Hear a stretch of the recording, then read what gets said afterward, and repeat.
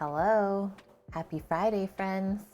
How's everyone doing? Okay, and look at this duck Yeah. broth. It's like it went creamy. It looks It's so delicious. Nice. It's so tasty. Yeah, we're like, I don't know if I want to give that to AM. It looks so dang good. But yeah, welcome in, friends. You're gonna use that for risotto? Holy. Sounds delish. Hope everyone is having a good day so far. I feel a little bit sleepy. I don't know. It's just in my eyes. But other than that, I'm doing great. I am doing great. So hello to Bonk. Welcome in. Good morning. Yeah, it slips quietly in the door. Welcome, Ginger Tea. It's good to see you. First thing as well, Cookie. Hello to Kimmers. We got a baby orca in here with us. Hello, Parvati. Who else? We got Ampersand is drinking some bone broth on the mend, so we'll send you some love and healing vibes through the internet then. Hopefully, I'm sure you'll feel them in a few moments, for sure. And yes, we got a Sammy in here with us as well today. We've been busy. It's been a busy last 24 hours, but all good things, definitely. Hi, Lauren. You'll be here but quiet. Been working through a panic attack. Oh my gosh. Let me know if you need to chat about anything after stream, okay?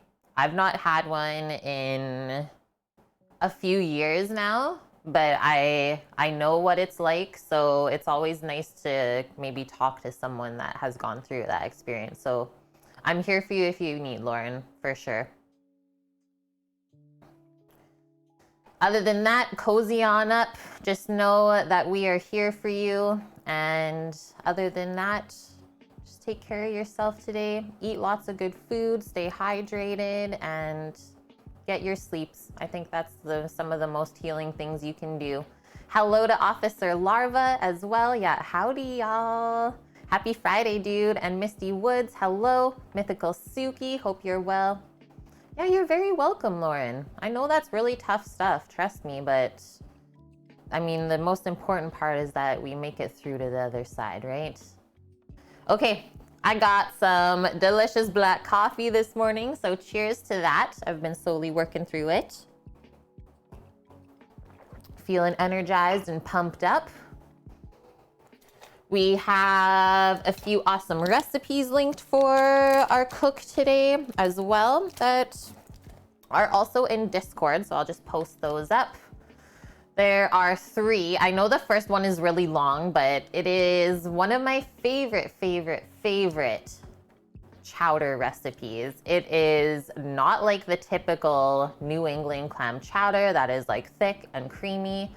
This one is called a Pacific Rim Chowder. So we're gonna be using salmon, shrimp, and clams in it today. And then the broth for the chowder is very different. If you think about Pacific Rim, it's like kind of bringing in all of the Asias together and flavorings like that, right? So the broth is a spiced coconut and chipotle mixture. It's really, really good. We'll put peas, corn, mirepoix into that. And yeah, all the fish goes in at the end, so it stays nice and moist and doesn't dry out on us. And to go along to the side of that is just some fluffy potato buns, because I got a lot of potato flakes to use up, and they're really good for dipping for soup. So that'll be that little first course, let's say, or savory route for today. And then for dessert, not sure if you guys saw us posting in Discord last night. I think it was around 8 p.m. Sammy's like, I think we maybe need to try those cookies for tomorrow. Oh, those cookies are so good. I think we need to test out the recipe just to make sure they work, you know? I was like, yeah, okay. But we did, and they were absolutely delicious. Like one of the best cookie recipes ever, and it just like got our minds going to all of these sick, dirty, delicious spots. I'm like, what if you switched out the dark chocolate for like a caramel chocolate from, it's Calabo that makes the caramelia, I think? Yeah. It's like a caramel chocolate, or yeah, just switch out the chocolate for anything. Is like the cookie is so crisp and buttery, but like light still. It's so, so good. Yeah, sick, dirty, and delicious. We're sassy today, Bonk. It's Friday. We've made it through the week. It's been so busy. Baba Louie, welcome back. Good to see you. So yeah, that's our menu for today, guys. We got all of the links up for that stuff. The only thing that you will not see on today's stream is us mixing up the cookie dough. So that was all done last thing yesterday on stream. So just pop back to the VOD if you want to see how we mixed it up. And I'll just quickly grab the logs from the fridge to show you how they're looking. But I think before we get into Cookie Land, we should probably mix up the dough for the potato buns, right? Because that always takes a little bit of time to rise up. And just in case anything crazy happens, it's nice to have time to fix things. Okay, so here is our cookie dough that we formed into these logs yesterday. We made the cookies bigger than what they guided. So they said 2 inch to 2 1/4 inch diameter. I think we times it by 2-ish, I would say. So this is what Sam cut from yesterday, and it looks just absolutely amazing. It should not be allowed, let's just say that. So before we cut those and then put them on the tray to bake, we have to first roll them in an egg wash, and then it gets coated with sugar on the outside. And then we cut them up, put them on the tray, and they can get baked. And these took almost 20 minutes. Yesterday, we baked them at 360 degrees Fahrenheit. So popped up the temp just a touch because the cookies are bigger, right? But yeah, we'll do the potato bun dough first so that can get proof in, and then we'll switch back to the cookies. And that's our big pot right there. Sammy just washed it up for us. We did our big transfer of the stock this morning, so we can use the red pot for all the chowder today. As far as chowder amounts goes, I think we'll make minimum 8 liters. There's 5 liters going out the door today. 1 for each of us, so that's 7. So for sure minimum 8 liters, but it'll probably turn out more to like 10. Oh, and I'll also show what I pulled out for the chowder as well. Our fishes and our shrimps. It's gonna be so good. And this recipe is really, really easy too.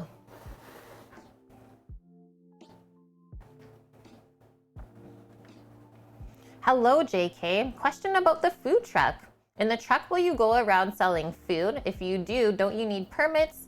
So you can get permits like the day of, if that's what we want to do, JK. But we are going to, I think, first operate not doing it that way. Is we want to still just be cooking for our friends and family for the first bit until we get really comfortable. And then we're gonna decide after that. Is the thing about the pandemic still is COVID's not over. And it's been really hard on the hospitality industry. So we're kind of waiting it out to see what ends up happening before we really commit to one thing or the other. Yeah, it's pronounced chowder, Frenchie. Yeah, do I need a passport to enter into Cookie Land? Yeah, you need the vaccination passport. No, I'm just kidding. Okay, let's look at this. So Zach caught this nice coho salmon last year. So I just packed up the 2 fillets with like the flesh touching each other. So there's a little coho salmon. We also have this beautiful piece of spring salmon that we'll dice up and put into there. And then just 1 bag of nice large prawns. And then we got 2 cans of clams to pop in there, which I'll just grab now. Whole baby clams is what we want to see, and just packed in water. But they are a bit salty, so just kind of remember that when you're seasoning the soup.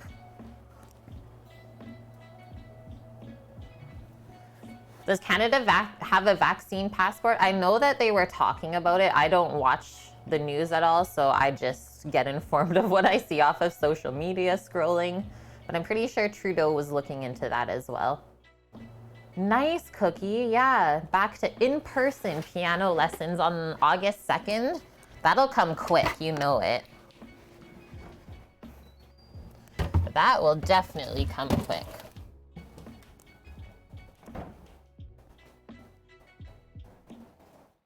Okay, let's make up a little list for ourselves so we don't forget anything, and then away we go. So 10 liters of chowder is over 21 pints of chowder. And we are selling, so the price point we did per 1 liter worth, so just for size reference, not everyone knows what a liter is, right? So this is a liter, aka the size of my head. 1 liter of that I think I did for 15 bucks with 2 buns. Pretty inexpensive considering how amazing the fish quality is that we're using in it. Okay, so first things first, our buns, I'll just put at the top of the list. We will make the dough, obviously. And then typically it proofs for 1 hour at a warmer spot in the house. Otherwise, if it's a cooler spot, it'll just take a little bit longer to proof up, as you want it to be doubled in size when you start from the dough ball. Cool, bonk. Sounds fun, guys. And then obviously after we proof for the 1 hour, then we can go ahead and divide the buns.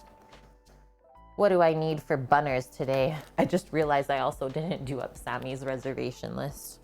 He's gonna be upset. So 2, 4, 6, 8, 10, 12.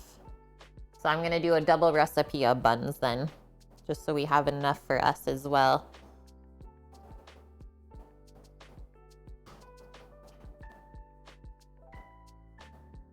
Yeah, 1, 2, 4, 6. Oh, sorry, there is 6 liters of chowder for today. So definitely we're making 10.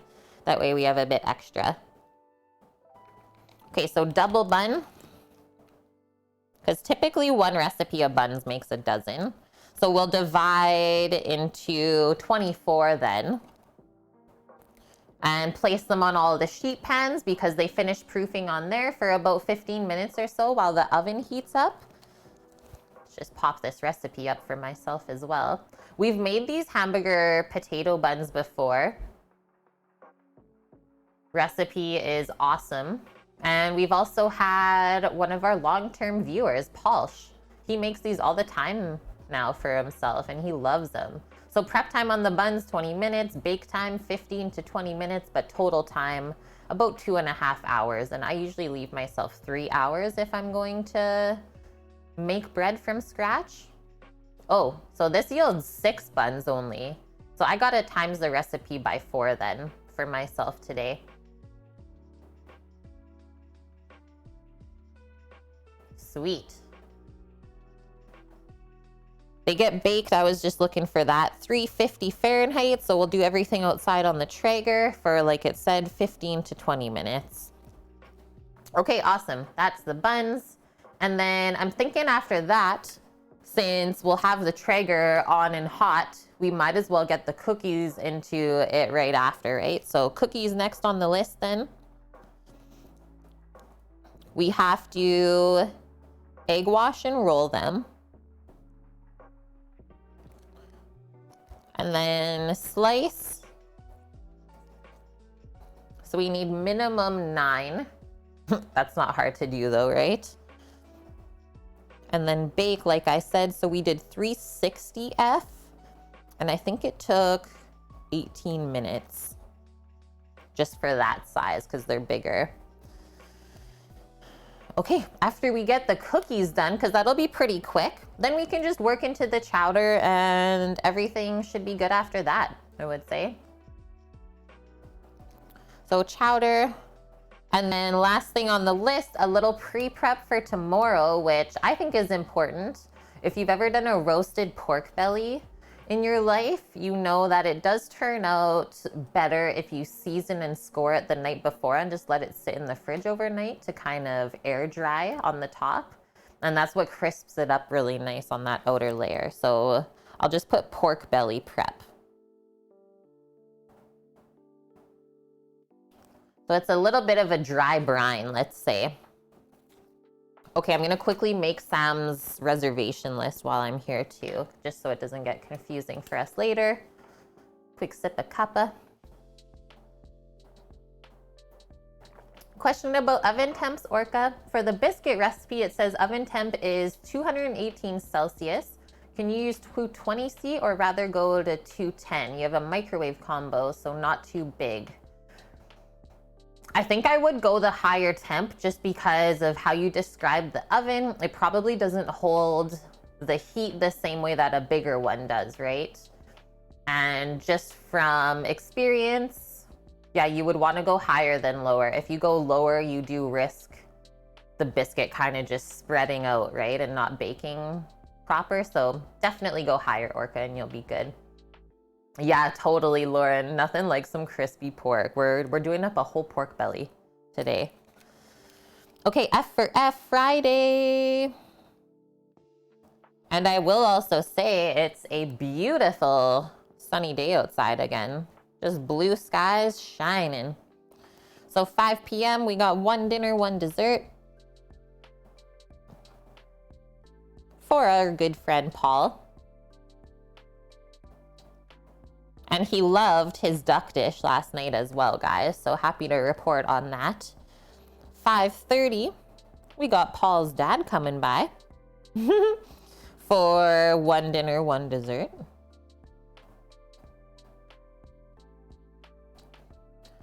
5:45, we got Geraldine for 2 dinners only, no desserts.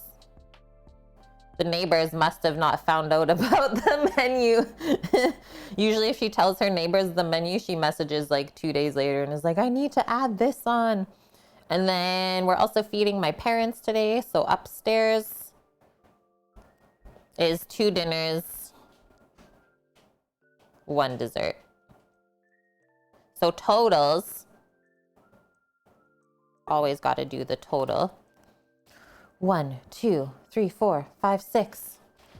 6 times dinner. 1, 2, 3 times dessert, which everyone gets 3 cookies per order. Boom. That's for the Sammy man. We'll pop that to the side and away we go, guys. So I'm gonna start by getting all the stuff out for the buns and then away we go. You've never made pork belly, Mary? It is, or it can be quite fatty, obviously, but it does take time to render it out. So like tomorrow, it's probably gonna roast for about 3.5 hours, I would say. Yeah, Traegering it for sure, Sam. That's gonna look amazing, I'm sure. Why did you leave the professional kitchens? That is like the best question ever, and I'm so happy that you ask it. And before I answer, I'm just gonna say thank you, Wall Street Brian, for the Prime Gaming sub. 4 months already. That's amazing, dude. So happy you found us, and I hope you've been well. That deserves 4 hypes for the 4 months. Okay, so I ended up leaving professional kitchens. I would say mainly for the quality of life. For sure, that would be my #1 priority, right? So I just got sick of working weekends and working 12-hour shifts without breaks at all. And like sometimes maybe getting a meal in between there. You're like lucky if you get a meal. Yeah, the sad face slipped in. It's okay, hot Carl. I was like, is Carl okay? And the temp on the Traeger for the pork belly tomorrow is we start higher. So usually like 400, I would say, just to get it browning. And then I turn it down to 275 and it goes for about 2.5 hours at that. And another reason that I left the restaurant is the pay is really terrible.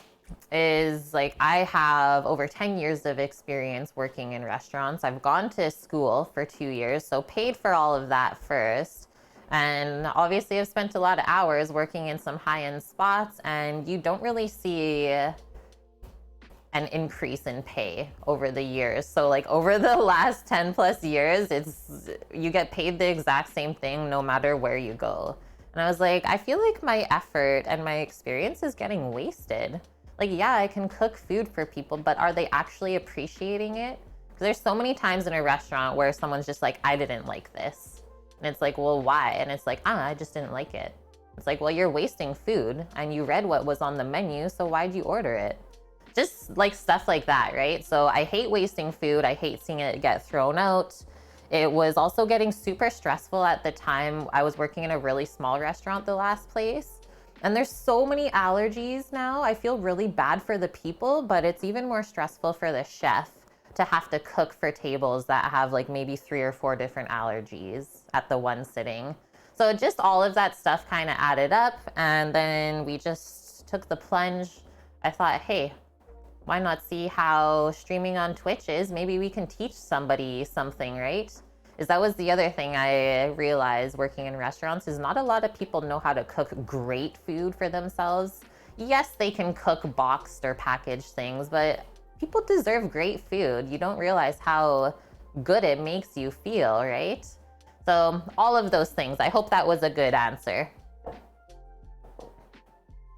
And yeah, if you don't get any tip share from the servers, it's the worst ever.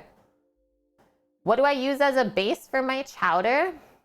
The recipe today is kind of different. So it gets like canned chipotle in it. It also gets coconut milk. And other than that, yeah, you can use fish stock if you have it around for sure. I would always recommend that. Or a veggie broth. Anytime we don't add water, it's always going to be more delicious, right?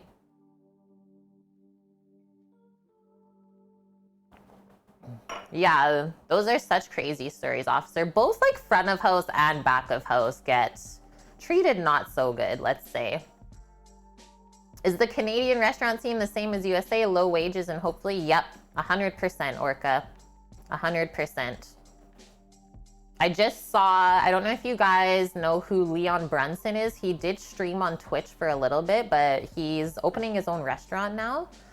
He made a tweet the other day and he's like, I just saw my old restaurant that he worked at for 4 years that everyone in the kitchen just left out of the blue. And he's like, you can't really blame them because he worked there for 4 years and got paid the same wage as everyone else. He's like, it has to change. Can't keep doing this. We've gotten into very interesting discussions with chefs that think chowder should be made with chicken stock. I was eyeing this up on the stove. I might sneak a little bit in still. Ickelhedgie is our poultry broth that we have. It does kind of give that extra oomph. Oh, it's all good, Mary. Yeah, don't be sorry for the question. So I've never temped the pork belly when I take it out because you need it to be like basically jiggly. If you cook it to 165F, that's not gonna be enough. Yes, it will be done, but it's gonna be very chewy and tough. So that's why you gotta go so many hours until you start breaking down the connective tissue inside and the fat renders into the meat and makes it really unctuous.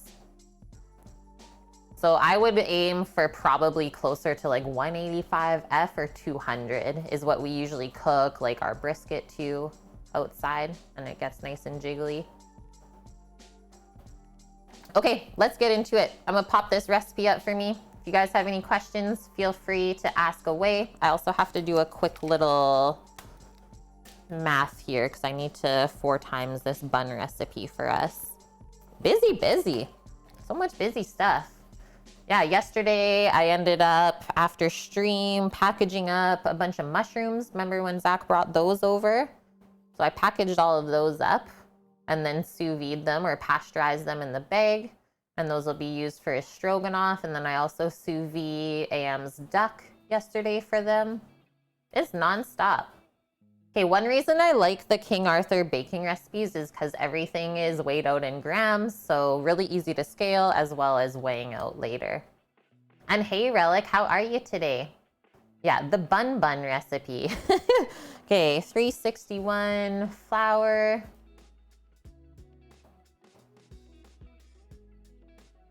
1.4 kg.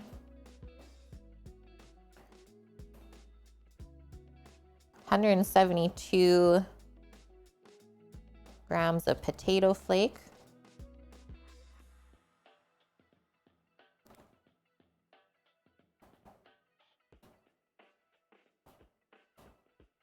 112 grams of milk powder, which will make your buns really, really soft, is why that gets added. Oh, that's 100 grams of sugar. I usually go a bit less in the recipes, and I don't find that anything happens to it. 8 grams of salt times 4, 32. So we need 8 teaspoons of yeast, which equals out to 2 tablespoons, 2 teaspoons, if you want to do that way. Butter, you know that the bun is going to be really, really soft when there's both butter and milk powder in the dough.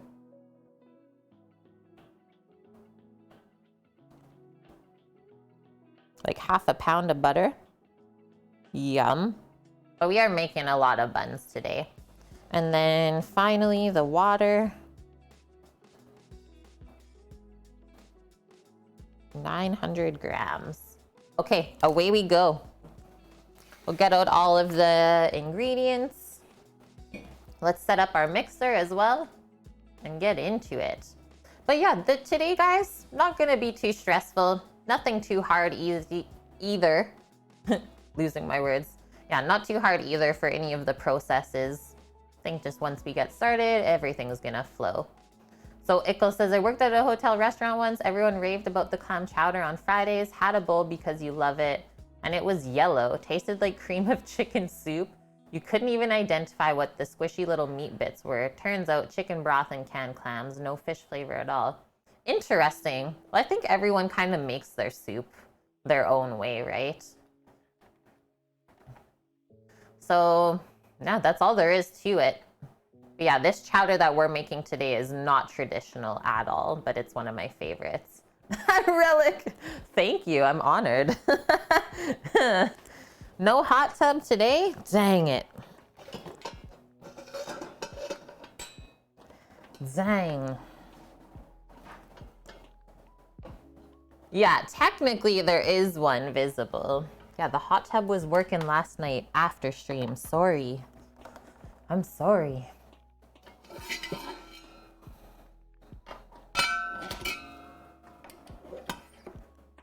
Road trip Sunday. Oh yeah. I don't have to cook on Sunday again. Sweet. Where are we eating, Sammy says?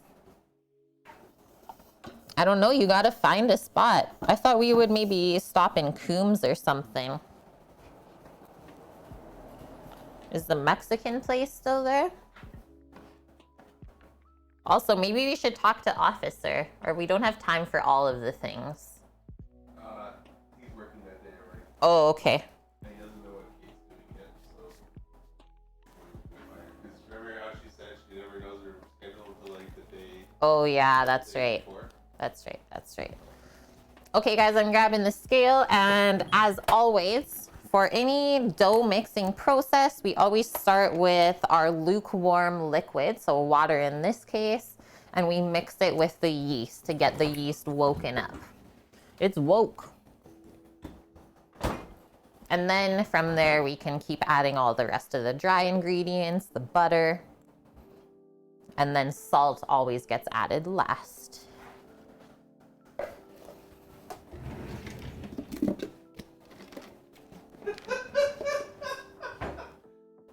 You know, I've done that before. It ain't fun. What's happening? Today's video will be in the deep fryer.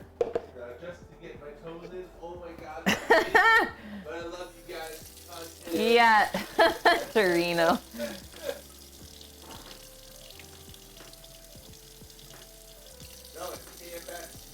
It actually does, Orca. Just speaking from experience, human skin does crisp up like chicken skin. From the one time that I touched the right onto the oven element, it literally crisped up the skin on my knuckle. I was like, that kind of made me feel not good. It's like, oh, crispy skin. The same thing happens. What? Done.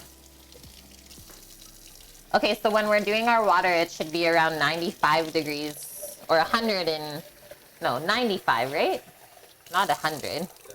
95 degrees Fahrenheit. Why am I second guessing? Because we're being crazy today. Chat's being cray. Yeah, I love ramen. Big ramen fan. Hello, Carses. Yeah. Sometimes you might drop in at the weird moment in chat. 908 grams of water. That's pushing the limit here on this cup.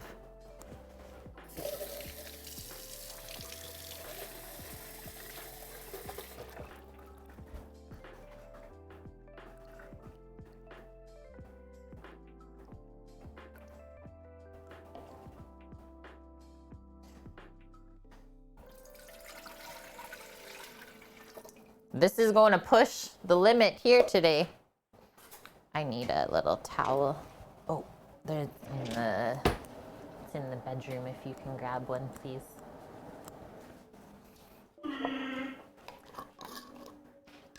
You just texted her to get the name? Thank you. Thank you, officer.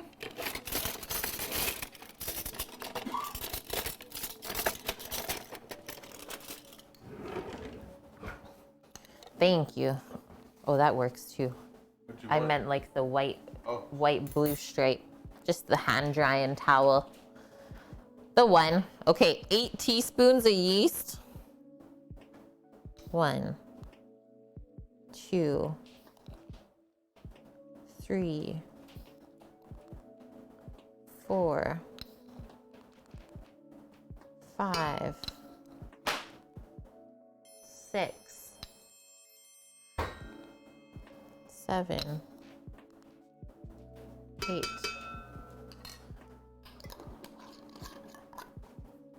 You disturbed it.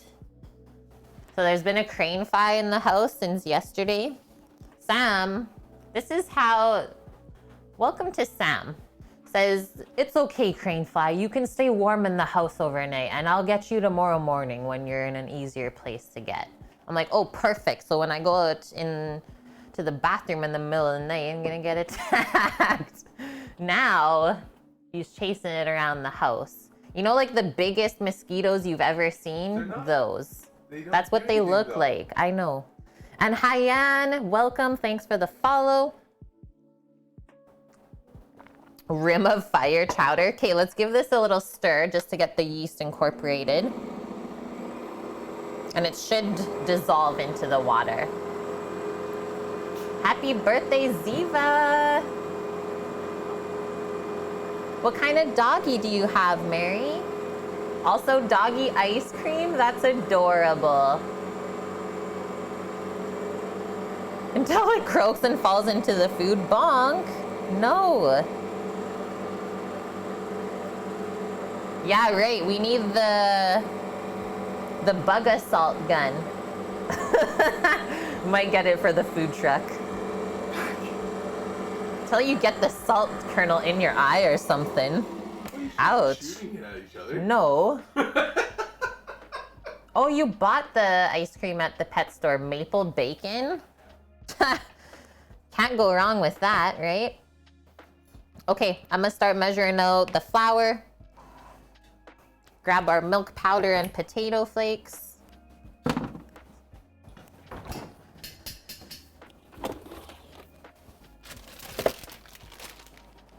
And if you do bake a lot of King Arthur recipes, you will need both the potato flakes and the skim milk powder, because they use it a lot in their recipes, but they also have some of the best bread recipes. Oh, you have 2 Siberian Huskies? Adorable.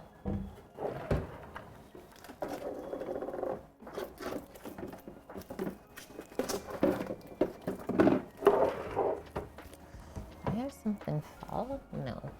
Okay, we're good. Okay, so these are the potato flakes. Either potato flour, they said, or the potato flakes. So this is what we're using instead. Nerf gun fights. Let's go back to our childhood orca. I did that a lot. Okay, flour, 1.4 kg. The yeast looks all happy in there. Oh, and I need just a touch of sugar still. So I'll do 700 gram measurings. Yeah, these were some of the best buns I've ever made this recipe. They're fluffy, but they still hold up to whatever you put inside of them. They don't just fall apart. Yeah, Torino. We didn't have Nerf guns. We just threw sticks and rocks at each other. That's why they say sticks and stones can break my bones. So that's when you're from.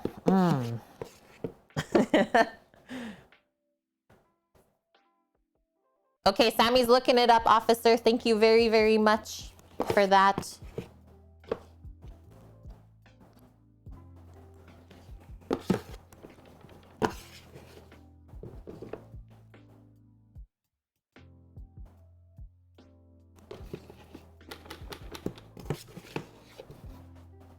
Just enough flour in here, I think. Oh, they make their own noodles. Oh, you know it's good then. Done. That's lunch Sunday. We're going for ramen, chat. We're going for ramen.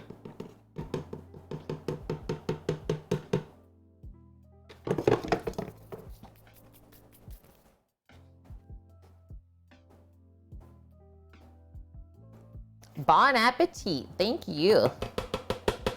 Okay, that's that. We can add a little bit more flour if we feel like it needs it. Next up, we'll do the milk powder and potato flakes. That's what the milk powder looks like. Just a bit lumpy right now, so I'll break it up. Hello, Carbarab. Oh man, cap guns, Bonk? Oh, So good. So good.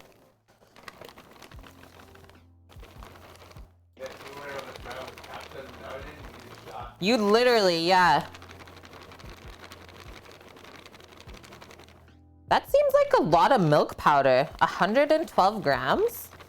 Well, I guess we're not using milk, so fair enough.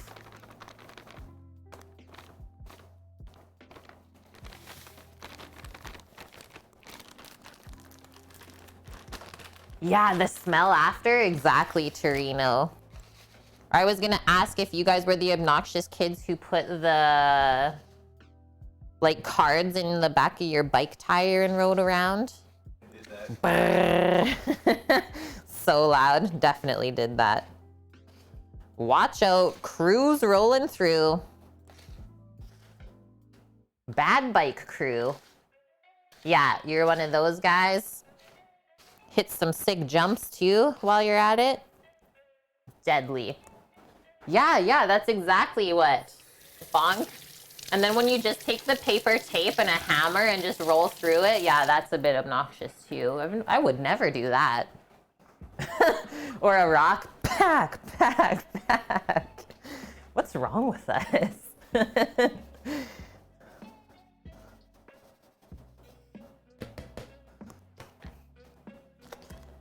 Yep, did that. Okay, potato flake time, 172 grams.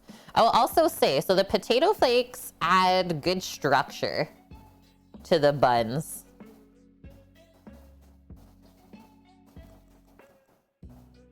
From the starchiness. Okay, I'm gonna go with that first.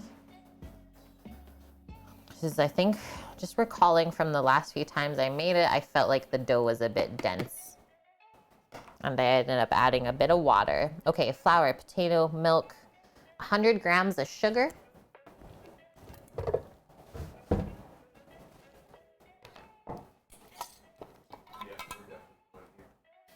Sammy's getting pumped for Sunday, looking at the menu. Ramen. Okay, I'm gonna do 85 grams of sugar, or 10 grams less. Will the mixer hold it all? I think so, Orca. I think so.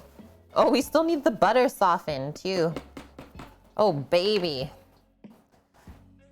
Okay, I'll measure out the salt in the dry container here.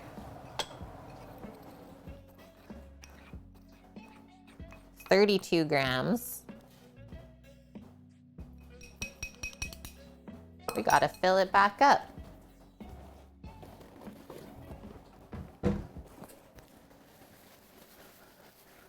When you sell a home, bake rolls or bread before showings. It'll sell quick, Mary says. That's how she sold her last 2 homes. I love it. Pro tips from Mary. Okay, we had 13 grams already. Just under 20 grams more. There we go. Fill this up while we're here.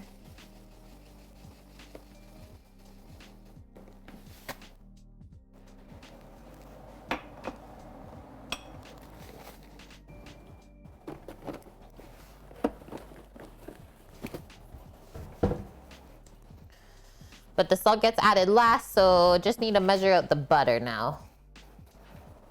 More butter. 228 grams. Might be just the perfect amount here. Do not make onion soup if you want to sell the house. Actually, I think onion soup smells pretty dang good. Yeah, even make some blueberry muffins. Good one. Always a selling point. Food has power, guys. 243, we actually had some extra butter. How's this?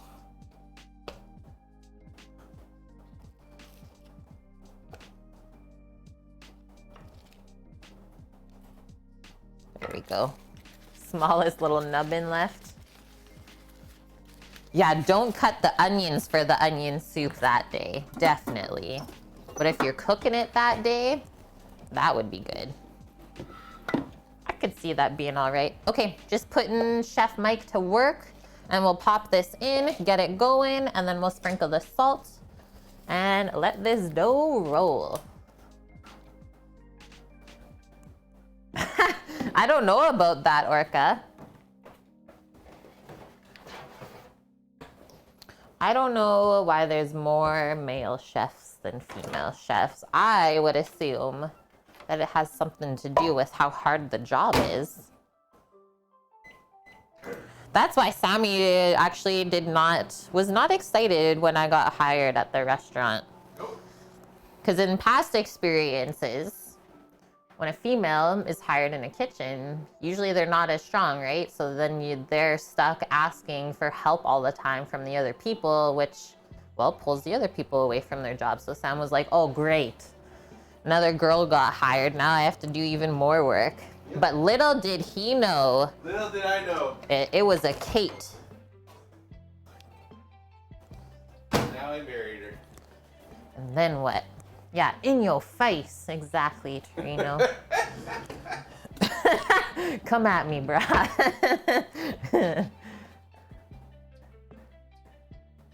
Yeah, good one, Torino. Women already know they're good cooks. Men are still trying to prove it. I like that. That's good. That's actually really good, I think. You kind of hit that one right on the head there.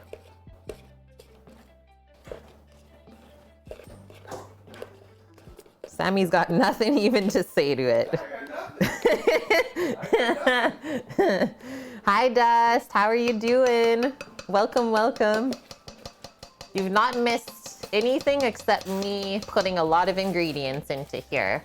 Okay, away we go. Just help it out for the first little bit. Oh yeah, easy fit. We could have times it by 6 even. Okay, we'll sprinkle the salt now that we got this started. Oh. Okay, maybe not times 6. Maybe that was talking a bit quick. Yeah, it always looks so dense when you first start mixing this. But just let it go and it will hydrate. It's just by some of the powdered milk as well as the onion, or not the onion, the potato flakes.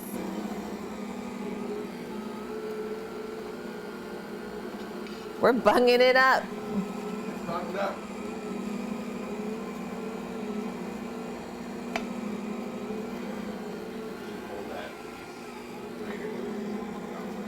This? No, it's supposed to right now. It's supposed to move like that. The only way it's not moving is farther back the other way, obviously. What were you munching on? Ah! It's in the kitchen. Where'd it go? In the sink.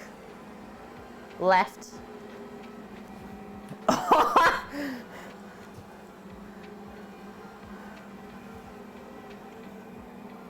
He's got the buggy. You need help opening the door? He got it. Phew. We're okay. Oh, you've been lurking since the start, Dust? Well, thank you for the lurk, my dude. Just cleaning up this dough. Hook here a bit for us. But so far, so good. I think we need still a bit more liquid, as you can tell. Because if that is on low mixing, so thick.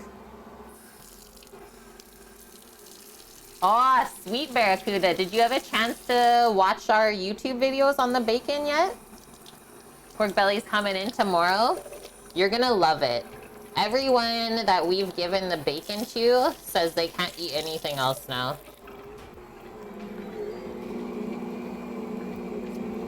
Okay, just a little bit. You can see how thick this is, right? Let's just do this. Potatoes. Thick, thick potatoes. Pork belly like this?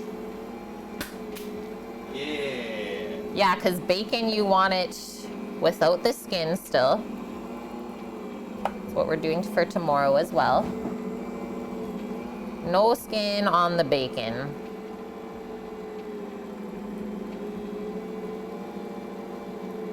Hey, Sketchy, good to see you. Welcome, welcome.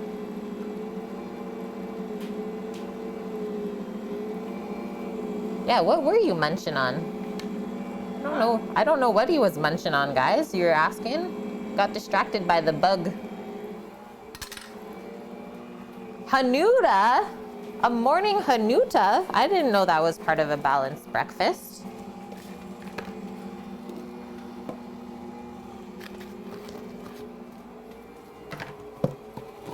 He did. I mean, he already did threaten to make more cookies this morning before stream. And I was like, no.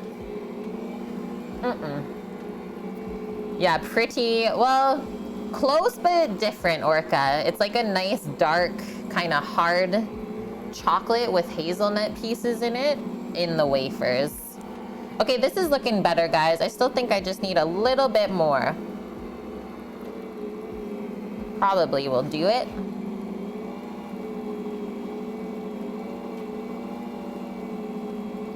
And now we have to mix this massive dough until it's nice and smooth looking.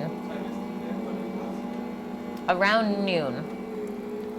Here, you can take this if you want. I don't think she's messaged back yet. So this is the that's coming. This is the guy that will come if she doesn't come. Okay. Yeah, crispy, chocolatey, hazelnutty. Trina was gonna buy some pork hocks today, but had to pay her driver's license. Aw, no head cheese this weekend. Dang it. Come on now. On the stock, so just keep kind of adding to it as it goes down. Let it go down an inch and refill an inch. Keep on doing that. Maybe a little bit more water still. This is crazy, guys. This is crazy.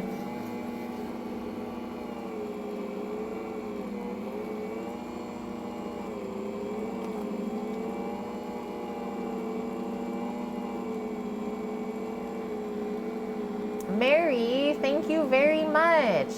Subscribing to our channel at Tier 1. Welcome to the kitchen crew. It's great to have you. And yeah, keep asking away those questions. Don't be sorry about it. They're not silly. We're here to teach you the whole way. So welcome in. Is the dough sticky? Can you tell, Torino? It is quite sticky. But like not really stick to your hands sticky. It's like a potato sticky, which you would definitely know. I know this. Okay, that should be good.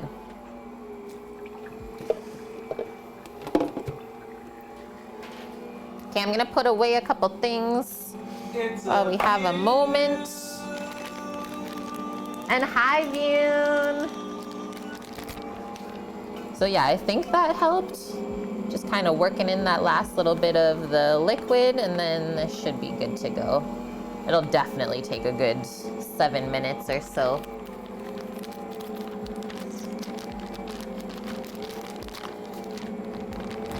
Yeah, right? Imagine doing this by hand in a silver bowl, just like Baba, which is a grandma in Ukrainian. Just like Baba did. Gotta fill up the flour bin again? F yeah, bro. What? Look at this masterpiece. Holy! Tomahawk. Viewn! Yeah, look at that. Ah, Look at I want that meat in my mouth. Like, Looks so good. Yum. hell yeah. And Barracuda, yeah, I'm back. Good to have you back, and thank you very much for the 2 months being part of the kitchen crew. Viewn is glowing. I mean, you looked really happy just holding the raw meat. I can't imagine how you look now after eating it.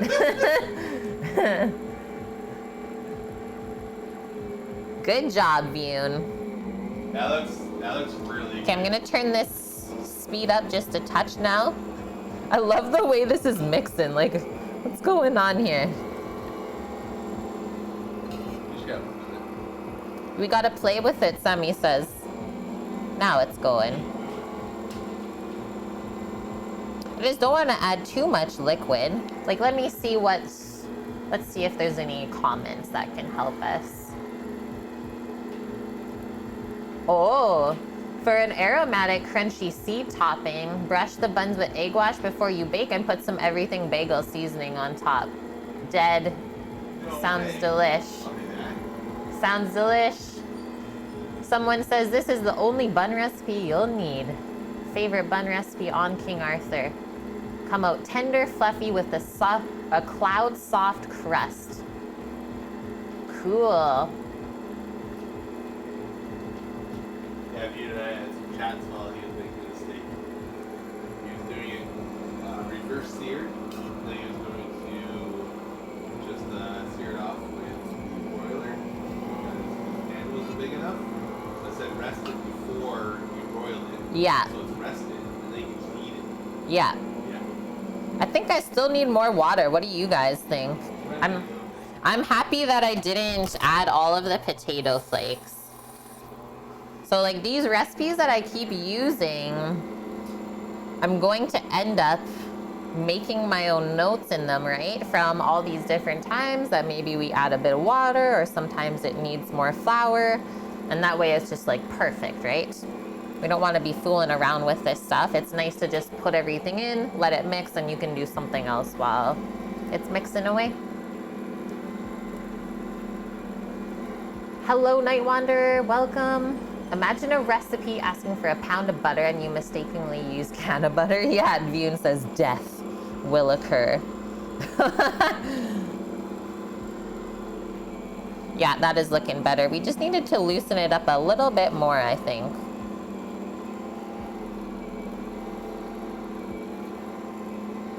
Have some water while we're here. Sounds like a party to bunk. Yeah, a very quiet party.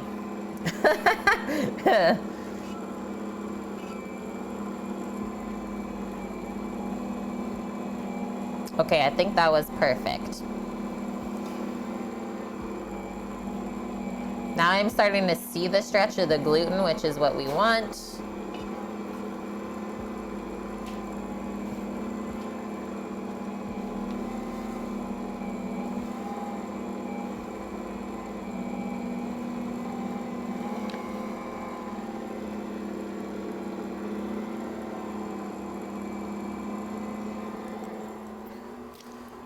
should be good after that. Just a sprinkle of parsley. Yeah, no one would know.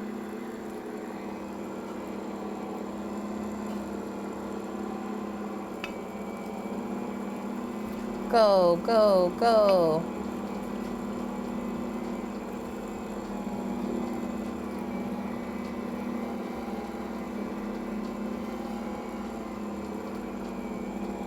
All right, now I don't think I gotta fool around with that anymore. So flipping this over, bundle, cross that off, and then next up we're gonna get into the cookies.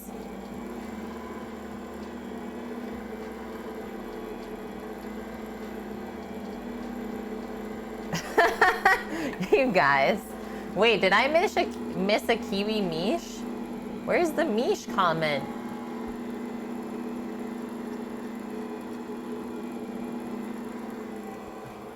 Oh, Orca. Okay, so this is our chowder pot.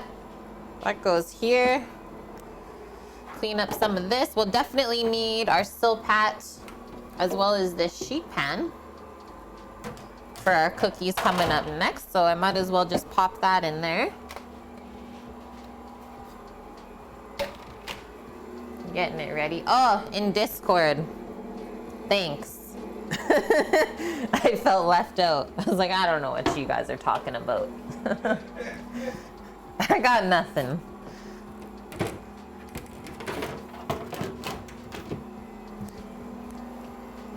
Hey, did anyone stick around in Delhi stream yesterday?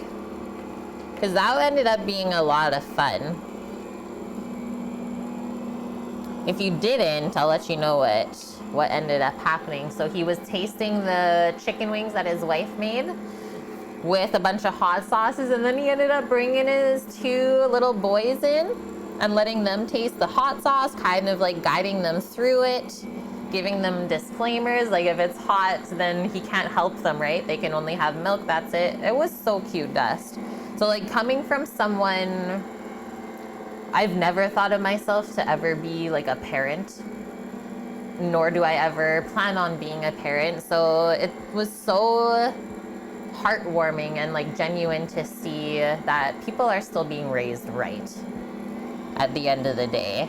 Because I said to Sam, I'm like, Sam, see, like there's no way that I would take the time if I was a parent to do that stuff with the kids. So it's like, I know that I should not bring someone into the world. Children smell anyhow, yeah, and they eat all your food. Exactly, Torino. But it was just so awesome to see, like, them just being like, yes, sir, no, sir. Very, very polite. And him just saying, like, how he wants his kids to be responsible for their feelings and stuff that they do and say at such a young age, like 4 years old. Wow. These kids are gonna be legends. Exactly, I got lots of big kids to take care of, Torino, which I enjoy. This is getting there. See how the gluten strands are starting to stretch open? It's looking a lot better now that we loosened it up just a touch.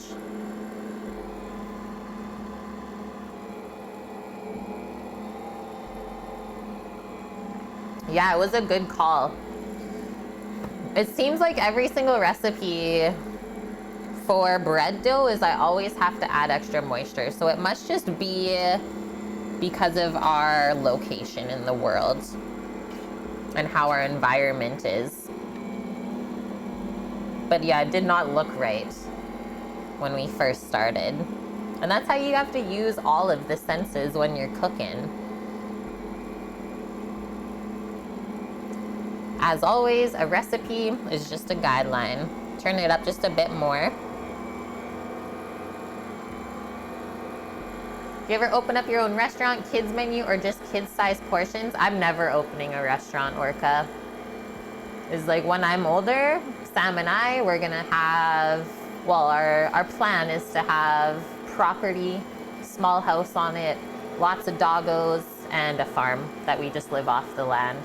Yeah, restaurant was never in my sights. Even when I like first started culinary school, I never even wanted to like become a head chef anywhere. It was always the food truck route. which is crazy to think that it actually has followed through. And then the other thing that we're thinking for the truck is we are still kind of thinking of getting one deep fryer in there. And then we can also convert to biofuel, right? Or biodiesel.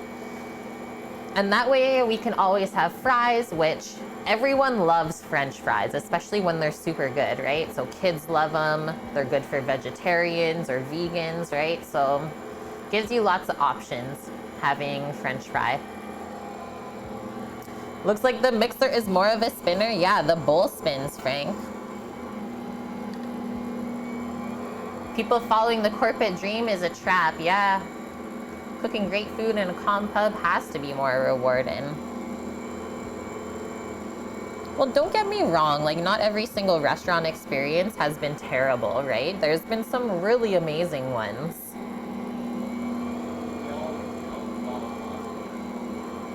They all evolve, you're saying?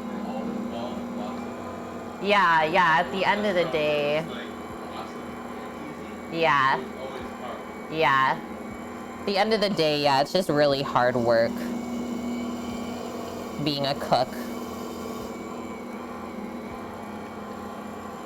You don't love fries. Yeah, Jiggles, I'm totally lying. Fries are life.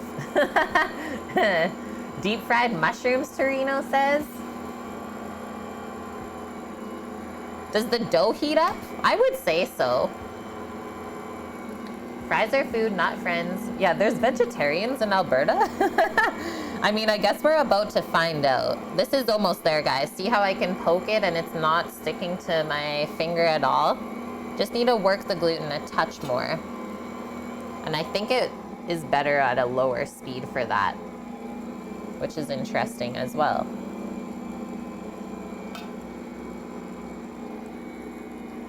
It's sticky, but not, which it's nice to work with. Torino. So that was like the last restaurant I worked in here. And they just posted this morning that they're looking for another chef to join. So that means that somebody left, probably the person that took my spot, because there's only 3 people in that crew. But they're literally forced, because of the small space, is they can only do patio service or takeout, right?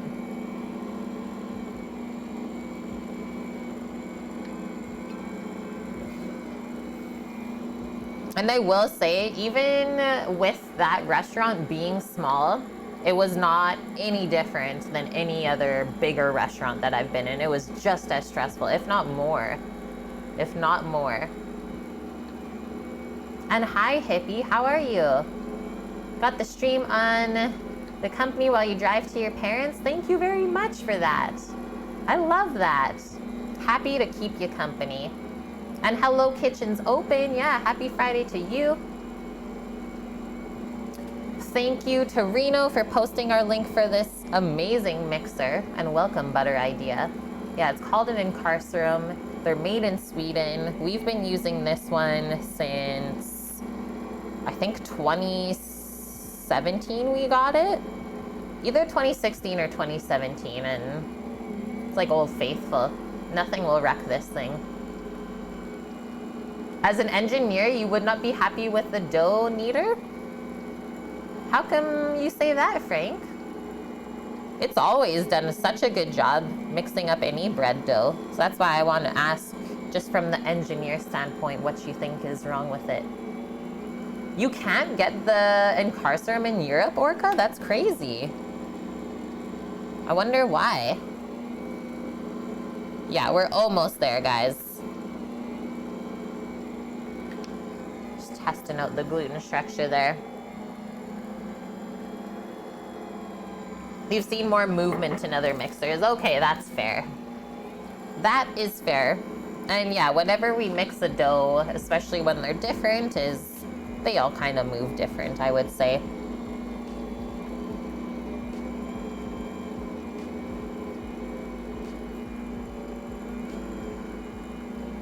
Yeah, Torino. I'm still suspicious of it too. It's okay. Getting our plastic wrap over. We'll wrap this up nice and tight.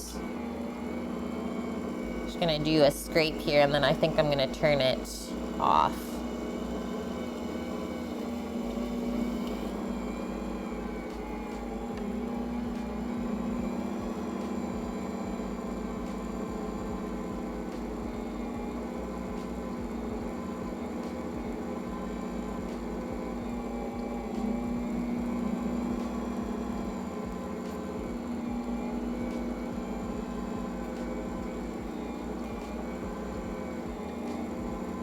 Yeah, it's crazy to think that we'll get like 20 buns out of this, hey? But that's why you gotta take the time to let your dough rise. Not just once, but twice before you bake it.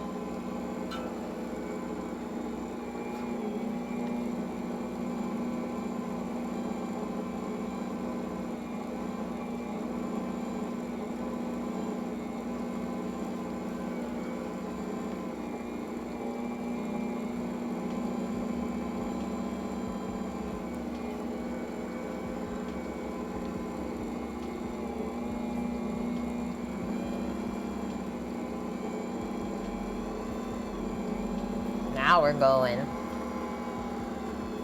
The yeast needs to be happy as well, yes. Yeah, exactly, Bonk. The poppy seed buns. Oh, thanks for posting that, Sam. Yeah, there is a dough hook, and there's also a dough roller.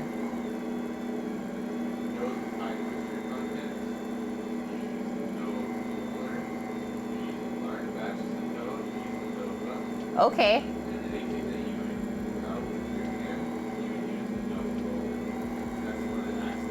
Yeah. So that dough roller, like the incarcerum was first manufactured in the 1940s, if that also says anything about the machine, right? It's been around for a while. Yeah, the link right there is from a Dutch shop. It's true, Orca.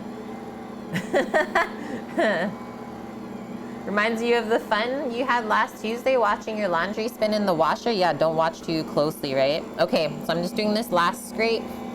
Turn down the speed, and then we'll ball this up. I'm happy with that. I'll feel the dough. If I have to knead it by hand a little bit, I can also do that. Sounds good, Vion. Yeah, no worries. You go have a chill night with the waifu. You deserve it. You just made like such a great dinner for yourself. Sounds good, Vion. Yeah. Take care.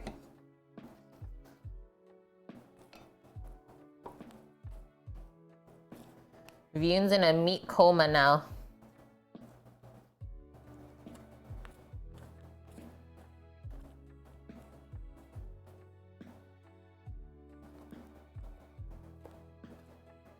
I was gonna say, before you go, Vion, I just have to ask, did you eat the whole steak? Did you eat that whole piece?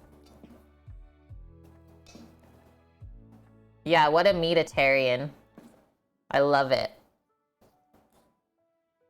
He's got his iron for a good week or so now.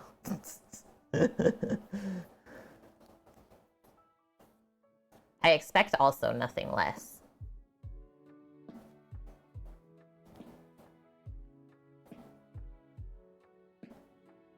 Scrape, scrape, scrape, all the goodness. Yeah, no regrets. Totally, yeah. Eat it like a lollipop. We made you more of a meat eater? I don't know whether to say sorry or you're welcome. Yeah, remember when I used to eat beef like only once every couple of months? Do you notice a difference of how you feel? I'm just gonna wipe this mixer a bit. We got it dusty. Yeah, how could you not with all the deliciousness?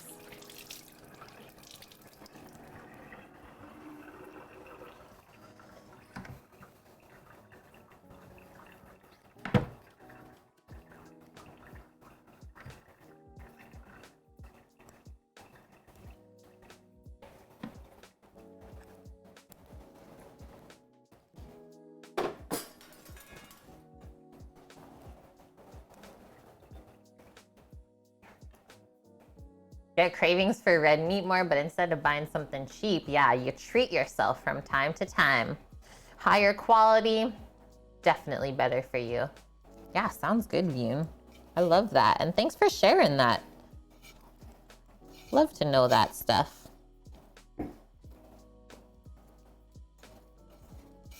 Okay, I wonder if I can pick up this dough ball and knead it. I don't think so.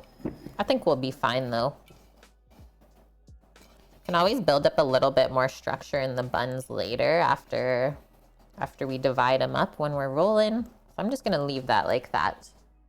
It's gonna fill out the bowl anyways. So now we just wrap it up nice and tight with plastic so it doesn't get a dry crust on top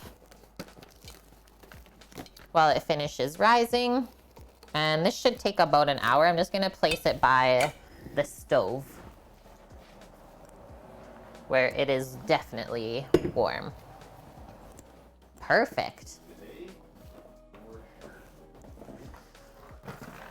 Perfect, perfect. Okay, another quick sip of water. Yummy, Orca. What kind of sausage? Okay, it's cookie time. Why don't I set this 1 hour timer just for the dough? You don't forget about it. And then going to the cookie recipe from yesterday. Plain pork bratwurst style. Yum. Yum, yum. Yeah, that's exactly it, Dust. That's what they're gonna look like. So recipe from Bon Appetit, salted butter, chocolate chunk, shortbread.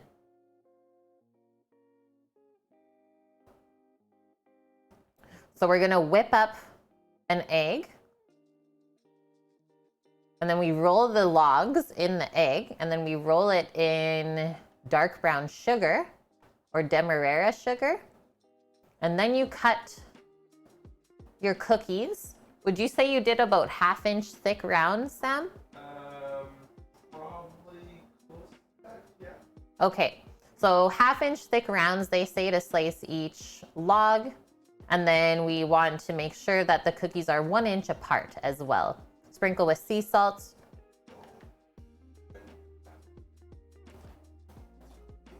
That's pretty thick.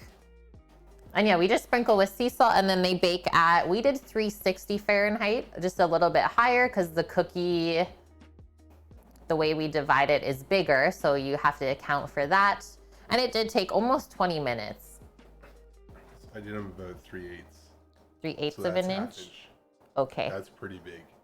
That'll probably work out a lot better than what I did. It won't spread out as much probably. No. Okay. Yeah. Sounds good. And then with the sugar and the egg, it'll hold it tight. Yeah. Yeah, the one thing we noticed is the edges of the cookies yesterday when we baked them is it kind of got a little bit lacy or crisp and spread out, where I'm thinking that the egg wash sugar little dealio on the outside holds it together more. Put your doughs in the oven with only the lamp on. Yes, yeah, the oven light works really good for proofing if it's not warm in your house. Yeah, out of the way, no wind drag. Yeah, you want to save this one, hippie. We tried out the cookies last night just to make sure that they were gonna work and everything was good. So good. You need 2 orders of cookies? Good thing we got extra. You're lucky, Mom. Those last minute orders.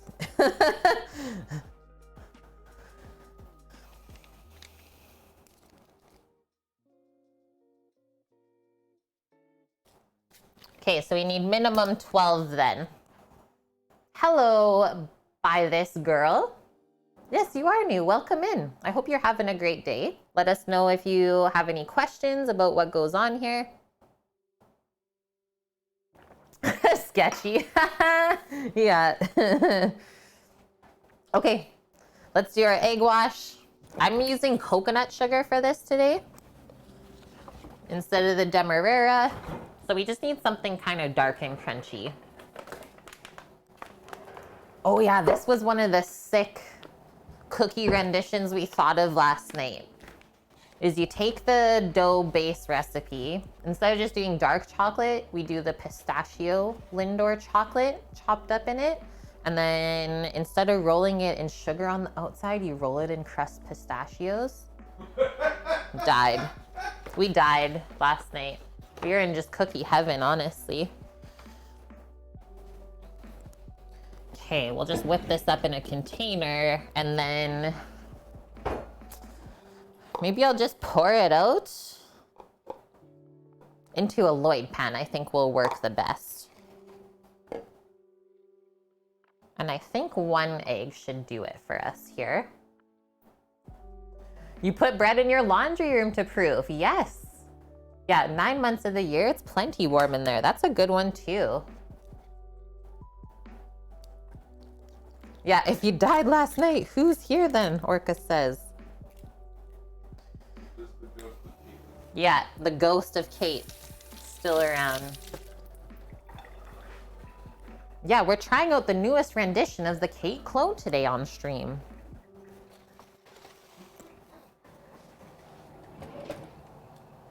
Just gonna use a fork to whip that up, and we want it really mixed with the yolk and the white. No stringiness allowed. Because the duck egg's really thick, we might have to add 2. Yeah, it's just a hologram.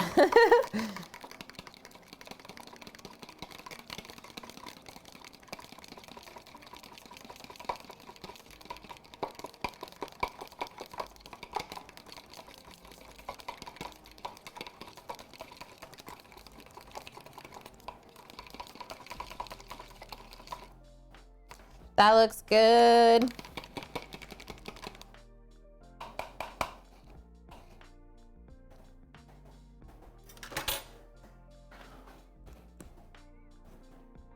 Looked up the recipe for the Subway chocolate chip cookies. It was heaven. Yeah, those are pretty good too.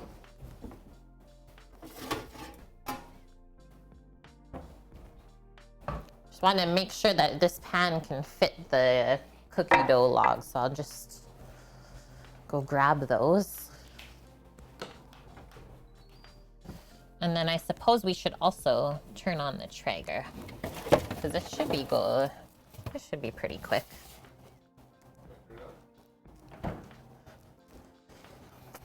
It doesn't take long to cut them, right? Okay, so that'll fit if I do that one sideways. So this one will definitely fit, so that's good. Sweet. So we'll unwrap both of these then. All the plastic's gone, and then I'm gonna use the same style of pan. So let's get another one to pour the sugar in, I think, to coat it.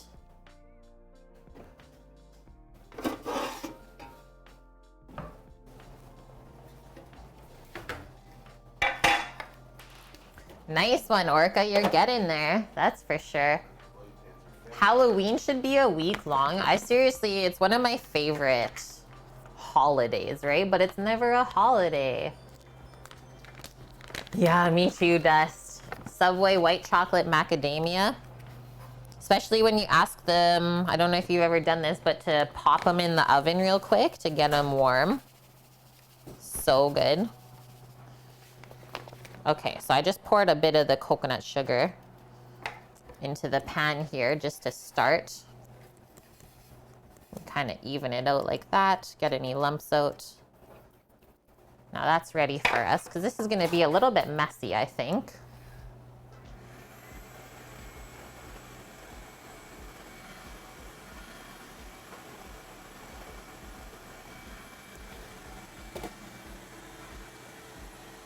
Yeah, heat it up.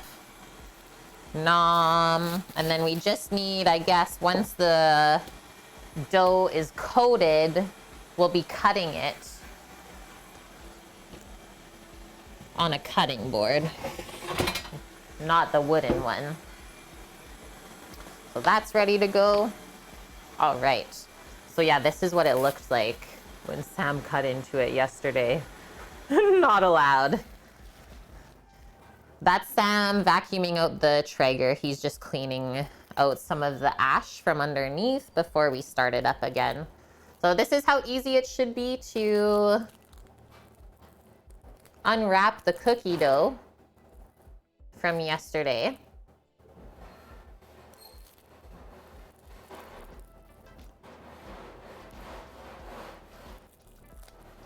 There we go. Beauty. I seriously want to just like sell cookie logs like this. I'm like, Sam, we're gonna be the new go-to people for like Pillsbury style cookies. What kind of pellets? It might have just been hickory, I think. Pop that there.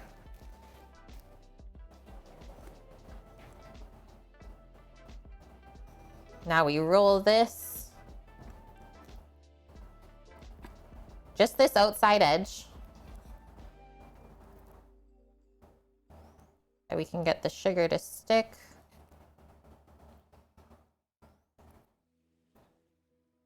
If you have that, we'll just kind of add some egg wash into there, I suppose. Okay, I think that looks good, so I'll just pick it up like this. Give it a little shake off. Remember, the heat from our hands is gonna make this melt, so we don't wanna be fooling around too much with it. Everything is nice and clean. Thank you.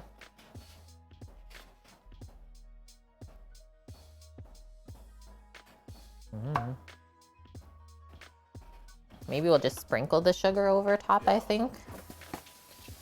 Sammy, help!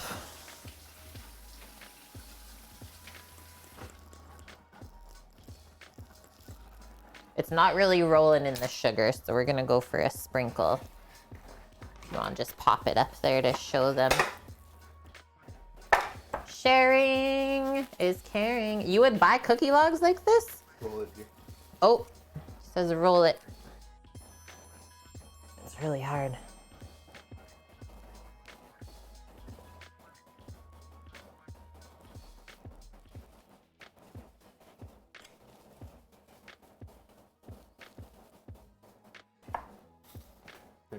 Should be good. Bye, this girl. Thanks for the follow. But yeah, I don't know how much we could charge for this. Shortbread's pretty expensive to make. Butter. Because it's just like butter, flour, and sugar. But still, it's like a billion times better than anything that would come out of a Pillsbury package. It's giving you cavities. Dust, please.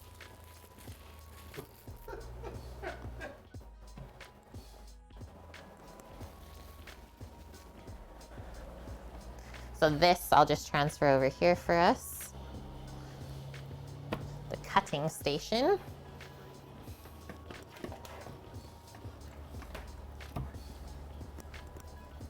And the rest of this, I'm honestly just gonna get messy since my hands already are.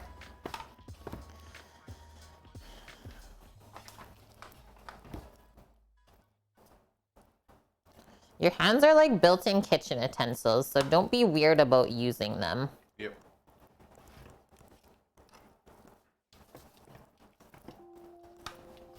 Okay.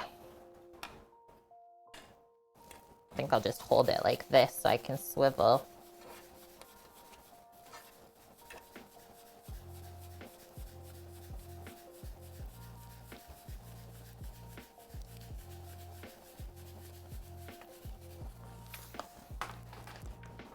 Just leave that one there because we probably can only cut one at a time. That's gone. Gonna do a quick rinse of my hands. More sugar. It does look pretty naughty, doesn't it? I mean, Sam didn't take this step yesterday, but I can see this getting pretty messy right now. I think we for sure have to prep 2 more pans with parchment at least. Because once I start cutting, I'm just gonna cut it all, right? I'm not gonna go back to it later and restart this. He's just sprinkling our organic coconut sugar instead of the Demerara brown sugar. Okay, so this is what it looks like on the board to cut from. Did you just use a chef's knife yesterday? No, I used your scimitar. Ah, Sammy used the scimitar. Sweet. I got nice lines. Okay. So one more pan here with our silicone mat. So So we're all prepped up. We'll do 2 pans like that and then 2 others with just parchment.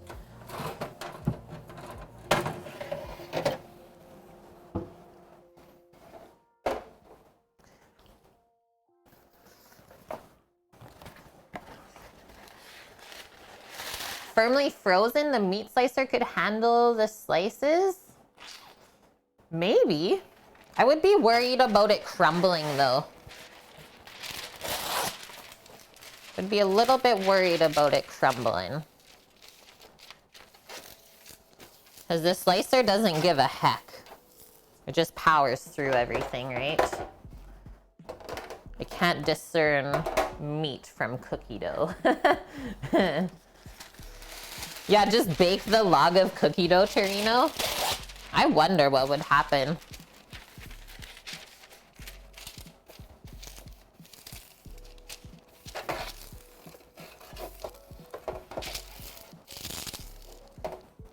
Okay, we're prepped.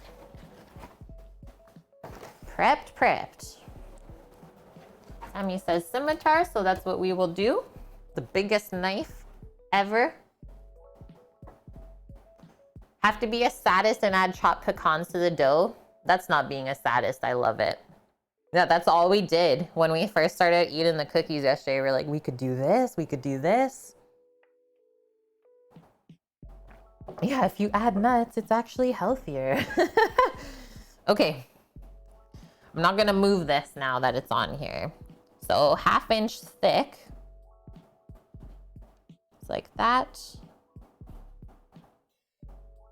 Oh, it doesn't want to cut very nice. Maybe it's a bit too soft. Or too hard. How was it when you cut it? Because it's sliding out.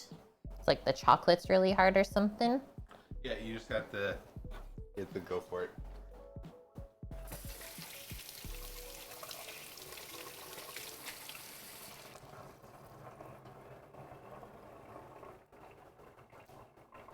Is it too cold? No, you should put them back together. It's just how Okay. big the chocolate. Okay, so this is a team effort then, I would say. Okay. I didn't deal with these yesterday, guys, so Sammy knows a lot better how this dough is when you first cut it. But he says if you put it back together, it'll just bake back together, so that's fine.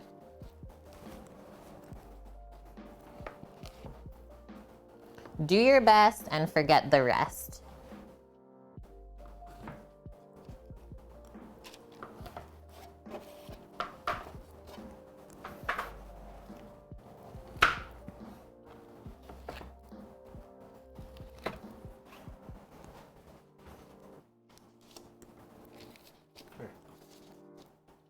That's the first start. Okay, you can go take a break for a bit while I tray these. Looks so good. And then the other thing, because we got big cookies, we're not crowding the tray, right? Which is important because then it will sploot out. So 3, 6, I just did 8 per tray.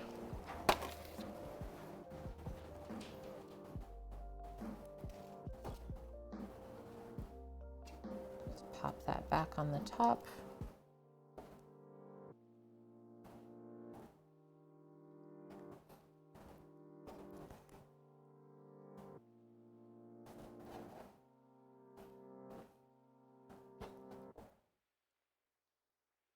But yeah, I think it's a pretty cool idea if we just sold like cookie dough logs like this that people just take home and cut themselves.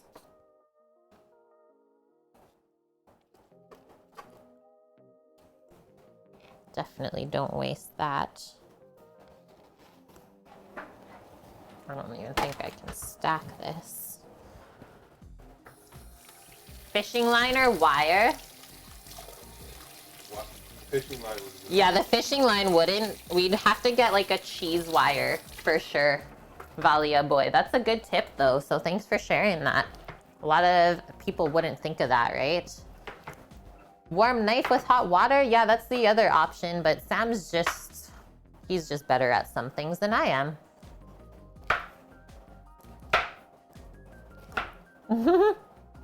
Raffle iron, hello. Yeah, Pacific Rim seafood chowder. Check out the recipe we got linked today.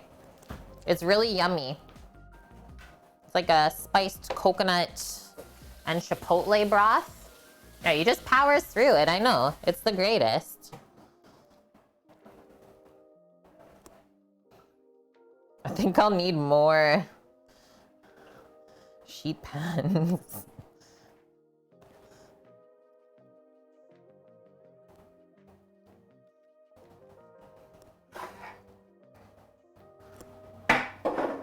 And that's okay, because we do have more sheet pans. Just kind of talking out loud to myself.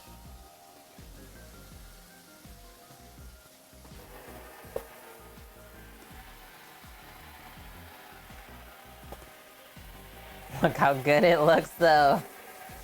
And hi Kame, yeah, what is this? The most delicious cookies ever, pretty sure.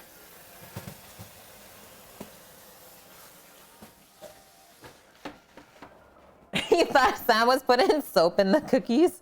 Torino's like, no. Just screaming at the monitor. Sam, no.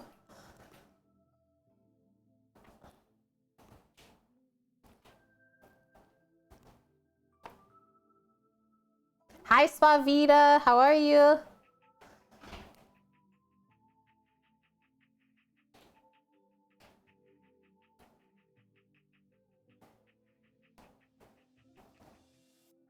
Okay, just one more pan is all I need to prep for the remnants there for us.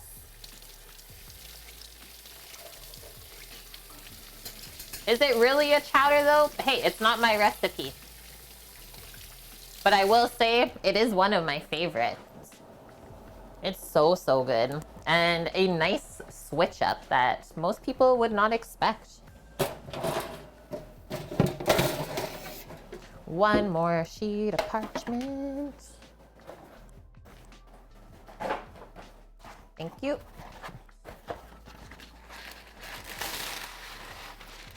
How's your new barbecue? Oh, sorry, that's Tommy Chef. Tommy Chef got a new barbecue. Yeah. It does sound delicious, Raffle Iron. Okay, phew. So many chefs. Lots of chefs. Sneak some toasted coconut. Ooh. That could add some interesting texture for sure.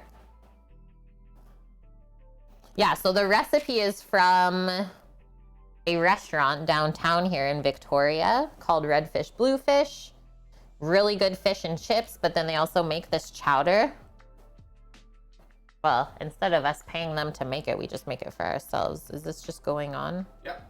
Is it possible to trim that at all? No. Put it on it. Good. I'll watch it. Okay, Sammy's the cookie baker, so he says he'll watch it. Maybe we'll flip it this way. It's fine. Okay. And yeah, the restaurant where this chowder recipe comes from, they have always operated out of 2 sea cans or recycled shipping containers. So super sustainable. They're only open in the summertime here. And then the winter time they take off and enjoy their life, which I love to see.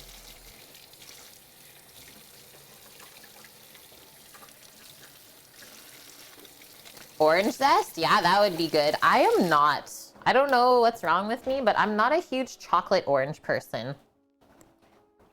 Never have been, even when I was young. I don't know. Palate's not even changed. There's a bunch of bees in the lupins, and because it's so smoky from the Traeger currently, the bees are just like, oh.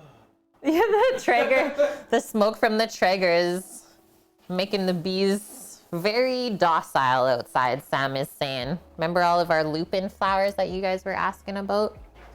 They're all popping right now.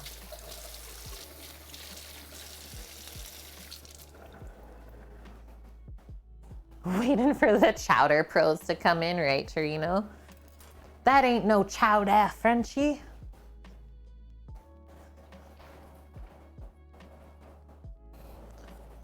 Sam was in the kitchen. The towels are dirty now. Sam was here. Okay, there's just a little bit of sugar all over here where we sprinkle in. So I'm just cleaning that up. And then these other trays that didn't go into the Traeger yet, we're just gonna pop into the fridge so they stay nice and chilled. Yum, I love pumpkin seeds, raffle iron. Pepitas on a pozole would be awesome, I think. Chocolate mint? I'm okay with that one. Sam doesn't like that one though. Nope. What's wrong with us? Yeah, your wife loves orange and chocolate came and you don't understand it. So it's not just me. Yeah, Terry's chocolate oranges, I'll eat them, but it's not my favorite. It's like I don't hate it, but yeah, it's not my go-to either. Okay, so cookies. Where did my pen go to here? Somehow it got jacked. There it is. I didn't touch it. So we have egg washed, rolled in the sugar and sliced, and now they're gonna bake at 360 degrees Fahrenheit just because of the size for about 18 minutes with a rotate after the first 10. You starting with 2 or 3 trays? 4. You're doing all 4? Yes. Okay, how long does the Traeger have? You think these are okay to sit out? No, you should probably. Okay, that's what I was gonna do. Maya, chocolate needs no help. It's good as is, it's true. It's true. Yeah, that should stack pretty good. There, one on the pork belly. Huh? What's that? I was. What?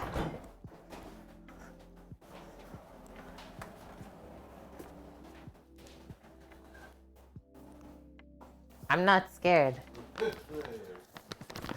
Okay, we'll put away our cookie ingredients as well. So we have a nice, clean, and organized work area.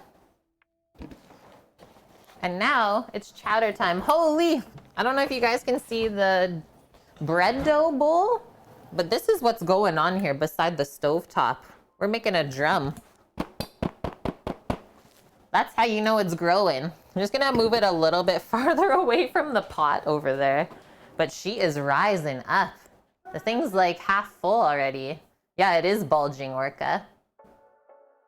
I don't mind, yeah, that's the extent of my licorice, is Tiger Tail ice cream maybe once a year. Yeah, exactly, Maya. I enjoy mint, just not with chocolate. And the same with orange. But you've had a Lindt chocolate that tasted as if it had cherry in it and you liked it. Oh, that would be good. Cammy's got lots of cooking to do tomorrow, prepping some tenderloin and crab for your brother's birthday dinner. Yeah, I'll be right over. Gotta prep some sandos for afternoon tea for the wife and friends for Sunday. I'm coming over. I like whatever you got going on over there. And hi, DJ Beats. Thanks for popping in. Happy Friday to you. Chocolate bar with popcorn in it? That would be good. Yeah, how fancy. I know, I love it.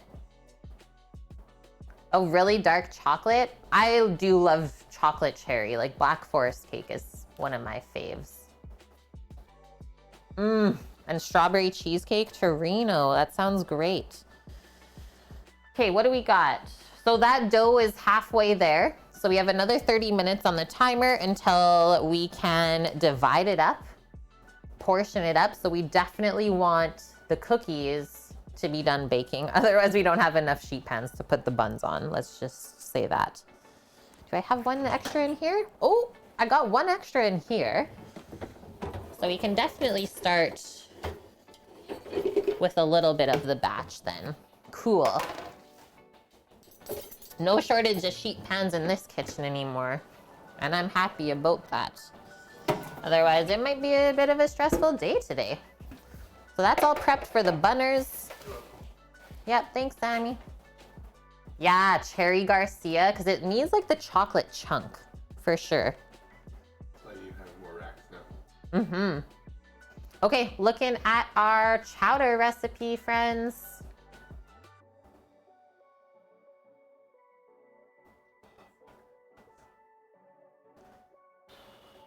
So they say this Pacific Rim Chowder is simply the best soup we've ever had from a truck or a shipping container. Locals consider this sophisticated twist on good old clam chowder ambrosia from the sea. I guess that's a good way to put it. So there is corn kernels. We'll also put some peas in there, and those are both from the freezer. So I guess we can just measure those out now as we go over everything. Might as well let them start to thaw.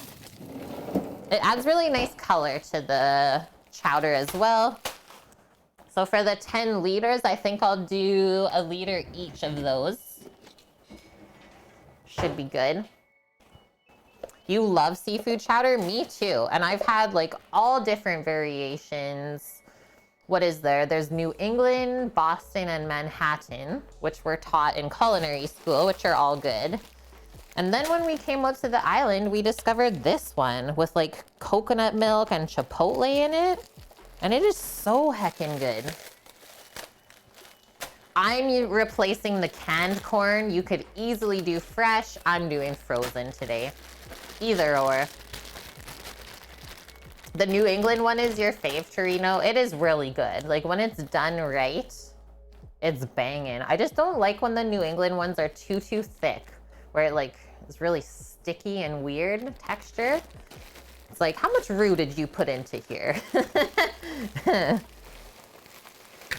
Yeah, sometimes we can say that, right? Especially when corn is not in season. The frozen's gonna be better than fresh. For sure. Because all of the frozen veggies and fruits are picked in their prime. Perfect ripeness. Yeah, so Green Fang, that's why it's called a Pacific Rim Chowder. Kind of grabbing some influence from the Asias and the Pacific. All good things. You like it that way, Torino, when the chowder's almost like too thick to eat with a spoon? You crazy, man. You crazy. Yeah, only homemade ones. Me too, Maya. Bonk, you need me to have to try a local chowder? You think I'll like it? I'm sure I would. If you think that I'll like it, I'm sure I'll like it.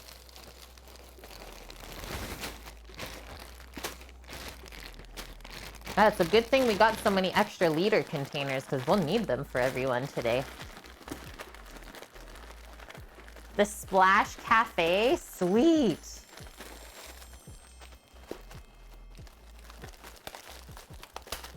Kame, believe it or not, got some super awesome corn in Hawaii. Though it's at a premium, so it sells out when available. That's like the corn here on the island too. There's like one really, really good farm that everyone knows. Thanks for the follows, friends, and welcome. Gavino64, we got White Ferrari. We got a White Ferrari? Oh, fancy. Welcome. Yeah, that's the good thing, exactly. We all got different tastes to offer to each other. So cool. Okay, so those are some of our veggies going into the chowder today. And we'll just pop those back here and they can start to thaw. It'll take, I'm sure, over an hour for that. Oh, yum bong. Get the chowder in a regular bowl or a toasted buttered sourdough bowl. Insane. You guys are making me too hungry right now. Okay, so that's done. And then we're going to need onion, carrot, celery. So some mirepoix. And I'll also grab some garlic. So I'll go over to the other fridge now and grab that.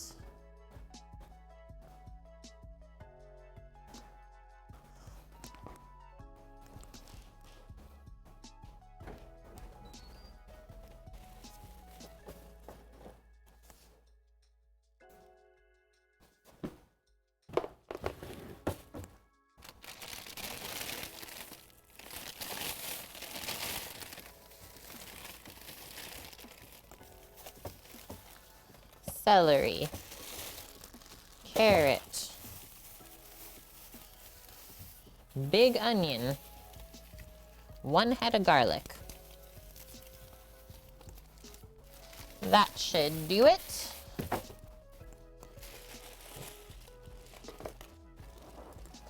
That'll do.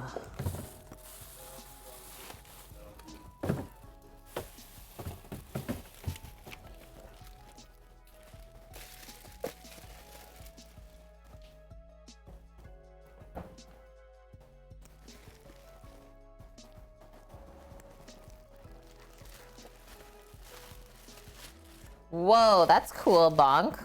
The chowder is so popular there, you can buy it at Costco's?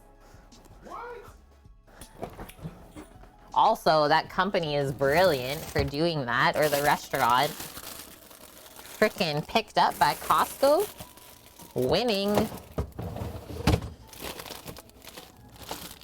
Oh, I just saw our 2 extra mangoes. That's dessert today for sure. I think I'll make, because Sam's never had a mango lassi before.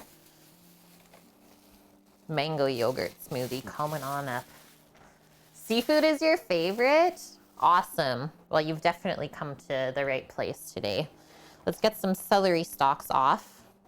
We are using 2 types of salmon in the chowder today. Some nice large prawns, and then a couple cans of clams as well.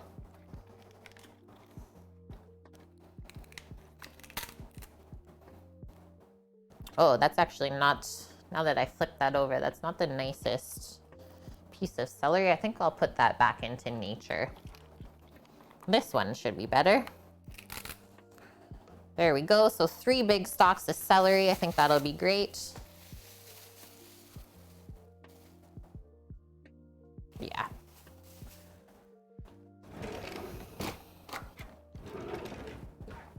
Yeah, I'm on a seafood diet, Frank says. Yep. That's the best type. Lassie it is. I actually don't have a go-to recipe. I've never made one before, Sketchy. Like I said, Sam's never experienced it. But I really hope that Anisopteryx comes in today, because he is like a mango lassi fiend. And I'm sure he has a good recipe for us. It is Friday, but I'm sure he's just finishing up at the school. Okay, so let's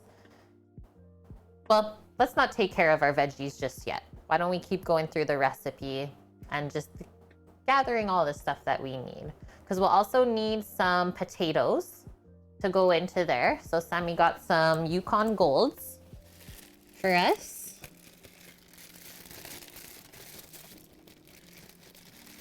They're nice and small too. Those would make deadly potato wedges. 2, 4, 6 potatoes. We'll do 8 of these little guys. So there's those. And I'll leave the skin on them as much as we can, just because it's nice and thin. It's got good flavor and nutrients.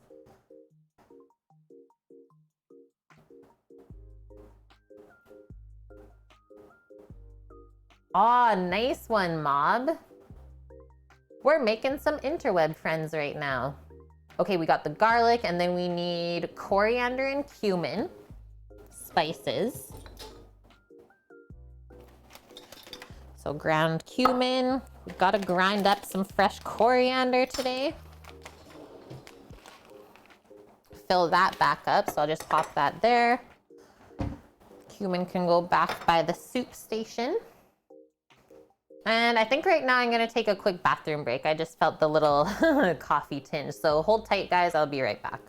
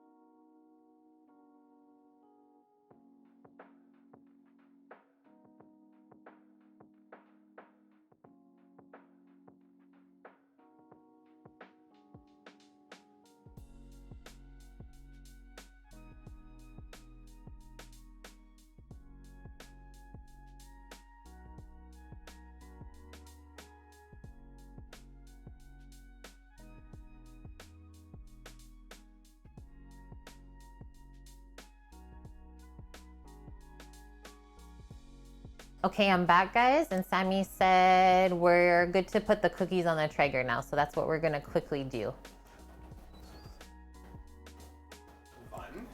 One, two trays.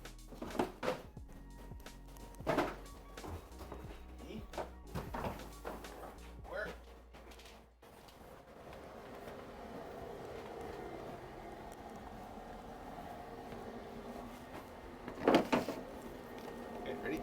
Yep. Bottom? Yep. Is it gonna go? Yep. Okay.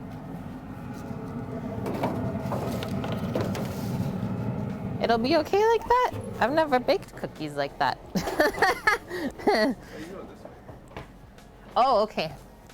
The trays are kind of just one tray is stacked on the other one. I don't know if it's gonna sploot if we do it like that. I guess we'll find out.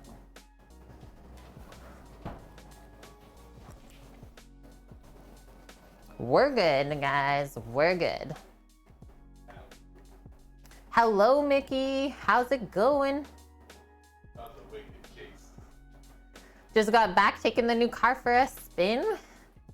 So you had fun then, is what you're saying.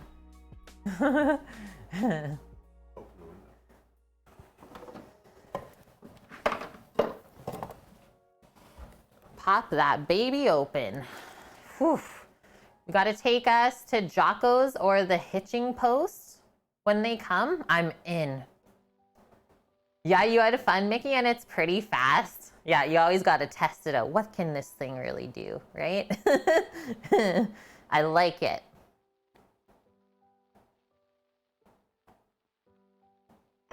Yeah, time for some stealth work, Maya.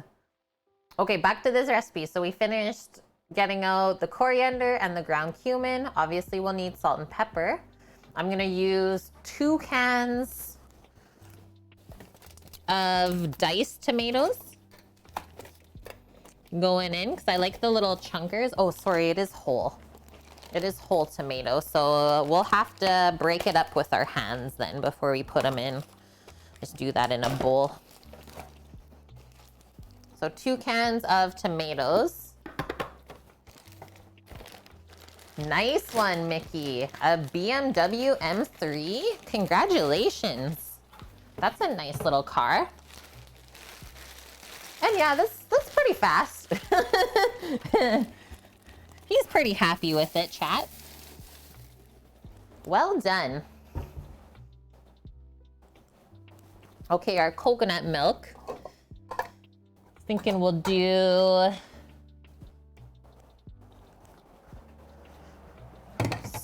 6 cans. They do 3 cans of coconut milk to make how much? 8 servings. We're doing minimum 10 servings, so okay, I'll do 5 cans of coconut milk then. So we'll get those all opened up. And then 1 can of chipotle peppers in adobo. It's a 2017, yeah, nice one. So this is what I'm using for our coconut milk. We don't want to go with any low-grade coconut milks because they taste really weird. And will just make the rest of your whole dish taste weird. And then here's our chipotles. That's what we're looking for. And all this is, so chipotle pepper is a smoked jalapeno. And then it's mixed. The adobo sauce is tomato, onion, vinegar, sugar, salt, paprika, and garlic is the only flavors in there. So like all natural stuff.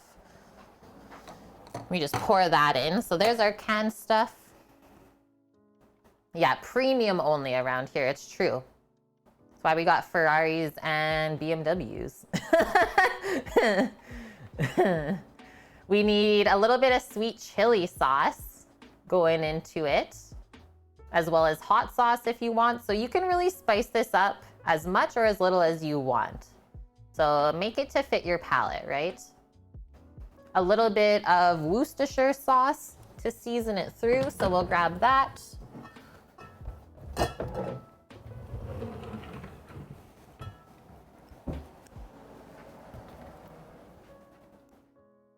And then for garnish, We cut up some cilantro and green onions, or I'm gonna use chives today. And then we still just have to cut up all the fish while we're making the broth. Sweet. That's it. Oh, did you set a timer for the cookies, Sam? Okay, phew. Whew. I was like, I didn't set a cookie timer and we can't forget about that. Yeah, that's perfect, Orca. A small blue little Fiat Cinquecento. I think that's how you say it, right? Or Cinquecento. And a huge Audi V8. Love it. Yeah, you have to love a canned good that you can read, pronounce, and understand all of the ingredients in it. I will show you the cumin seeds, Frank, since sometimes you say it gets confused. So this is what our cumin seed looks like. Here, I'll take a little bit out and put it in my palm. So that's what it looks like. And then it smells. Cumin has a very distinct smell. Just always reminds me of like an old El Paso taco seasoning smell. Which I'm sure they don't have in Europe, so I'm sorry for that reference. Oh, that's the worst, Vyun. I'm so sad for you. Okay, let's trim up our celery. So tip and top for sure, and then I always wash it up because celery is dirty.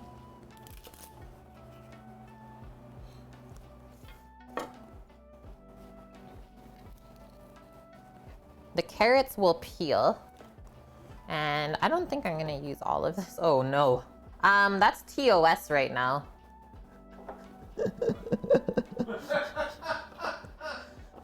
Goodness gracious, it must be Friday. Hey Zing, welcome.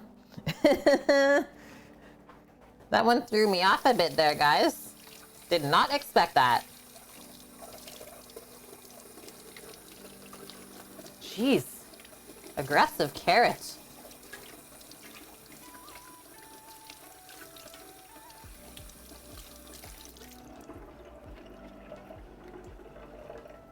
Hello, Ravenspurn, welcome. Yeah, we're working on the chowder right now. So cookies are in the oven baking. Bun dough is currently proofing up. So we're working on the soup now. Just chop the middle. Savage, Orca. It's easy for you to say. Okay, I'm gonna peel up the carrots. So that's our next route here. And all of the veggies are gonna be a nice small dice. So whenever we make a soup, we gotta think, well, someone's gonna eat this with a spoon, so can't have anything too large there. And then when we're eating soups, we want like a little bit of everything in each bite, right?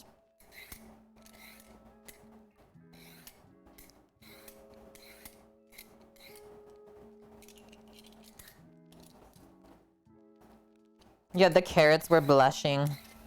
Maya.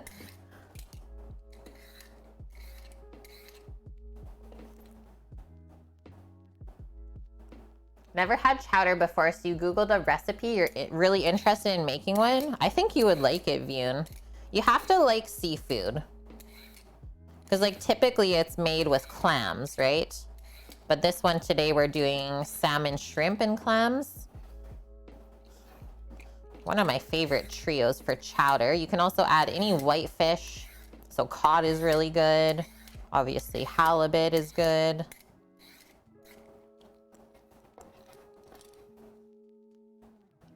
You also call cumin caraway? No, that's another different seed. But they look really similar, Frank. Let me grab the... Yeah, they literally almost look the exact same. So this is caraway. It almost looks the exact same, but total different smell. Caraway seed is more licoricey, I would say. Scarlett, you personally love chunky soups? Yeah, that's okay. Just because I'm serving it to other people, right? So I can't just make what I like to eat. I have to think about the entire percentage of people and cater to that. But to each their own. That's totally it. Is you take that recipe and you make it however you want to eat it. Okay, now we'll tip and top these as well.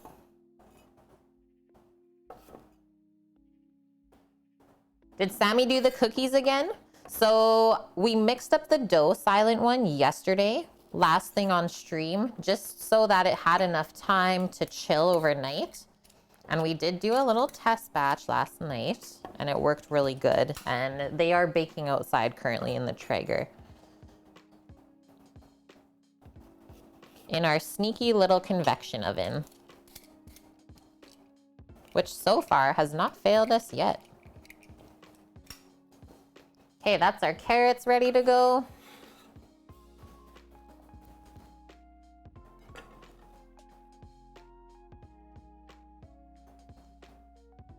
Mickey, can I have some cookies, Sammy? We do have some extra. Yeah, Scarlet. Cumin and caraway look like fennel and rosemary seed as well. So weird. Is stew its own thing, Scarlet, or is it technically a soup? I think it's its own thing, right?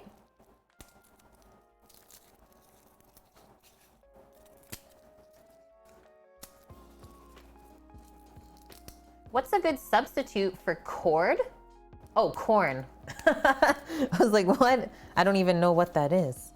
I would honestly either just eliminate it, or we have to think about veggies that are gonna combine well with the seafood, right? So this might be pushing it a bit, but possible bell pepper?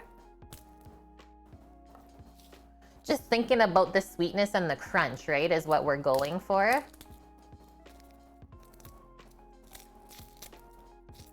I know, I was eyeing up the bell peppers in the fridge. I was like, maybe this would be good, but don't want to make it too confusing. There's already a lot in this chowder specifically. Yeah, fennel seeds are licoricey. Okay, there's all our garlic.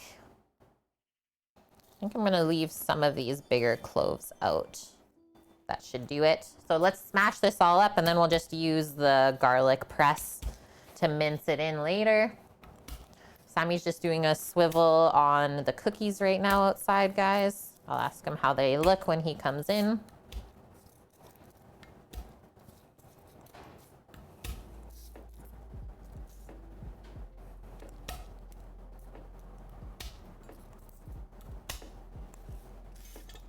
Peel it all up.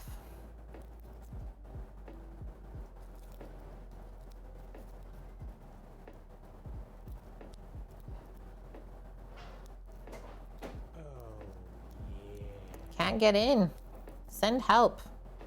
There we go. So sticky. You know it's fresh garlic when. Guess I shouldn't complain. Hey, head wounds. Thank you very much for the 2 months in a row. Welcome back. Thanks for the Prime Gaming sub as well. I know you only got 1 per month. Pardon? Okay. Things are not okay. Should I go a bit higher?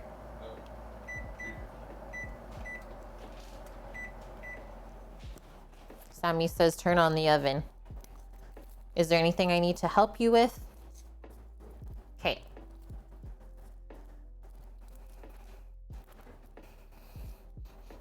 It smells a little bit burnt sugary.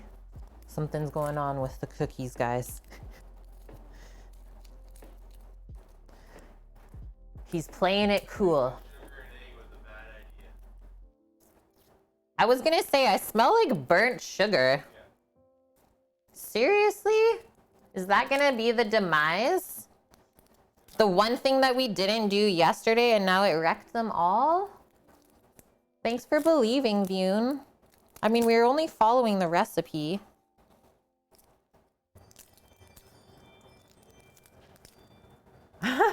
Silent One, we had fennel once in like a good food box and you'll never eat it again.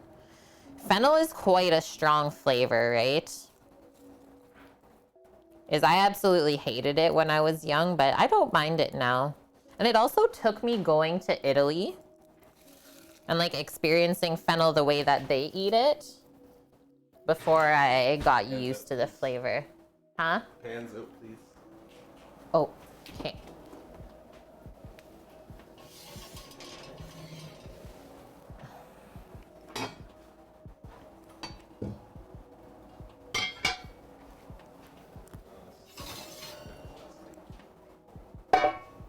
Well, yeah. Oh no, those will still be good. It's Those will okay. be okay. It's okay, Sam. I'm just gonna take the tray a bit down is all. It's okay, guys. Just the sugar and egg wash is making like a super lacy crust. I would show you, but I don't want them to cool down too much. But yeah, it'll be fine. It'll be fine. Yeah, did we just jinx the Traeger sketchy? No, it was not the Traeger's fault at all. It's just the recipe itself.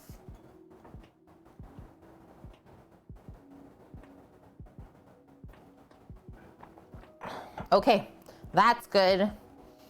Let's get into our onion. I also took out this little guy I had in the fridge. Just waiting for Sam to bring out in those other trays. You have bunnies? I bet they would eat fennel. Whoa, that one is pretty much baked though, almost, hey? Like, show them what happened. It's okay. Like, we can literally just take a cookie cutter and just cut that out. But that's what happened on the one edge of the tray, is the sugar ended up actually making it worse almost. I think the Traeger was being weird too. Sam says he thinks the Traeger was maybe being a bit weird too. But, I mean, at the end of the day, I would still eat the heck out of that. I mean, totally.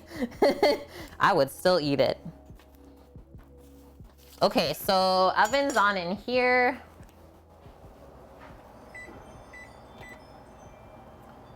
I'm gonna set a 5-minute timer on there. Yeah, even the parchment blackened, because that's how hot the sugar was getting, right? It's like, what? Oh, good. We fixed it. Yep, that's why I also always check on stuff halfway through, because sometimes it doesn't work the same way that they tell you it will in the recipe. And then just from experience, you have to kind of go with your gut feeling, right? Trust yourself and your instincts. Well, I'm still gonna eat those. Oh yeah, everyone's still fine with it, Sam. Chat said they'll sacrifice those cookies if we needed. I just don't like serving unperfect. Yeah, Sam's upset because it doesn't look as perfect as last night, that's all. Bit of high standards, possibly. And yeah, so the outside of the cookies, Torino, where we did the egg wash and sugar, is kind of burning. It's being weird. Put in the oven. It's gonna be okay.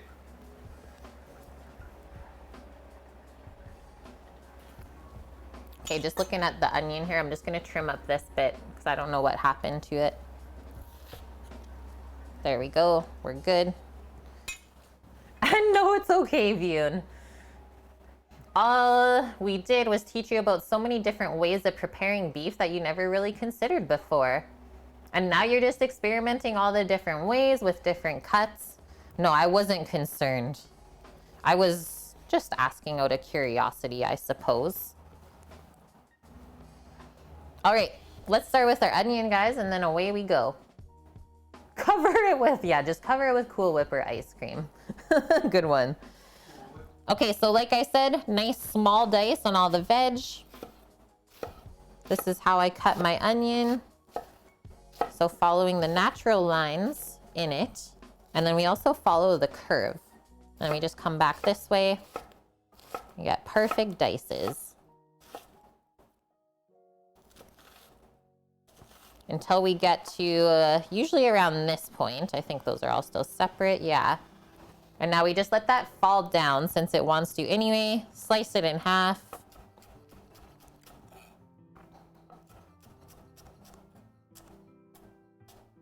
and just cut around that like bottom root part because it doesn't cook down or soften up at all. That's just compost. And that onion really flew everywhere. Okay, next side.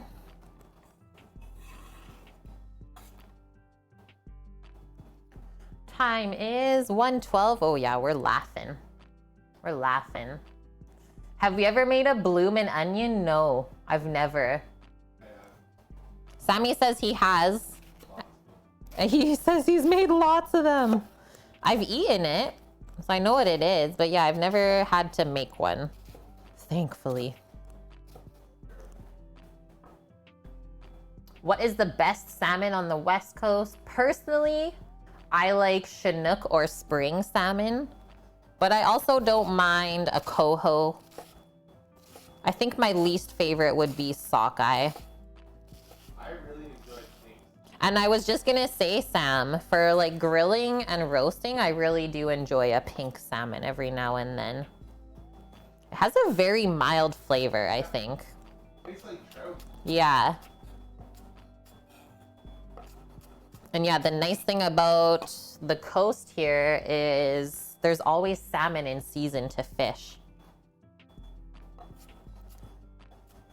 I don't know if someone set their alarm off or if that's just a backup beeper.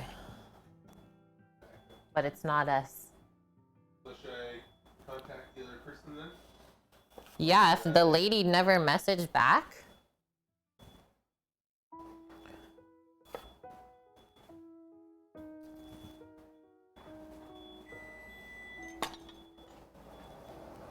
Okay, that's just saying our oven's hot. I'm just gonna wash my hands because I'm gonna have to check out these cookies anyways in 30 seconds.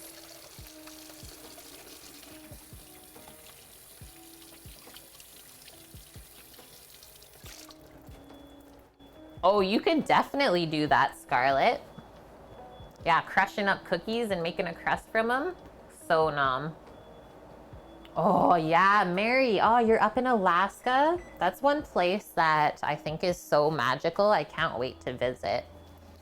And king salmon is pretty top tier, I will say that. If you can get your hands on that, heck yeah.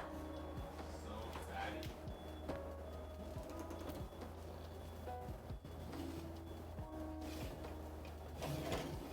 Okay, I'm pretty sure this top tray, yeah, is fully baked. Look at this beautiful mess. Let those cool off, chunk them up. I would definitely be happy. Just need somewhere to put this. And then the other two trays in here just need a little bit longer still.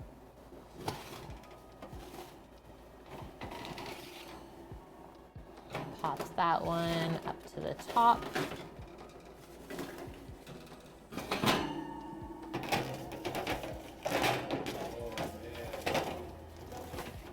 Huh. And then let's do, I'm gonna do 4 more minutes on those ones, guys. Just gonna open up this area so I can get a trivet to cool stuff on. And then we're good. Oh man, the smell in here is insane right now from those cookies. Should not be allowed. I feel like I've just been salivating the whole morning. I can't talk properly. The duck broth. Send help. Yeah, that's sad, Torino. You used to have a lady that would send you salmon and then her hubby got jealous. What the heck's that about? Sharing is caring. Have you heard about Copper River salmon? No, I haven't. Yeah, Mickey, glad you guys don't have smell-o-vision. That's exactly it. Okay, so we're gonna start the soup by sauteing all of this mirepoix together, the carrot, onion, celery. The garlic goes in a little bit later so it doesn't burn because it has a bit more sugars in it than everything else. So next up is all of the long pieces of carrot. We're just gonna cut in half so it fits the knife blade better. And then sometimes when it's small like this, I just pop it up on the flat side and cut it like that. And then I think we'll just go in half.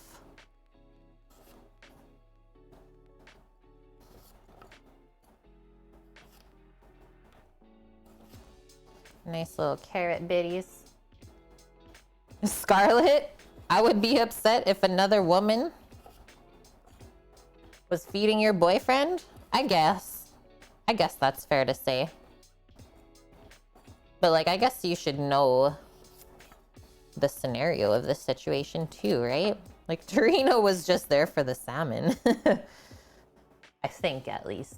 Torino. Don't let me down now.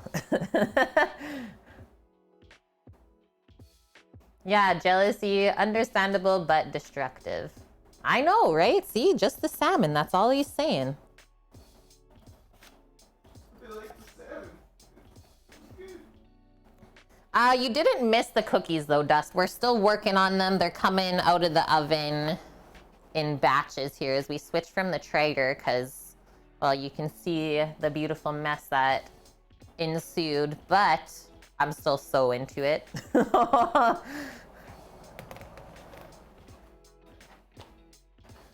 Okay, keep going on our carrots. There's about a minute left on the timer on the cookies in the oven. Just move these little piles over. So we're gonna be chopping them momentarily.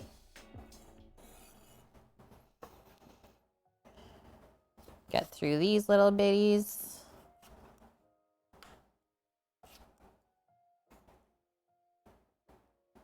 Okay, have a safe drive to Reno. See you in a bit. We will definitely still be here, I'm sure.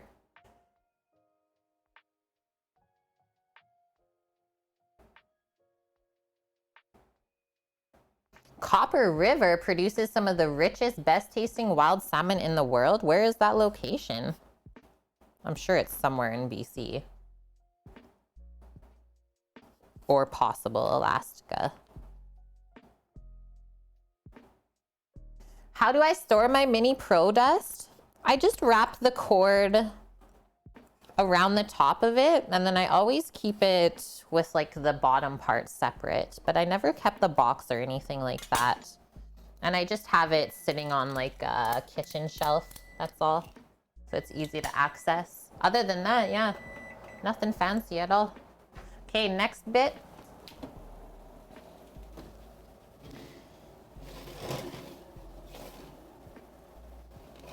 Almost there. Oh yeah, for sure almost there. I think another 3.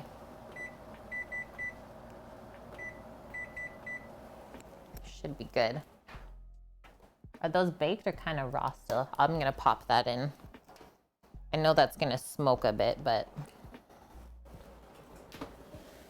pop those in for the next 3 minutes and that'll finish. Excuse me.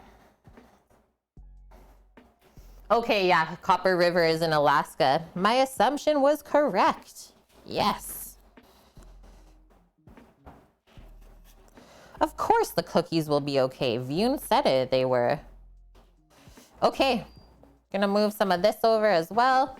And then gonna just match up the carrots to the same size as the onion. And welcome, Saba Kashan. Thanks for the follow. Oh, I will never forget King Crab, Mary. And that's coming into my life, hopefully, before we leave this area. One more time, because AM Sook and her hubby also need some more of our seafood bisque that we made with the King Crab. That's been requested for a freezer meal for them. Yeah, pretty low tier requests, I would say, hey?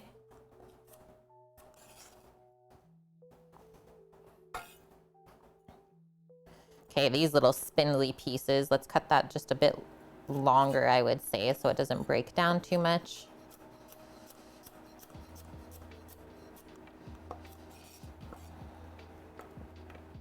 Oh, Vune.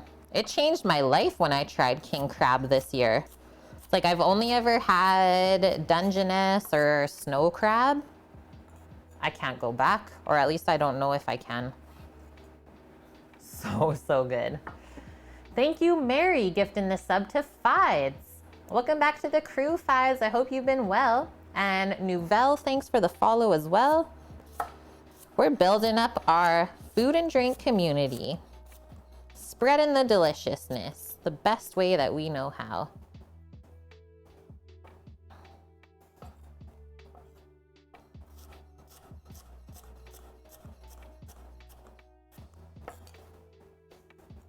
Did you do a king crab stream? Yes, it was our Valentine's Day stream. We did a king crab and lobster bisque that went with a beef tenderloin, and we also did spicy shrimp noodles was the other request, and that meal altogether was really good. Yeah, Thai spicy shrimp noodles to go with that. So nom.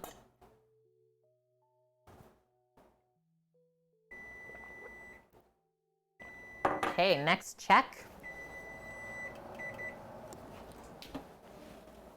Top tray. Just want to show you this right now. The chocolate has stuff to say.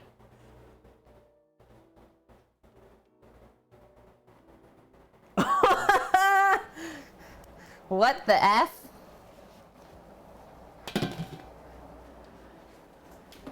It's like bloop, bloop, bloop. Look like a little fish blowing bubbles.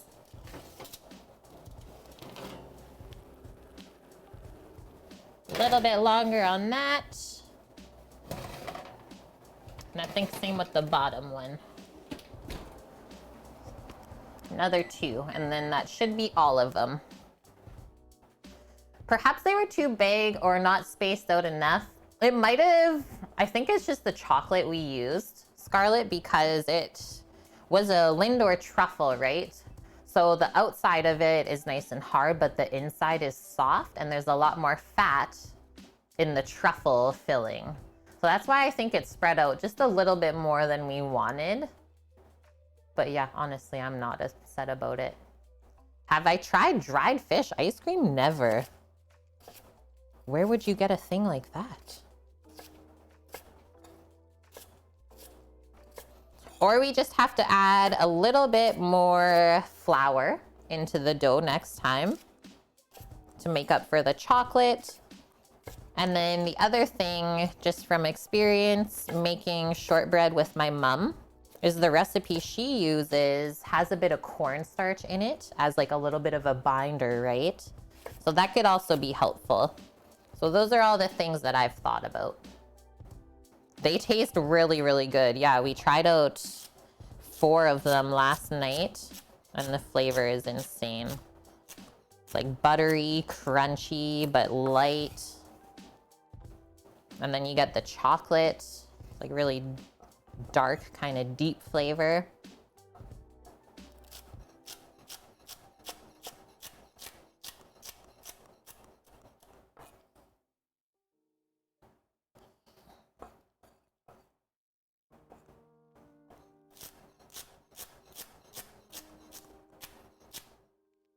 This is some tough celery. You guys see how I'm chopping it?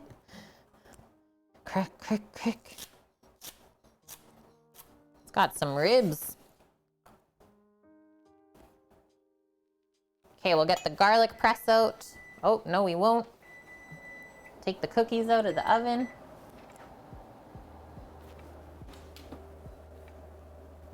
Oh my gosh.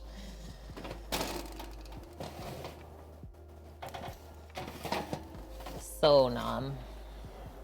So nom.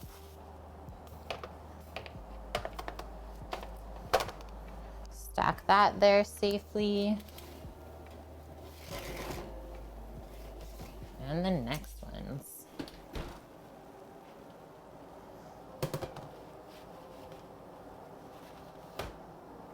Okay.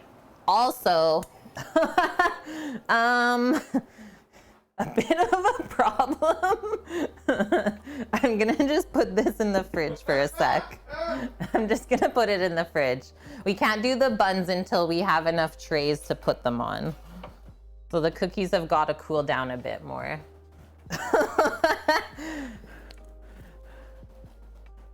So I felt like something was staring at me.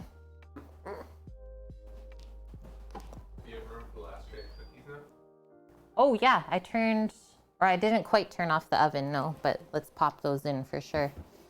Here, you take this.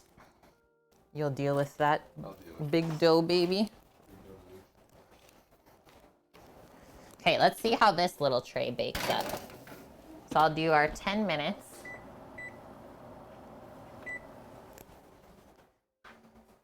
Yeah, go ahead. Ignore me. See if I care, the dough says. No, that's for... I was supposed to put it in the fridge over on the other side. Hello, FCB, and welcome back. How is your Friday going? Who had the loudest laugh first? I don't know. Me or Sam? I am not sure. I mean, I think Sam's always louder than me.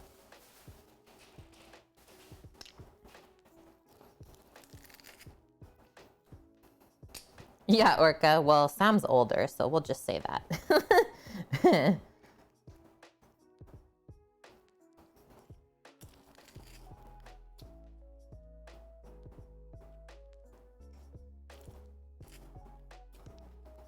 Just keep pressing.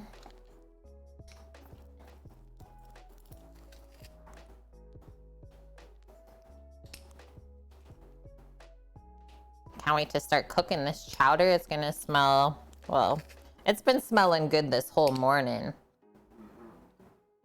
So I don't even know what to say.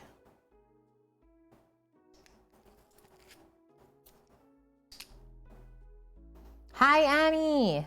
Good to see you. How are you doing? And we got FCB is doing great. So far, an easy day. Awesome. That is definitely good to hear.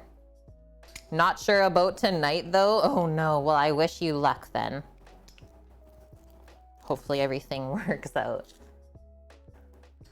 Nice, Annie. In half an hour, I'm going to meet a real estate agent and drop off a check for $10,000. Congrats. I'm so excited for you. So excited. He did the dang thing.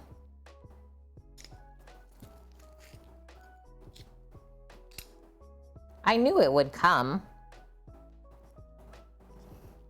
It's like just when you're ready to give up, that's when the best thing comes along. Okay, clean all of that goodness out. No waste. We'll scrape the bottom, and then this has got to go soak. Sticky mess. Yes, that's right, Annie. I was saying I hope Annie comes by today. I know it's Friday, so he's busy with school still. But we were talking about making a mango lassi. Do you have a recipe for one? I was gonna just do the mango, the yogurt, and some ice. And blend it up.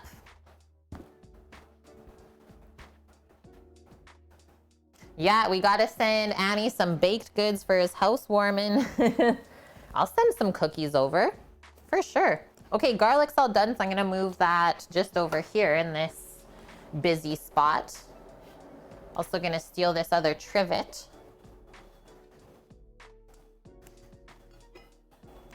So I can cool our cookies properly. Excuse me. You want either pistachios or almonds as well in the lassi? That one I didn't know. What about coconut? Because I don't think I have either of those nuts. I have a little bit of cashew. Oh, I need these towels because this is really hot.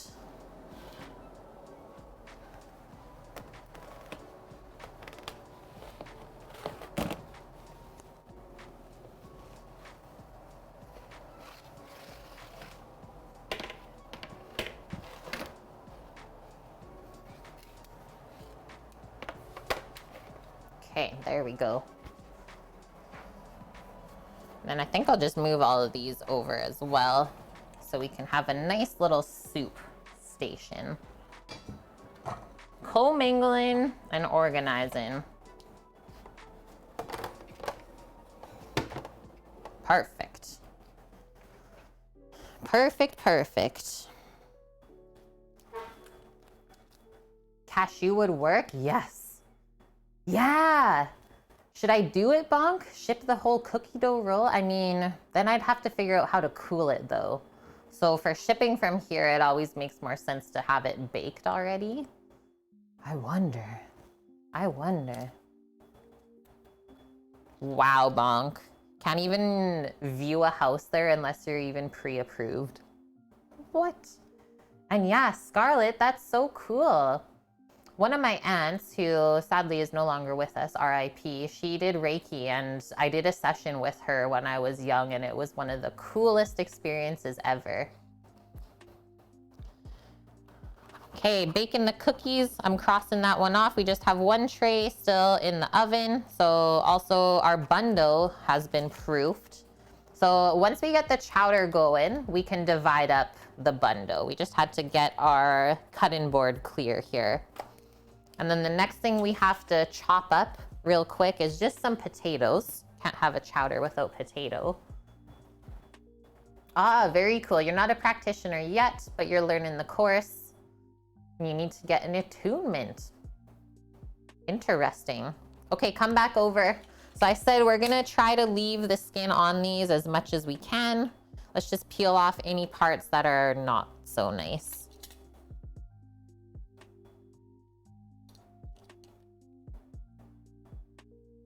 Yeah.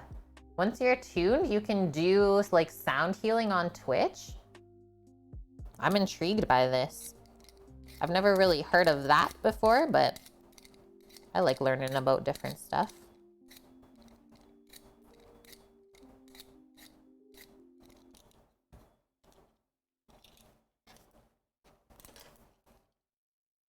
So yeah, just peel off what we don't need.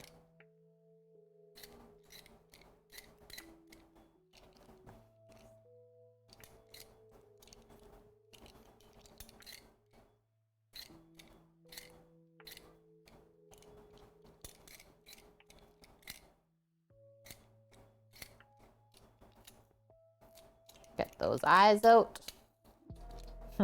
That's a bit aggressive.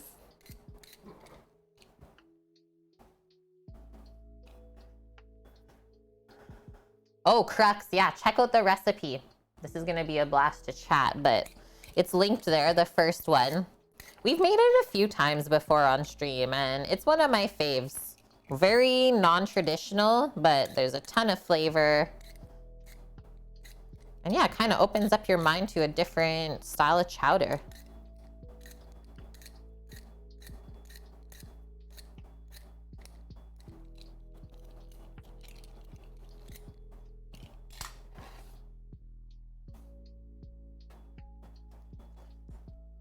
BB Bubs, thanks, dude. Yeah, we're meezing right along.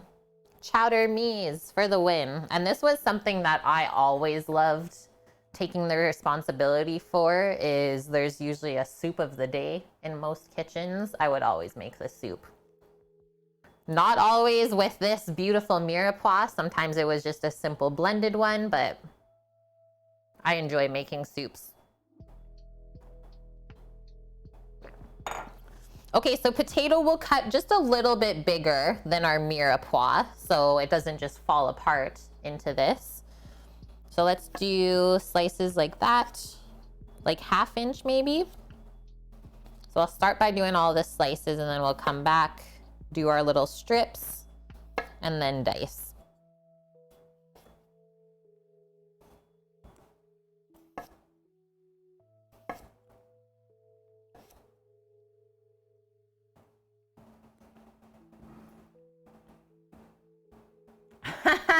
If you bake fish on a mirror, is that mirepoix? Too good. We've missed these jokes, right, chat? We swear it. We did. How's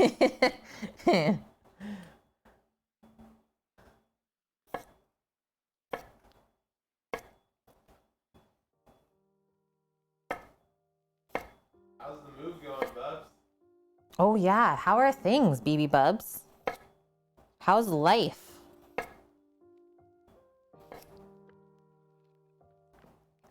Life in general. Orca's going to grab some beverage. Sounds good. We'll be here. Okay, so now I think what we're going to do Should be able to stack up 2 by 2 at least. I always take off the outer edge as well. So now we're gonna make our piles.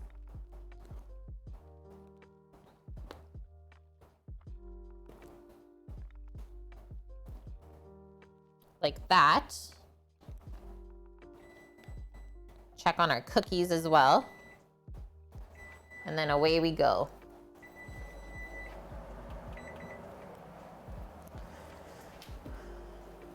Yeah, even those ones are spreading a bit. Maybe we just needed a touch more flour.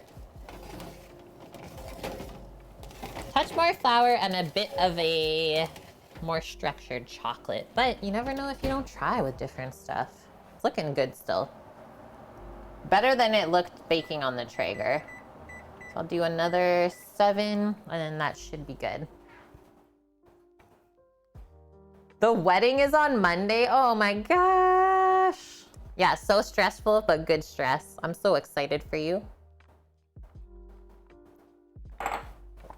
Okay, so this I'm just gonna go in half, in half, in half, and then we can line those up. We're gonna keep this all separate.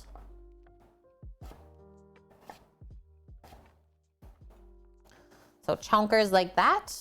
And I'm just gonna get a bowl to put the potato in.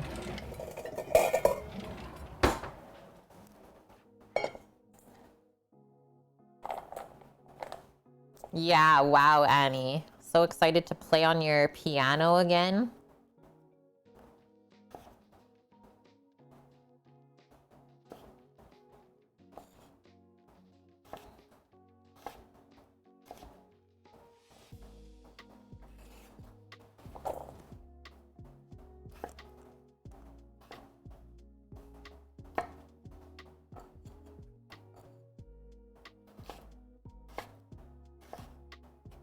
Do one more. The lady? Yeah. Okay.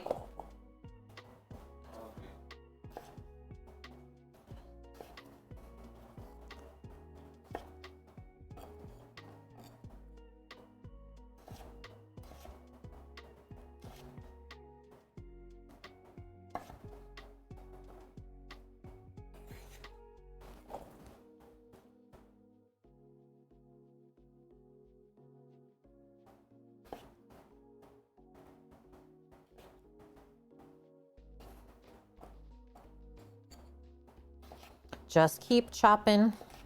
I'm in knife skill land right now. But it is okay if the potato falls apart just a touch. It is true.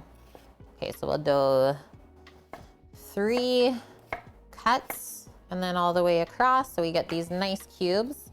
So yeah, just a bit bigger than the mirepoix that we did.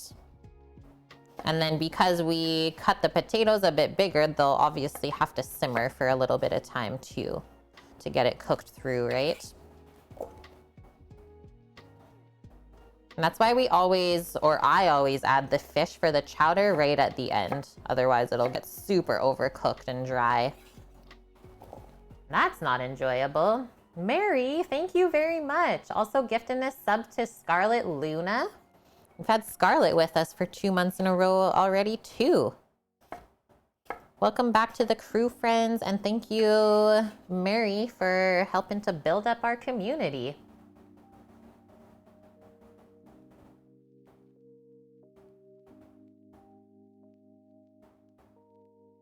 Yeah, that's fair, Annie. You don't want to stream in case someone from school finds it.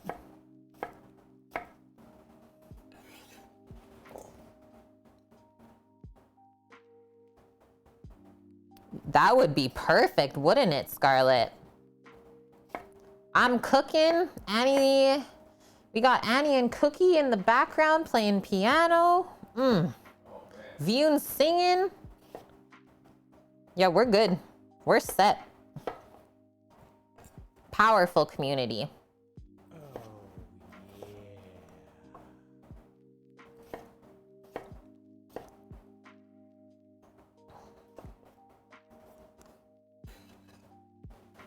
Orca, what are your skills? Are you a drummer? We got a guitarist in here. Okay, there's our potatoes.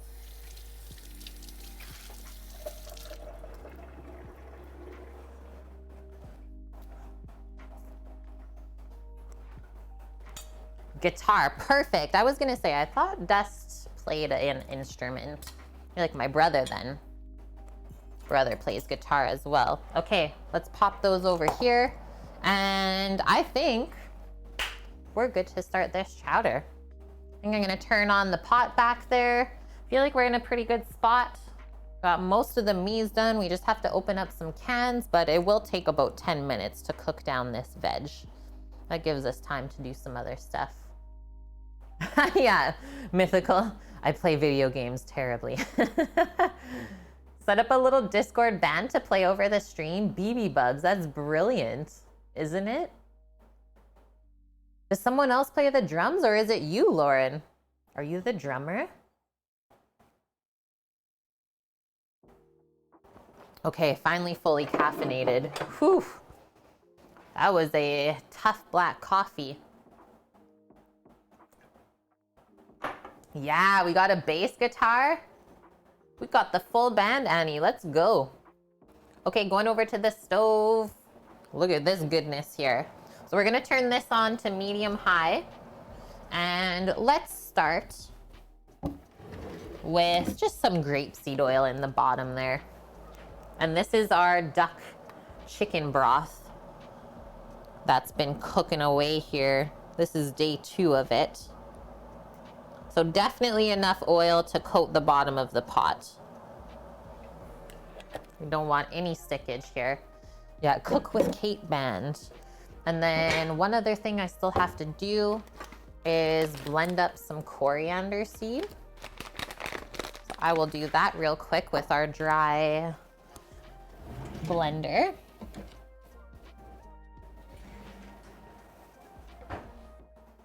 Yeah, out of all the instruments that you can play, I think I would always choose drums. Just because I really enjoyed playing it on Rock Band. I think in real life I would crush it.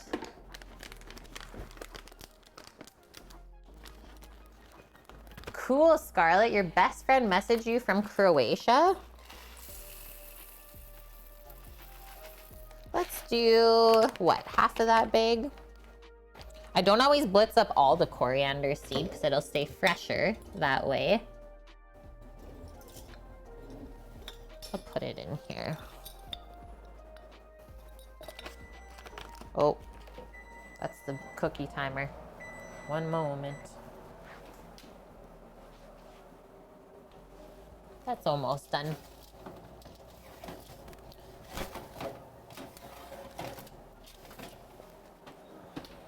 Two moments.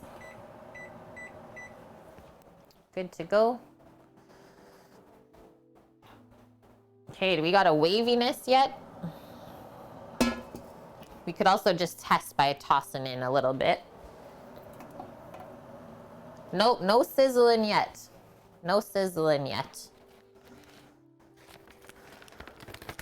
Yeah, that would be a pretty big trend. I could see it too.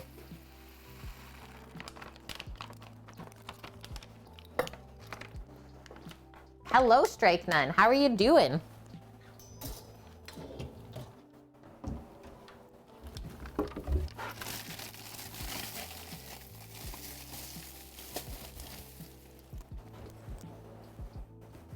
We almost said hello to Stream Elements. Annie. Okay, so just filled the blender with the coriander seed. If you have headphones on, would maybe be careful with the sound of this as it can be loud. Somebody's got chocolate mouth. I think that's delicious. What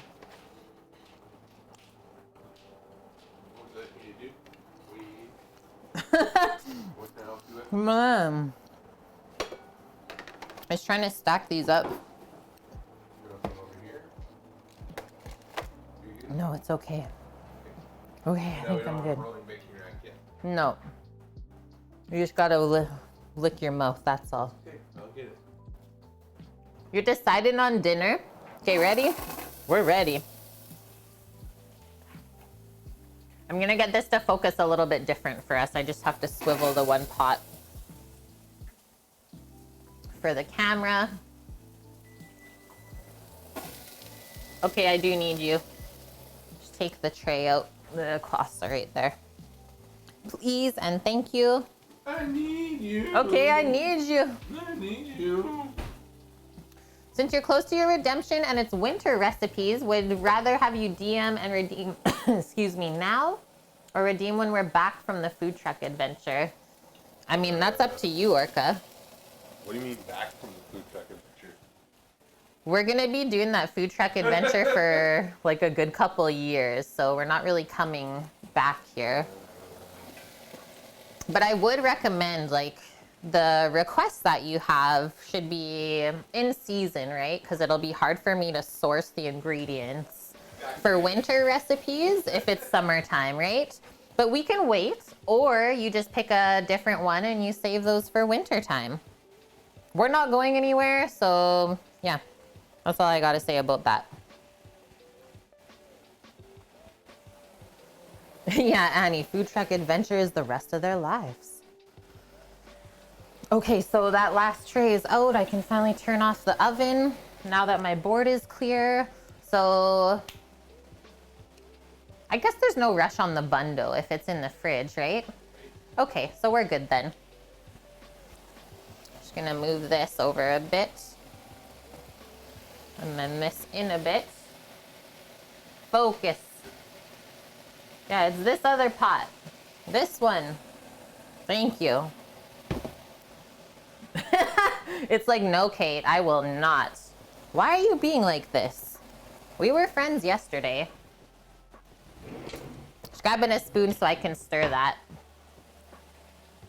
Oh yeah, return to here for the hunting season. But then when we're here, that's all we're gonna be doing for our friends, Orca, is processing their food, right? It'll be either a full 1 week doing different stuff every day, or maybe even up to 2 weeks, depending on how many people want to use our services. But yeah, please don't stress out about your guys' redemptions. We'll always work it out together. Okay, there's that. Organize this a bit. So this is gonna cook until it's just starting to turn golden brown, and then we add the garlic to it.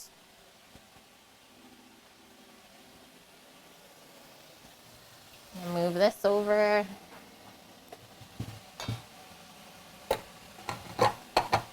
Bring our cans over, because that's what I'm getting into next.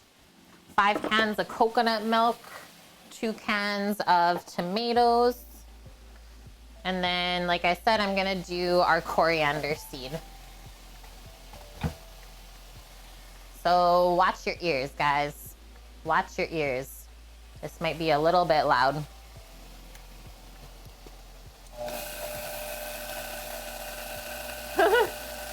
Go, Orca, go! Thank you.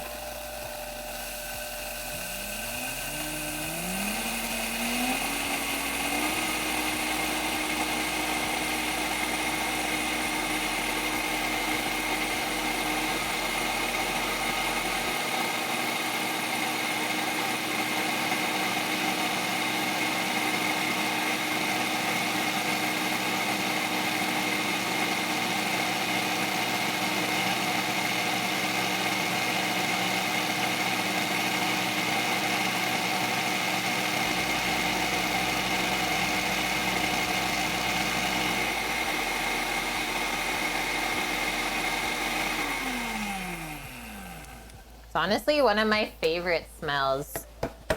Give this a tap. Sometimes it sticks to this side. It smells so fresh.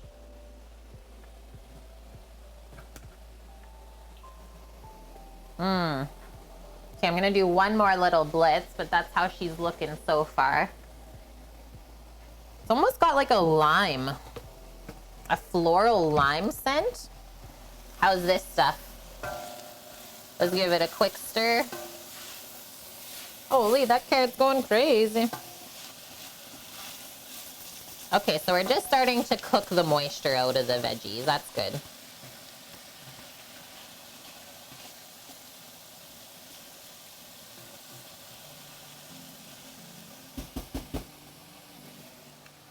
Okay, loud one more time.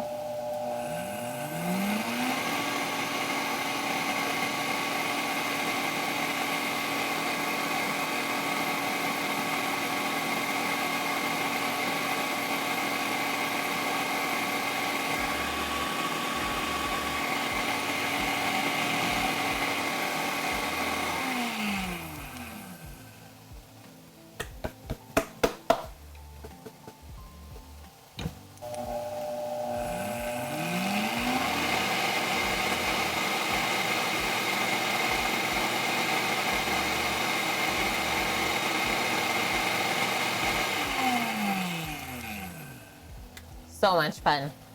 Okay, fill up our container.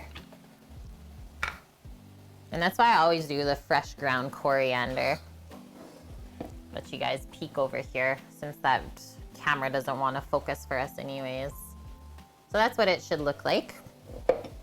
Pop it into our jar. I like to use this just so it doesn't spill.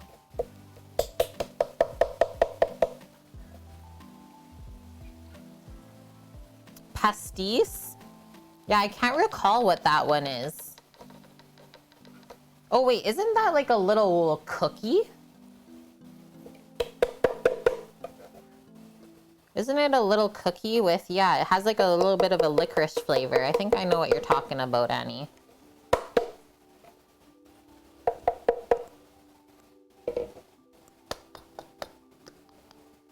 That's all good. Just the right amount. Now we can pop back over. What were you doing, Sama? I just moved the camera angle a bit for you. Oh, thank you. Yeah, we can pop back over to that view then. That's perfect. We definitely need a stir. Look at this stuff is browning up. So I just turned down the heat now that we got some browning action. Now it's at a medium heat. That was close. And you can definitely tell where the hot spot on this pot is.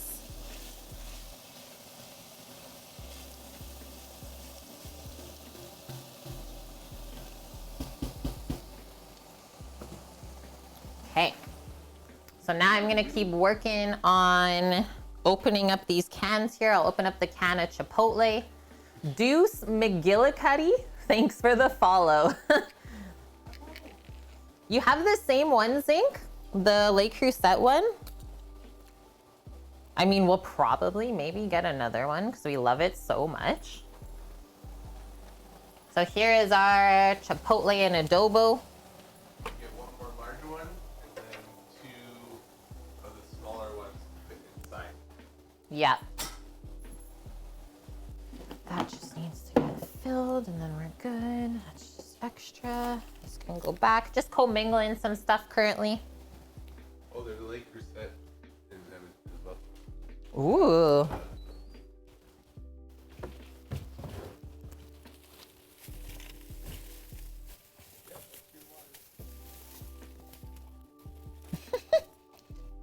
What a dog. What a dog.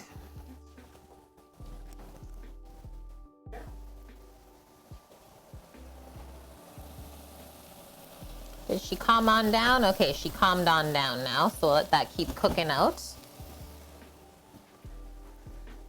Oh man, Bonk. Sorry that we never really got anything done. Well, we got the cookies done and those are delicious. Hope you have a wonderful day at work, Bonk. As always, don't work too hard and can't wait to see you tomorrow. See ya mañana. Whoa, I didn't see you there, sorry. The look that I got just now when you almost step on the doggo's feet when they're vacuuming. She's like, excuse me. Okay, I'm just opening all the cans here together. And yeah, right? We wish that Le Creuset wasn't so expensive. But quality is quality. Quality is quality. And that's one thing that, just saying from experience, buying different quality cast iron, stuff like that, spending a little bit more early on really pays off later on. Like, all of our expensive kitchen equipment should outlast our lifetime if we treat it with care and respect. That is true as well, Annie. Yeah, Le Creuset has pretty good sales occasionally, so you just have to watch for that. And I will recommend, why would you pay full price for anything if you can actually wait? Do you really need it now? That's what you gotta ask yourself, right? Okay, so tomatoes are opened. I think we'll do a quick stir again. Oh yeah, we're getting there.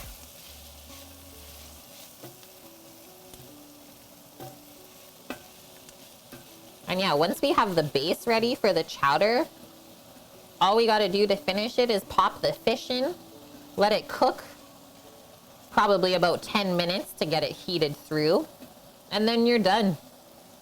So even if we get the base of the chowder ready early, just turn it back on to low, pop your fish in when it's time, and everything will be nice and fresh. Oh, that's a busy day, Mary. Clean the kitchen, vacuum, and take care of your pupper for the birthday. The Lodge stuff I would say is great, Dust. Never had an issue with Lodge. No, it's cast iron. It's a perfect like mid-price point as well. This coconut milk when there's all the fat on the lid still. The smells in this house right now, like, I'd rather just watch the stream.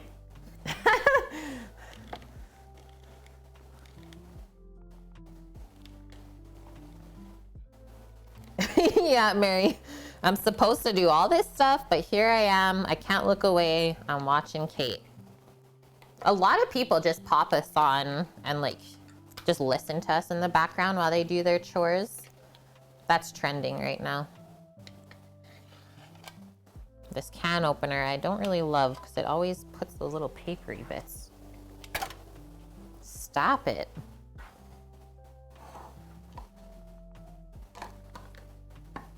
Yeah, totally, Dust.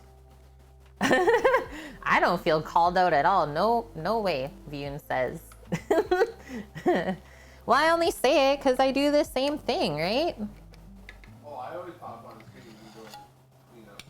Like yesterday, after our raid in Delhi stream, while I was cleaning up, I just had them up here in front of me, and it was awesome. It's awesome to hang out for once.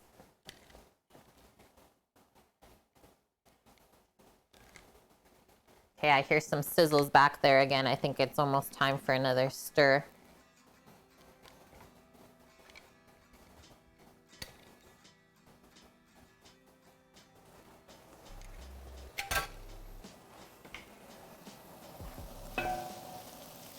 Yep.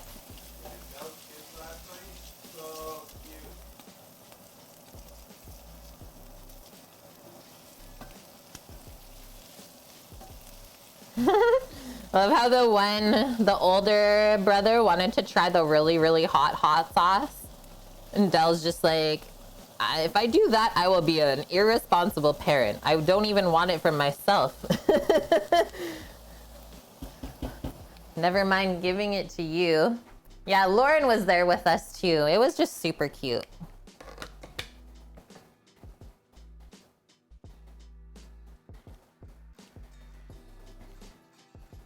I left 2 people behind? Oh, we got some lurkers. Thanks for the lurk, Zinc. Is that what you're saying, Orca? Okay, we got all the cans opened. Oh, sorry, no we don't. Just kidding. Still got the clams. And these ones, I'm not gonna open on the board because usually it's filled to the top with the liquid. And I hate getting clam juice on my wooden cutting board, right? Yeah, he is raising some good kids for sure. That's exactly what I said to Sam yesterday watching. Huh? Yes, sir. No, sir. Yeah, yes, sir, no, sir. So much manners and respect.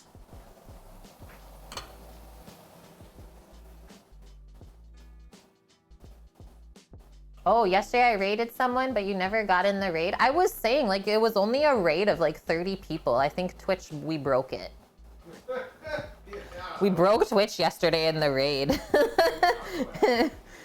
Unknown. Okay, I'm just gonna cross off Chowder because we're pretty much done it. Let's open up these clammers. So this is what I'm opening now. Whole baby clams in water is what we're looking for.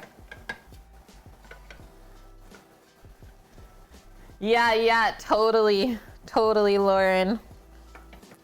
Or when he made the one kid try the salad that he didn't like. That was my favorite part. Right? Yeah, that was so cute. I like this. I don't even know who you are. Yeah.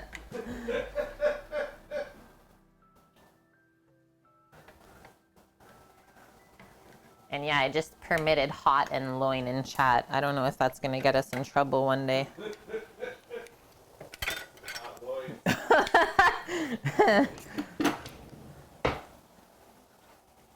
Okay, check out our little clammers. Doot. I think we're ready for garlic. I'm going in. I'm going for it.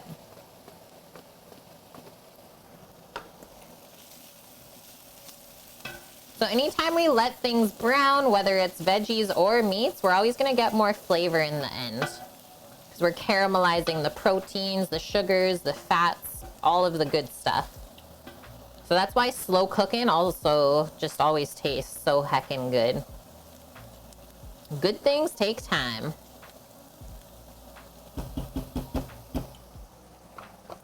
So we'll let that go for a bit, and then we will be adding our spices next. Give those a little sizzle up. Just grabbing a bowl here so we can crush our tomatoes. And first, I'm gonna take another quick bathroom break, so watch my pot for me. Hold tight, I will be right back.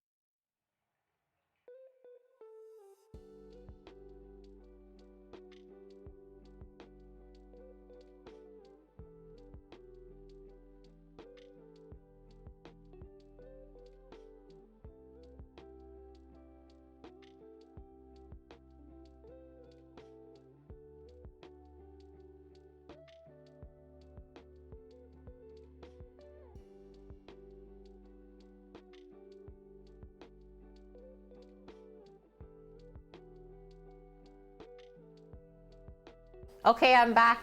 I got held up. Sammy had to show me his satisfactory. And hey, Thrash, how are you doing?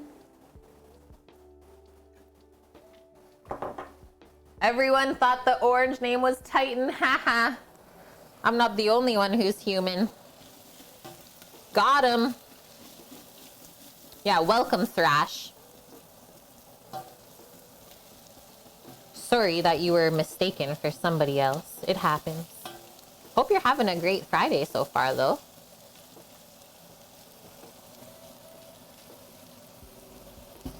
Okay, that is smelling insanely delish. So how much spices do we need here? You're doing great. That's good to hear. Okay, so they say for 8 servings, 2 teaspoons of coriander, 1 teaspoon of cumin. I'm just gonna do a tablespoon of each.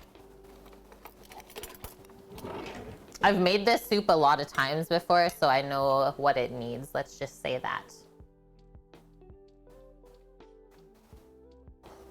Yeah, the pot didn't run away. Phew. Problem is that everything has gone to pot. The pot was smoked? Orca, how dare you?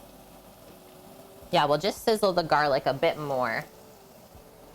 And then once we get the spices in, we can then start to loosen it up, really create our broth. We'll add the chipotles, the coconut milk, Worcestershire, and the tomatoes. And then if we need any more liquid, I might do a quick few ladles out of that duck pot, because why not? Welcome, Humes. Yeah, how are we doing? So far, so good. Everything's turning out great. Sun's shining. We're cooking right along. Chowder has been started. Hope that you're doing all right.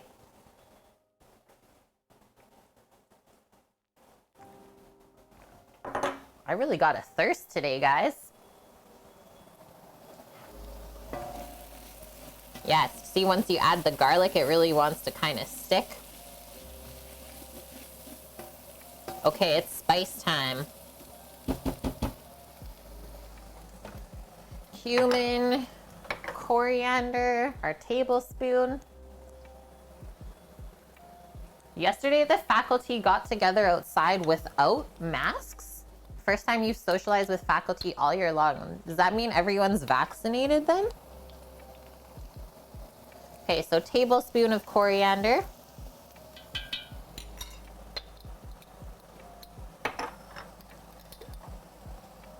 Or like just under a tablespoon of cumin because it's quite strong. That.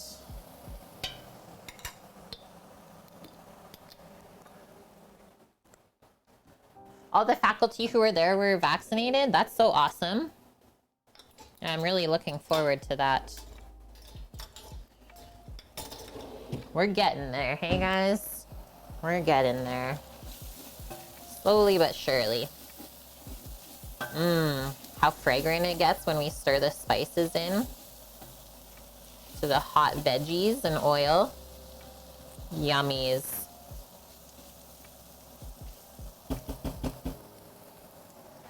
Just grab a spoon to get those chipotles out of the can. And I'm not gonna add more than 1 can of chipotle and adobo. You are knackered, Humes? Filleted fish for 11 hours today at work? Probably fall asleep at the keyboard. Oh my gosh, what kind of fish were you filleting? That's awesome. Okay, so for the 8 portions, they do only a 1/4 cup of the chipotle and adobo. Which I think is half the can anyway, so that does make sense. Makes sense. Yeah, we got our Europeans. They're staying up late for us. 1, let's just see how many peppers are in here. 2, 3, 4.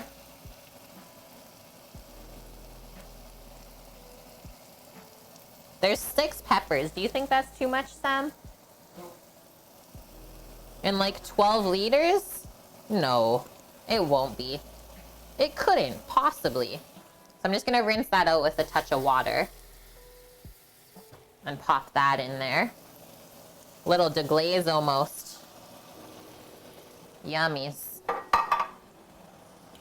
And then let's just give it a little stir in the center here. Kind of calm this down. Oh man. Okay. And then it's coconut milk time. Wow, that's never worked so good before. I guess I should leave it out at room temp more often. That was so smooth. Just the shake and it drops out. Pro.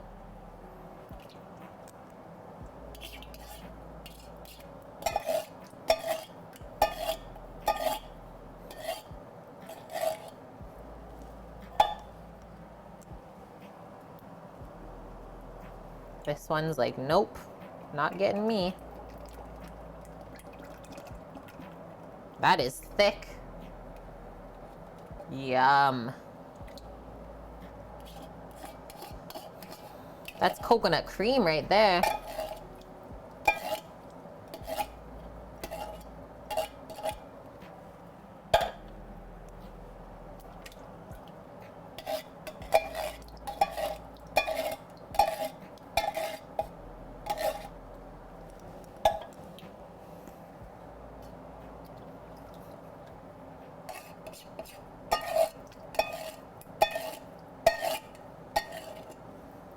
I love coconut milk.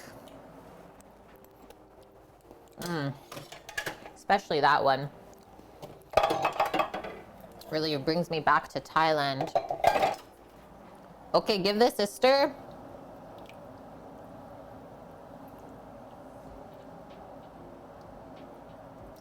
I'm also leaving the corn and the peas out until the end so they keep their structure and nice fresh flavor and color.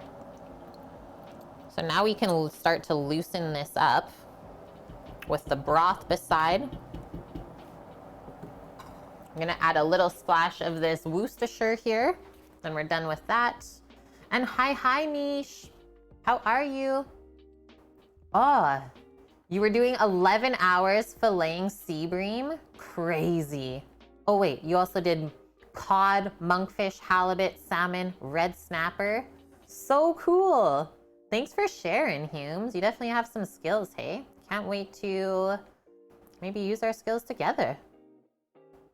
Oh, yummy, Frank. Frank's getting a Polish rhubarb cake in the oven at 11 p.m. Love it. That's commitment.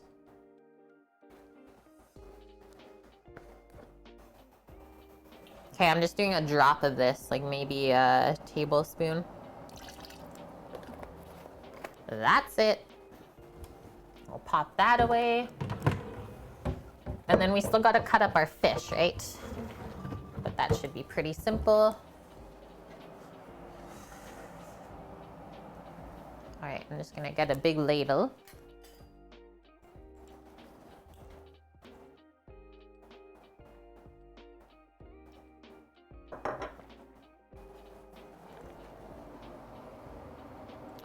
Two ladlefuls of this goodness. And then we're gonna come back to the cutting board real quick and crush up our tomatoes together with our hands. And then those can go in the pot too. So just sift out the whole tomatoes from the juice the best you can. It already looks so divine. It is so heckin' good, this soup, Lauren. Here, I'm just gonna go over now and pour the tomato juice in.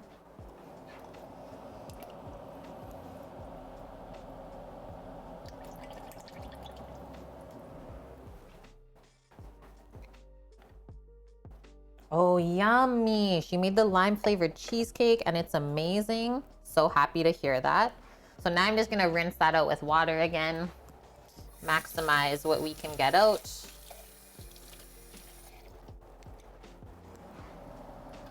Pop that in. So just small amounts of water so far. So let's start with this. Oh, of course it did, right?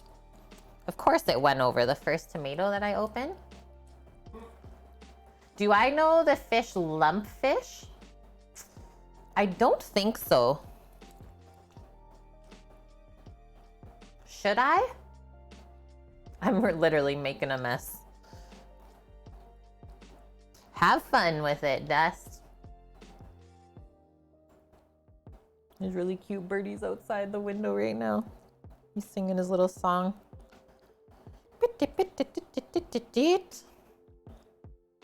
Lumpfish roe is what you call Danish caviar. It's like a red roe. Mia mish. Might as well come to Danada then.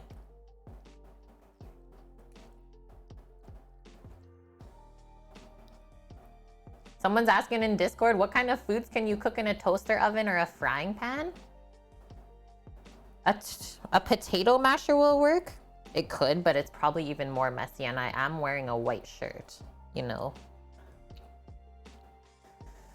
So, I mean, kind of different foods in both scenarios of cooking devices, right? Like what you're gonna cook in a toaster oven, probably not the same thing that you're gonna cook in a frying pan. I think they should streamline their question a bit more. Otherwise, that'll take forever to answer.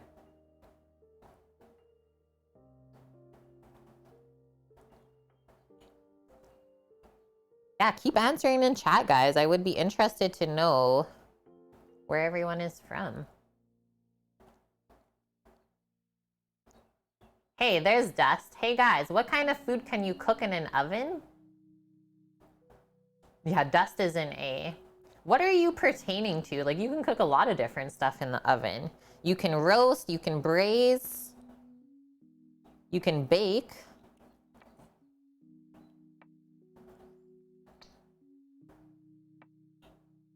Strike none raw ones. Oh, okay. I thought maybe you were the one who posted in Discord, so I was legit trying to help you. No, they're just trolling me. Okay, cool. Cool.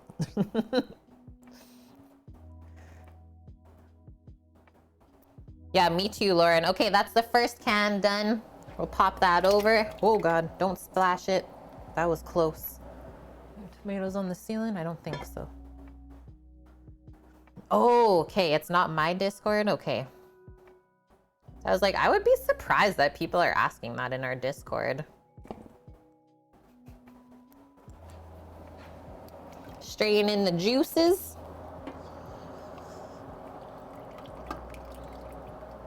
Okay, so we're about a third full so far in our 18-liter pot. We still have 2 liters to add of the corn and the peas. This is gonna be about another liter, let's say. We got a liter of potatoes. So yeah, we'll definitely be making minimum 10 liters, if not more. Probably closer to 12 by the time we add the fish as well. Okay, let's finish these up.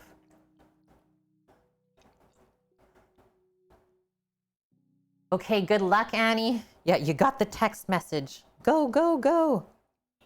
And once again, congratulations. Yeah, sounds a bit sus.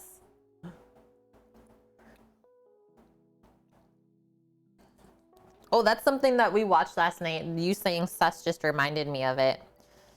At the beginning of the pandemic, did anyone watch the squirrel obstacle course? That was on YouTube, done by a physics teacher. Yeah, Mark Rober is his name. So absolutely hilarious. Look it up if you haven't, but he did a second part to it. It took him like a couple months to work on it. Just released part 2. Epic. So good. Yeah, exactly, Lauren. So we watched that last night and it was just the best. Frank is so smart. Just a legend. Yeah, Frank is not stupid. Oh, you haven't seen it yet? Oh, you're gonna love it, Lauren. You're seriously gonna love it. It's just as good as the first one. So I'm not gonna wreck anything for you. Yeah, so cute and wholesome, totally. Love that stuff.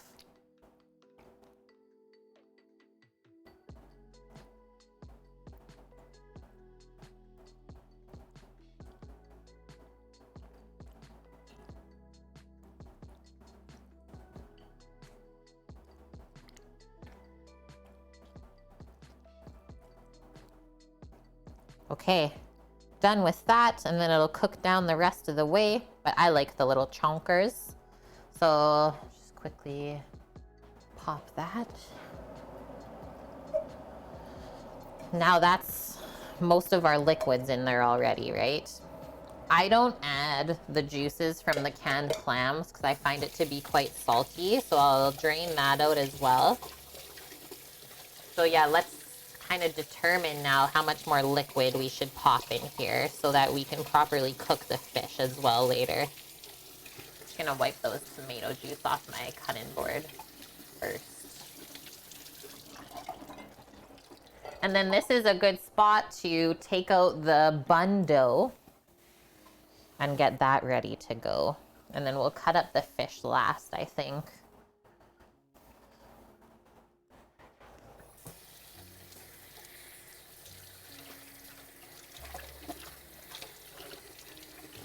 Bun dough. Yeah, we're doing potato buns for dipping into the soup today, striking on the King Arthur baking recipe. Exploding in the fridge right now, proofing up. Just gonna grab my spoon holder here as well. I'm making a mess on my counter. It's really, really a good recipe. Would definitely recommend it.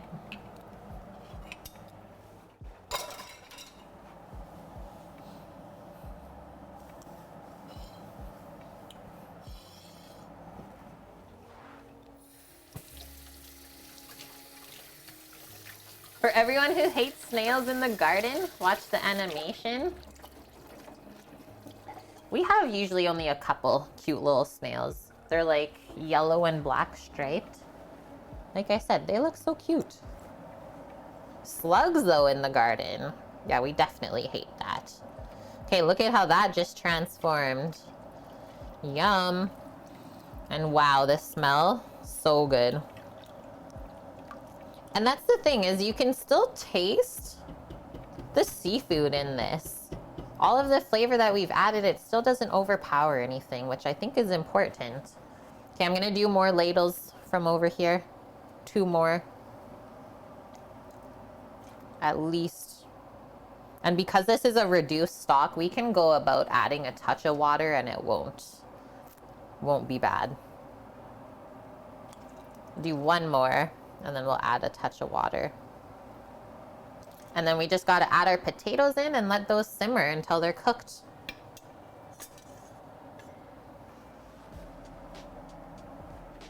So water.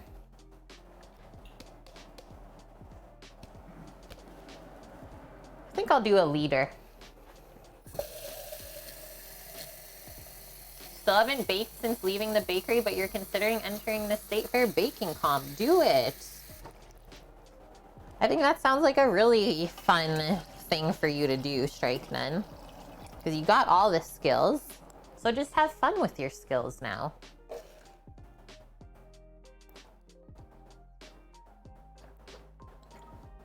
And then crush it. Everybody like, you know, oh my god, it tastes so good. Okay, so I'm just gonna bring this up to a little bit more of a simmer before we drop the potatoes. So in this moment, we're gonna package up a bit of cookies together with Sam, because I'm thinking we're gonna need 4 sheet pans for the buns. Yeah, you show those grandmas, exactly.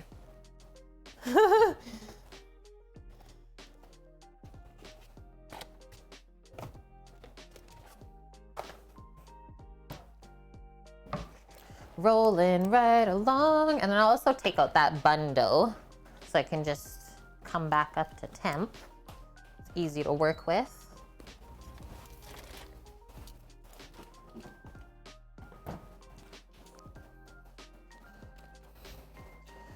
We about to explode. Here she is, Strike Nun. She's under wraps. That whole stack smells delicious. Smells so, so good, Sam.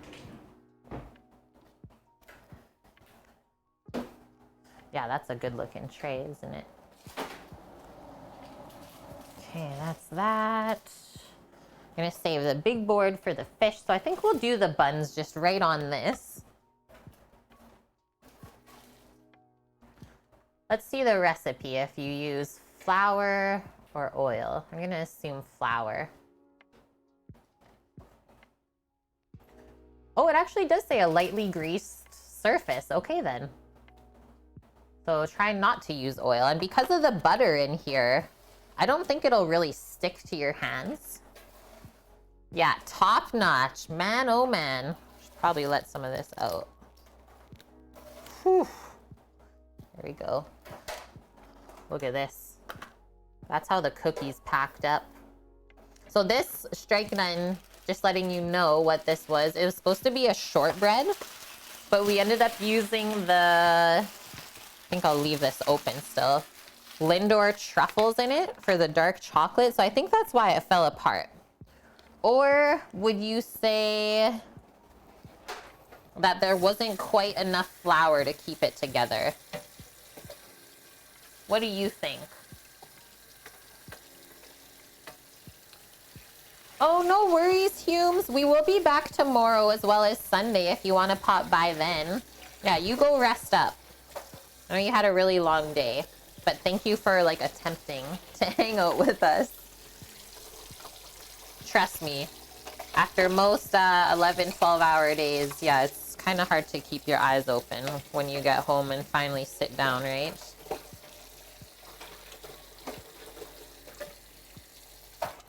Okay, that's good. Yeah, this is the recipe from yesterday, the cookie dough. So we let it chill overnight. And then the other weird thing was like the egg wash. The egg wash and sugar outside almost started to burn.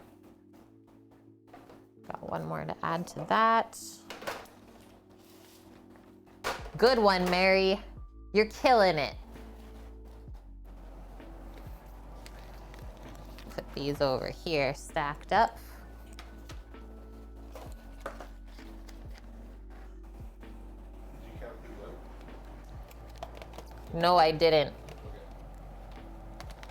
I just know that the first 2 trays I did 8 cookies.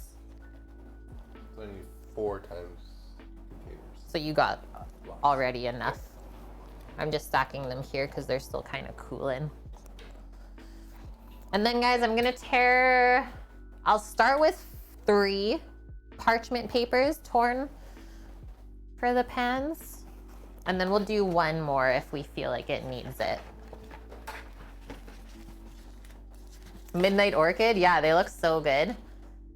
Oddly enough, it looks like when someone at the bakery would over mix it. Really, I barely even touched the dough yesterday. But I'm thinking that it's the inside of the truffle for the chocolate has a lot more cocoa butter in it, right? Doesn't really stay together the same way. That was my thought. Do we have a link to the Lindor balls? I wish we had an affiliate link. That is actually something I was thinking of working on. Is a chocolate sponsorship would be killer.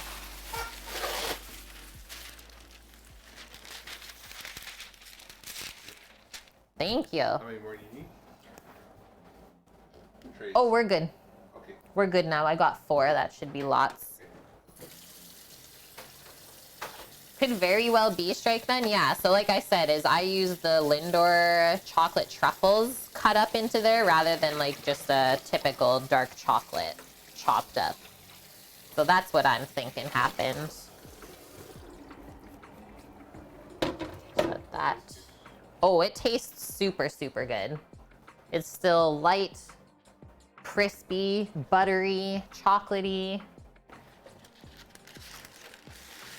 Oh, so the flavors in the boxes, we got just the regular milk one, which is the red truffle.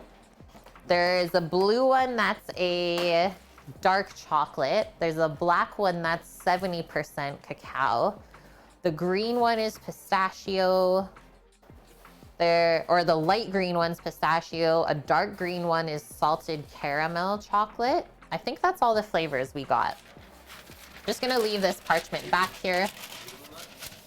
Oh, and what color is hazelnut? Dark brown. Oh yeah, dark brown is hazelnut flavor. And white. Oh yes, and yellow is white. See, I'm even forgetting them. Yeah, so we were saying, Orca, like imagine using the pistachio chocolate and then coating the outside of the cookies in crushed pistachio before you cut and bake them. It's gotta be good. Yeah, the red is so heckin' good. So, so good.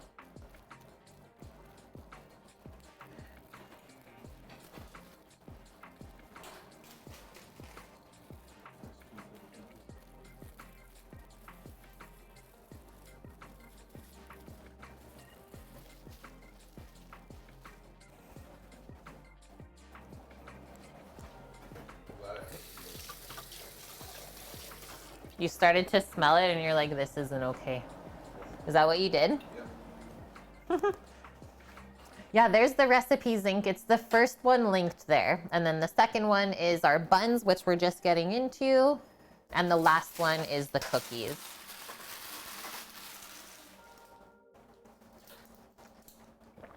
All right. So it's gonna be a bit sticky for sure. I'll take out the flour bin just in case I feel like we need it. And then we're always gonna start with our bench scraper. Let's open this up so you can see more. Oh, I gotta fill up the flour bin. That's right, that's right.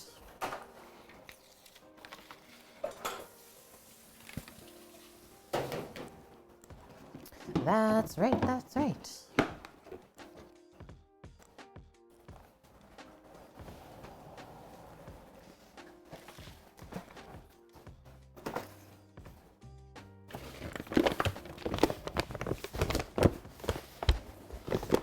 Sounds good, Orca. We'll be here.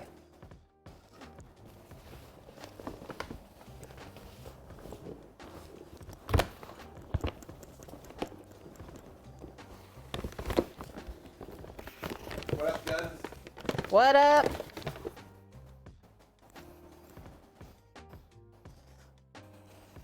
Okay, we're all topped up. Away we go.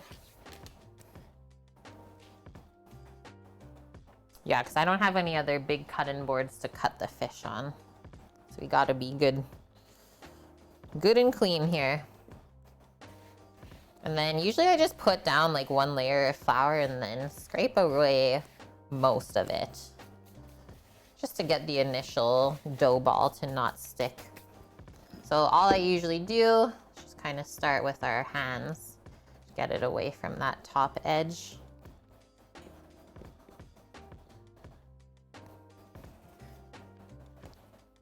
And then we just come in with our bench scraper.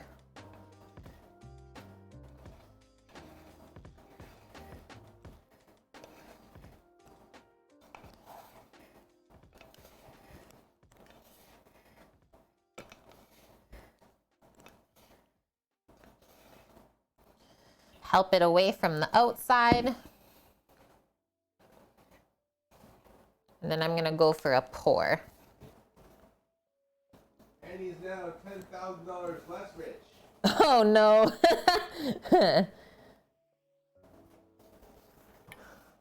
That came out pretty heckin' clean. And yeah, welcome back, Annie. That looks good. Right? So that's what happens when you put butter into a dough recipe. Way less stickage.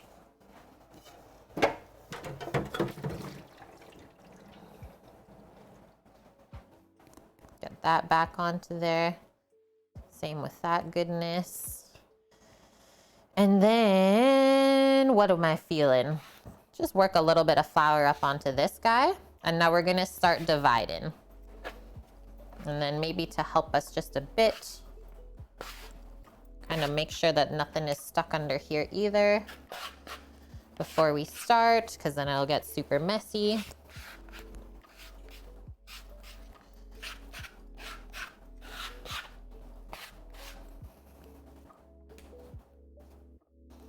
And then usually I kind of pull it into at least a rectangle sort of shape. We'll divide this in half.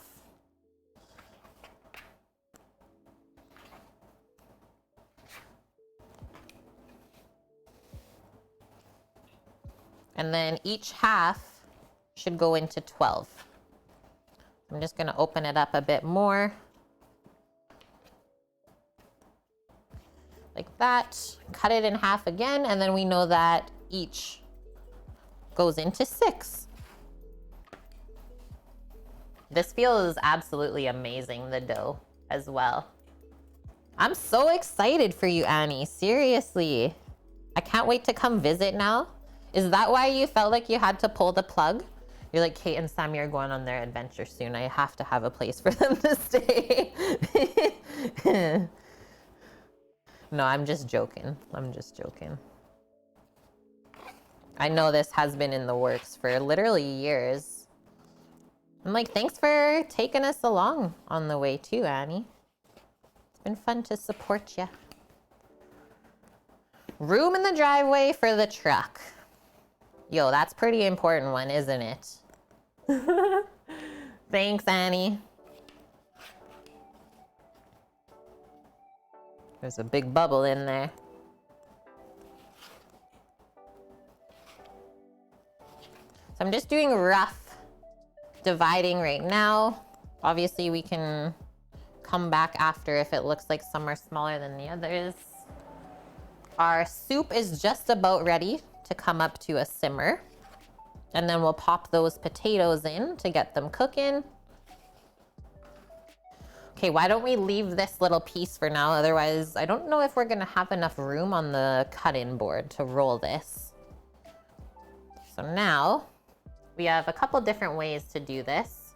You can take it into your hand, kind of squeeze and stretch it this way. And we're continuously working the dough. Just need a bit more flour. It's just a touch sticky. Just working the dough until it's nice and smooth and the seam is underneath. It actually seems like this dough is wanting a little bit of flour, so I'm not scared to use it. So there we go. And then that just goes onto our lined sheet pan.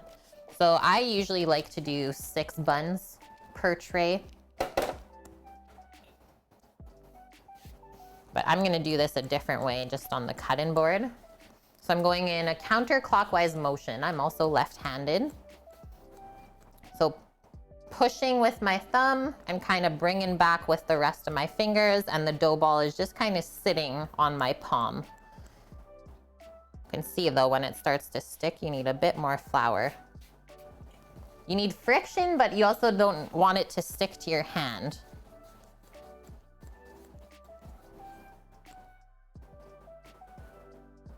Benzo. So this pan in particular, Annie, it was actually a jelly roll pan. I'm sure you know what a jelly roll is. The thin cake that gets rolled with the spiral of usually like whipped cream in the middle. So that is there to help that very thin cake come off easily. Yeah, one in each hand. It's been forever. I can try though. I think I have enough room here. I used to though, with pizza dough. Yeah, see, it's just a little bit sticky. So don't be afraid to use flour. It does help. You guys actually had a legit food fight at school? That was always something I hoped for. I always hoped to be involved in a real life food fight. You know, the ones that you saw in the movies, but it never happened. So I'm so jealous right now.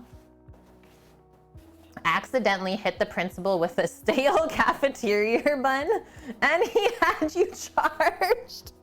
Okay, I'm not jealous anymore. Oh my gosh.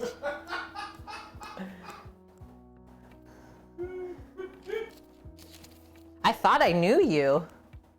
Oh, it's a joke, okay.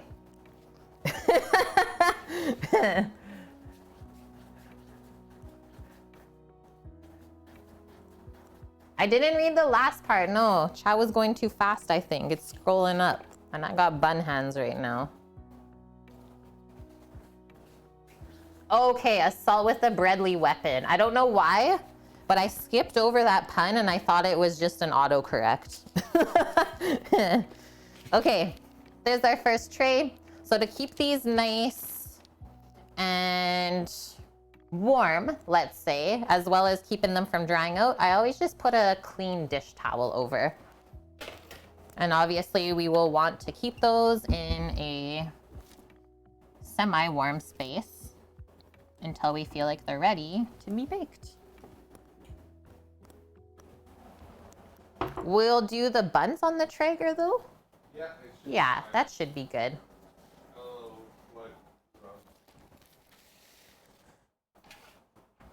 Okay, next.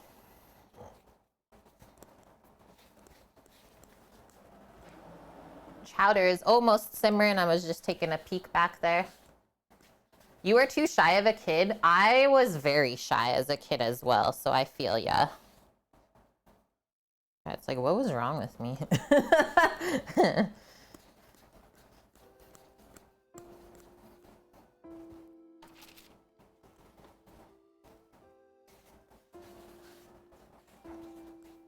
In a D&D, you were in an instigated food fight. Was fun because the dungeon master just had punished you with a bad card. Yeah, food fight for Orca. I've never played D&D, but I think I would like it.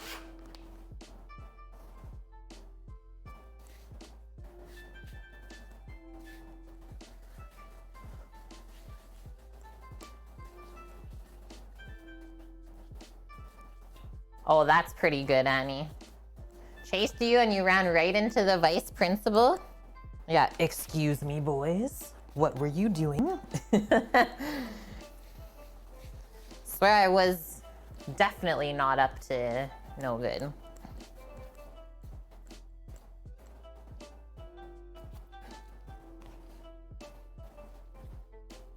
Burst out laughing? Of course he did. Didn't end well for Annie. You gotta watch the dungeon run, Frank? Is that a show about D&D? I'm assuming so. We doing Buns at? Buns. My list says 350 Fahrenheit for 15 to 20 minutes.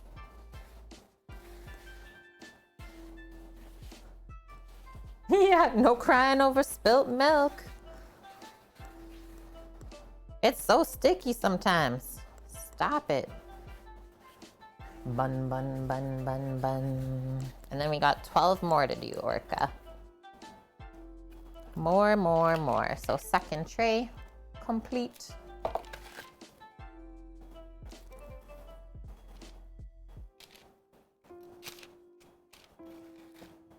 Gotta line up the next ones.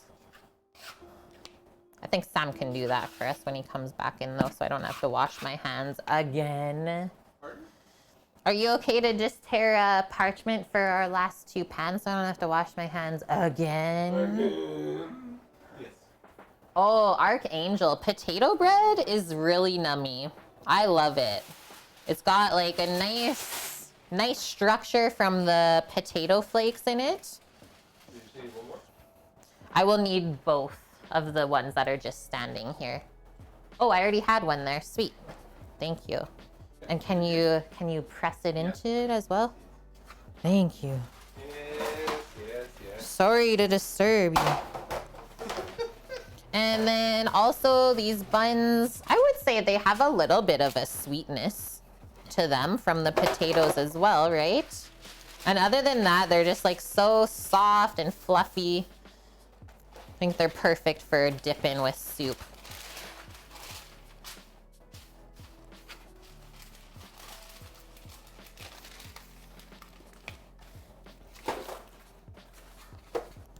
Okay, maybe now that I have more room on the board, I can attempt a double. I'm going double. You'd love to try this soup as well? Yes. Yeah, I would recommend. If you're a fan of chowder or seafood in general, try this one out. It's really different compared to like a New England style.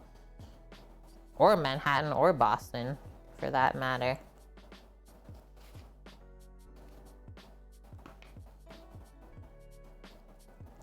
Does that look roughly all the same size? I would say. Sounds like a little bit bigger. Maybe we'll trim this. Pop that on there. Should be good.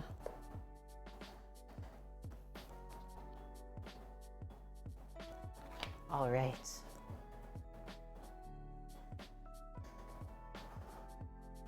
Question, does anyone have a partner that uses large spoons for ice cream instead of the actual ice cream scooper? Yeah, that was me.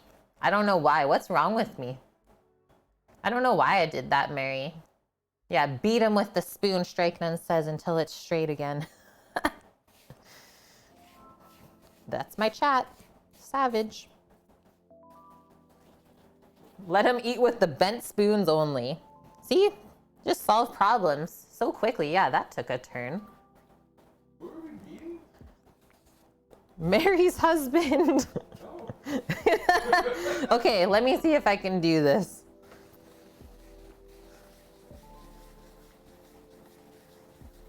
It's all about like not watching and just feeling. No, I think this, look at my right hand, it doesn't work good. It's not even moving. Maybe there's a touch too much flour. Okay, I'll flip it and try again.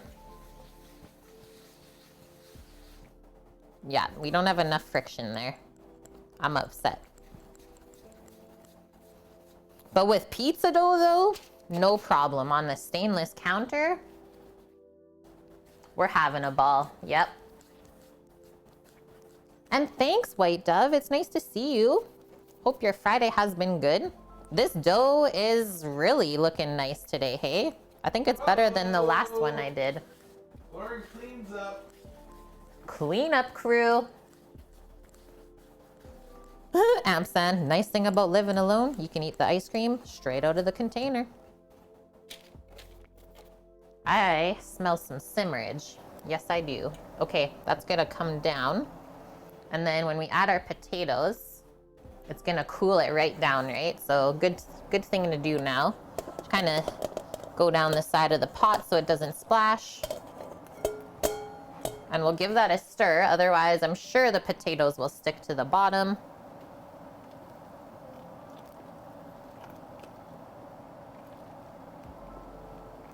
Perfect.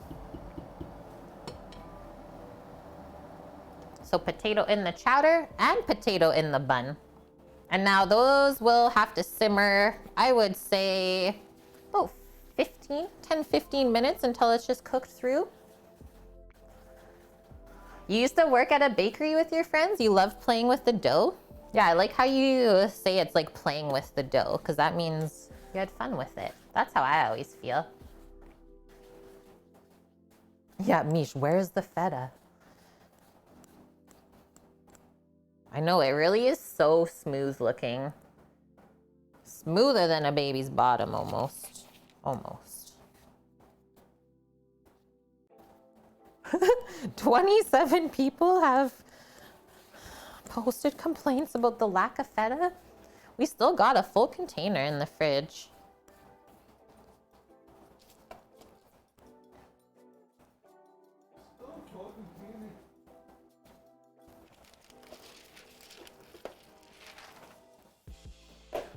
Four trays of buns.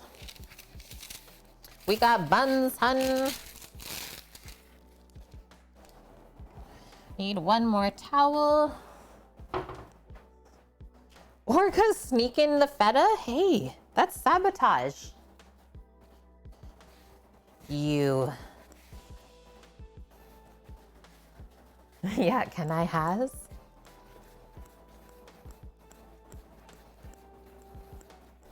I was gonna say, I don't know if you guys would like it because it's sheep's feta, but that would only work on a North American.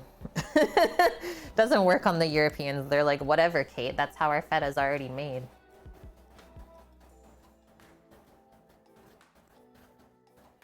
Frank, fastest dessert ever. Microwave banana, 1 minute with some syrup. Dark chocolate pieces on it. Wait, what kind of syrup are we talking here? Served with ice cream and orange juice? This is madness. But I mean, I don't knock stuff until I try it. Yeah, the currency is feta.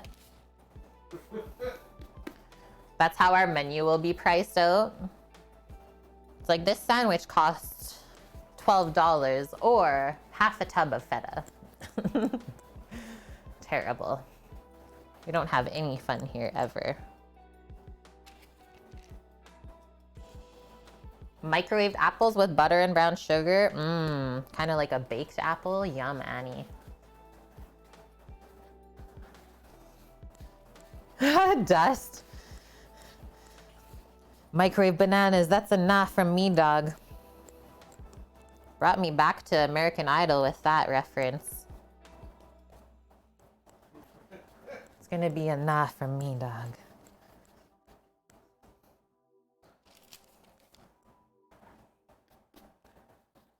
I don't know, is the orange juice on the side for like just a tasty beverage, or is it in the mix? I have questions.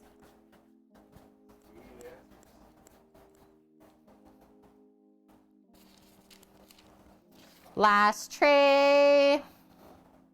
Sammy already turned the Traeger on. So these just have to proof on up. Yeah, if I come back to the first tray, she's already been doing that. You can see how much larger those are compared to the other one. So I would say about 15 minutes on the counter before those go in the oven. Be good to go. Awesome. That feels good to have that done. And we already got our cookies packed. That's another thing we're ahead of. Our potatoes are just simmering away. Let's do a quick cleanup. And then we gotta cut our fish up for the chowder still.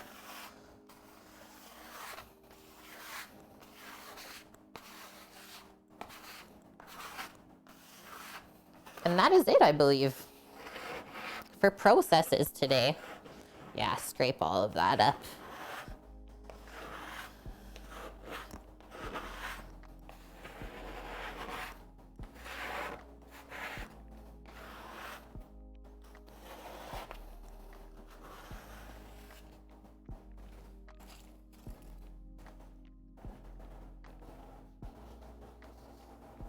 Yeah, the guy who did Ricky Martin on American Idol.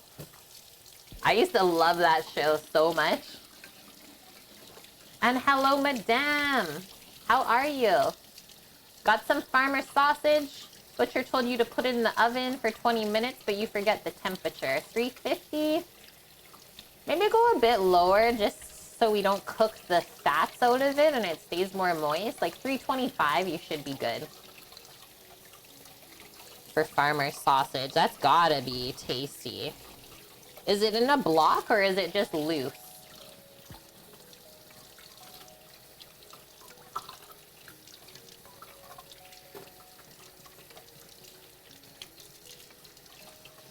Oh, can we add cheddar to the potato bread, Aunt Sand asked, for a kind of cheddary biscuit? I mean, I don't see why not.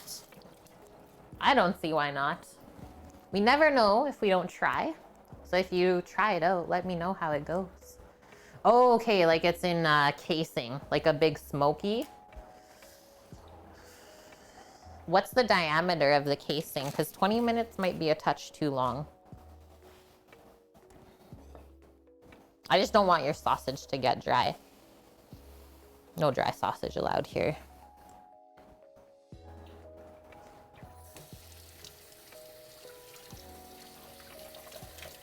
Archangel recently switched from plastic cutting boards to wood. Loving the wood ones much better. I use both. So I don't cut any raw meats on my wooden cutting board. And that's where I bring in the plastic board and do that way.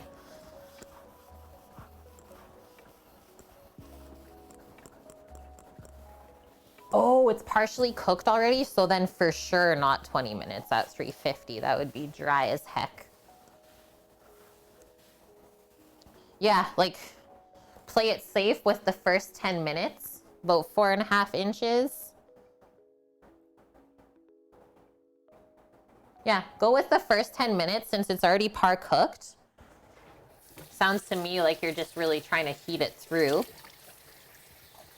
And then what I always recommend, right, for if you're unsure if your meat is cooked, use a thermometer. I'm hoping you have one, madame. Use your instant read thermometer and just check the inside temperature. It should be minimum 150 Fahrenheit. And then it'll rest up the rest of the way to 165. And you'll be fine.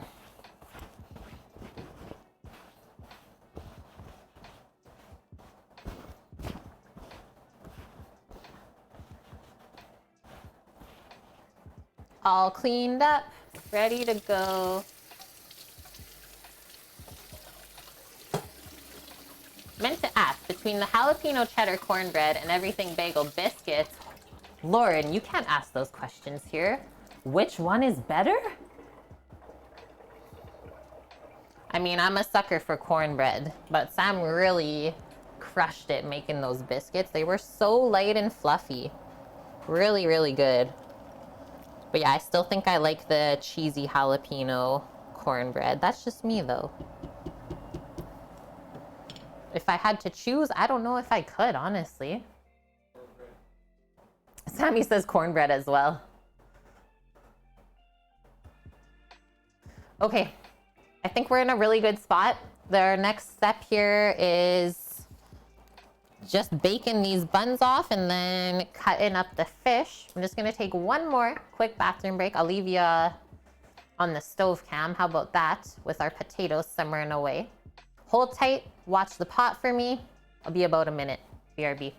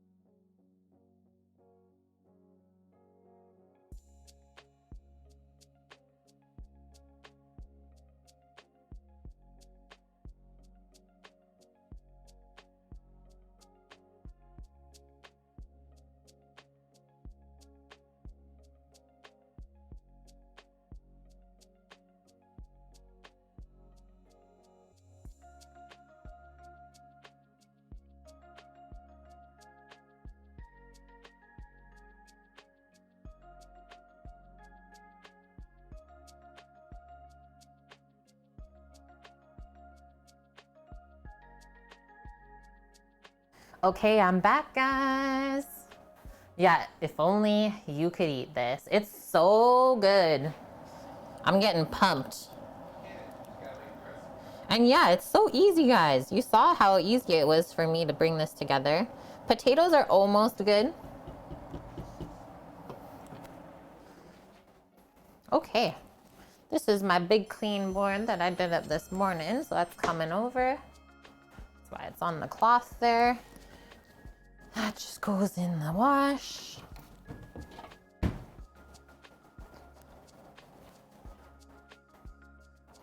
Nacho Man, Randy Salad. Thank you for that follow.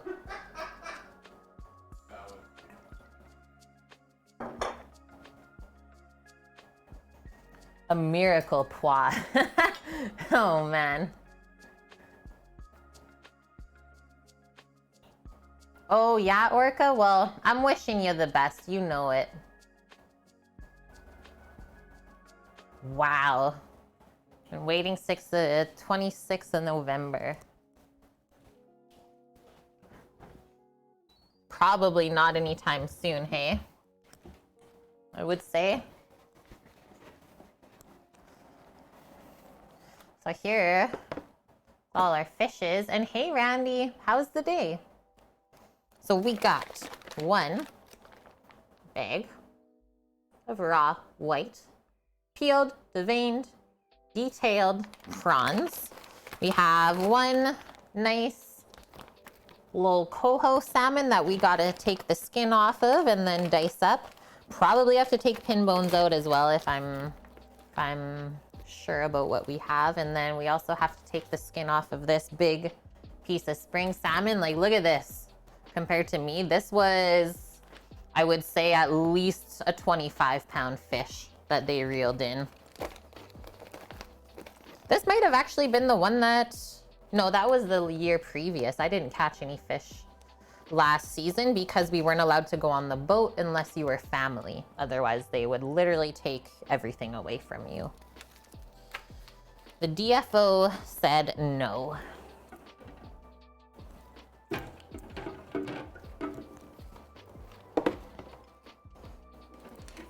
I can't fit it.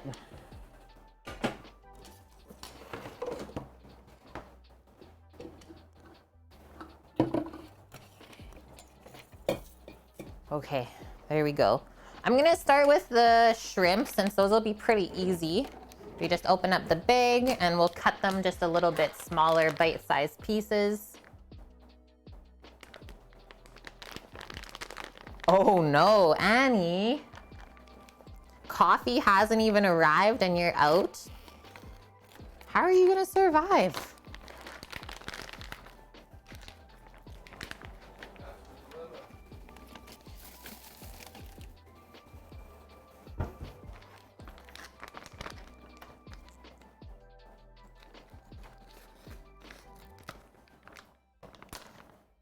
Just gonna set a timer for these potatoes in the pot back here. Do like 4 minutes on it and then we'll check them. I just don't want it to get overcooked, right? So there's a bit of liquid in this. I'm just gonna drain it in the sink and then we can pour all this out. I'm gonna have to go with tea. Do you go with chai or something else? Oh, don't leave that shrimpy in there. Those look so yummy. So nom. And yeah, I'm just gonna use my chef's knife for this. So if we want, we can line up a couple of the shrimpies together. And I'm gonna cut these into thirds. That'll be a nice size because when it cooks, it's gonna shrink up as well. You're drinking a Sam. Sometimes Dragon, Phoenix, Jasmine, Pearl. I love your fancy beverages, Annie. So we're just aiming to get the seafood similar size, right? So when it cooks, it can all cook at a similar rate. We don't have raw fish with overcooked fish. It'll all be perfect. Guess I should have got a big bowl out to pop this all into. That one was pretty small, so I'm not gonna cut it into 3.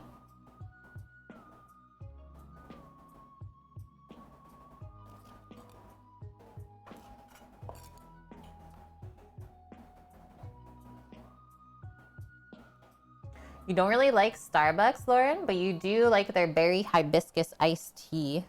I've heard that one is really good. The other one I wanted to try, I think they have a passion fruit one. Yum. I love passion fruit. They're so refreshing. The one thing that I've been liking from Starbucks, if we've been feeling fancy, is that just a little bit of poop? Let me try and wipe that off. Yeah, that's all it was. Is the brown sugar and oat drink is really good. Because I think it's not too sweet. There, that's okay. I don't know what happened there. He snuck through the wash. Dirty scrimps.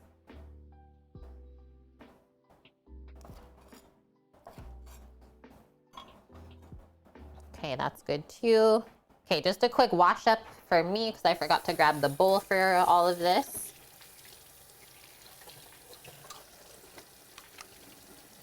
He had an afterlife poo. You guys are so nice about it. In the nicest way possible.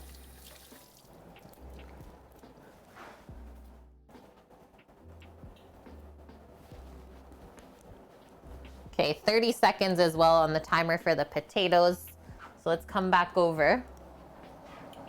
They've still been happy simmering away back here. Just gonna sneak one out and have a little taste of it, see where we're at. Because we don't want them to fall apart too much, the potato. Want to keep that different structure. Let that cool off for a moment. I grab the bowl.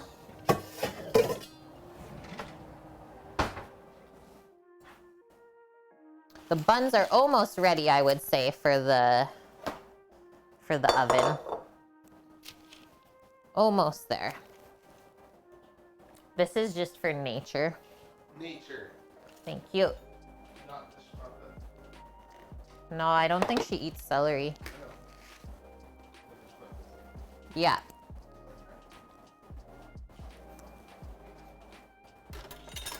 Okay, let's try this. Perfect. So now,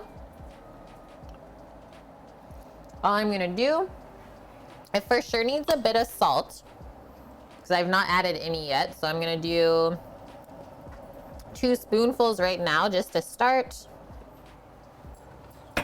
And then all I'm gonna do to kind of cool this off is add our peas and corn right now. Both of these were frozen. And yeah, I turned off the burner until we're ready to add the fish here. And then that'll take probably a good 15 minutes to get it simmering and cooked through again. But yeah, let's just give this a stir. Let that stuff kind of warm up. We're priming the chowder right now. Priming it. And yeah, I've not added the clams yet either.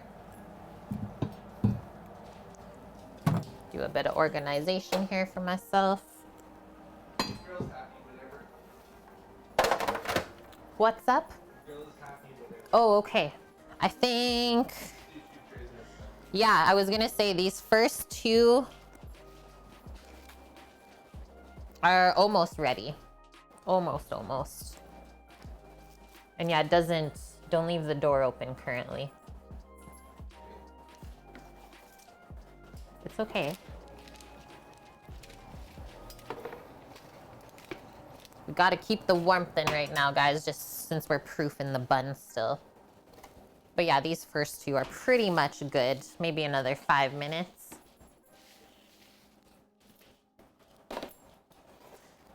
Keep our other 2 trays nice and warm. Pardon? No, I think it's fine. That's why I just put those other ones there. If we close the windows, guys, it's just gonna steam up in here from all of the pots going on. Okay, bye, Vune. Sorry if I missed ya. I hope you have a wonderful sleep. And yeah, we'll see you tomorrow.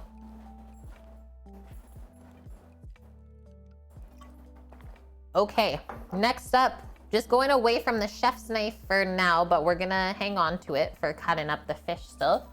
Just kind of organizing my area. Shrimp's gonna go into the bowl, and then we need our fillet knife. The Bubba blade. This is what we're gonna be using. This is the scariest knife that we own. Yeah, no worries, Scarlett. We will definitely give you a message when we get to Edmonton. Beginning of July we'll be there, so we still got a bit of time. One other thing I'm grabbing before I get fish hands again is just our tweezers. Taking the pin bones out. Is Scarlett gonna get a brisket? Does Scarlett need a brisket? I don't know. Yeah, this is the scariest knife I own, Dust. It is just terrifying. And like the shape of it, right? I think it's scarier than the scimitar. Yeah, is it the scariest because of the red? No. It actually has one of the most comfortable handles, I will say that.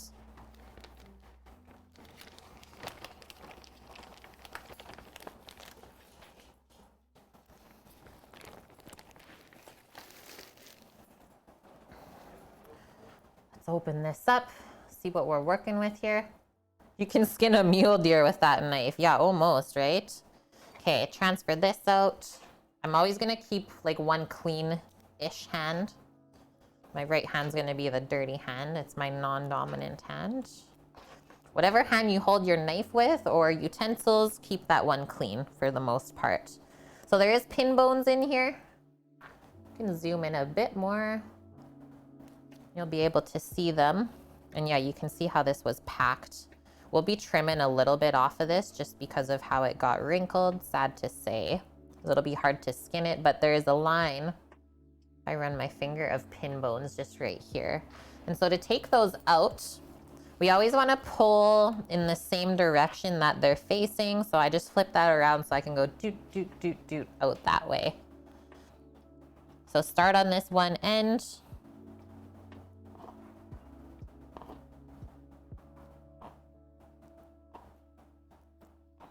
They should come out pretty easily, especially out of this really small fillet.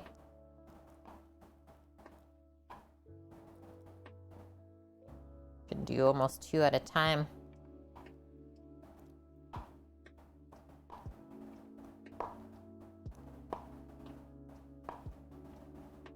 And yeah, usually they stop somewhere around the center here. So just keep running your finger. There's one more. Maybe one more. Or a couple more.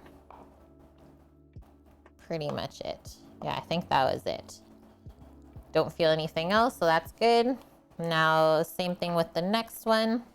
Is the line is just right here.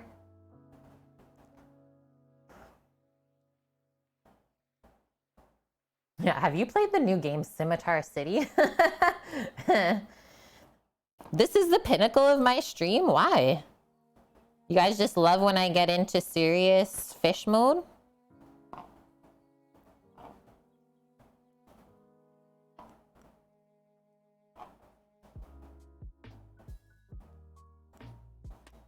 And yeah, I always keep putting the bones onto the cutting board.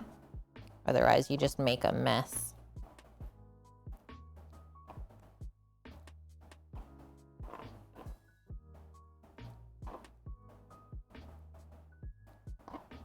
So see how sometimes the flesh tears anyways?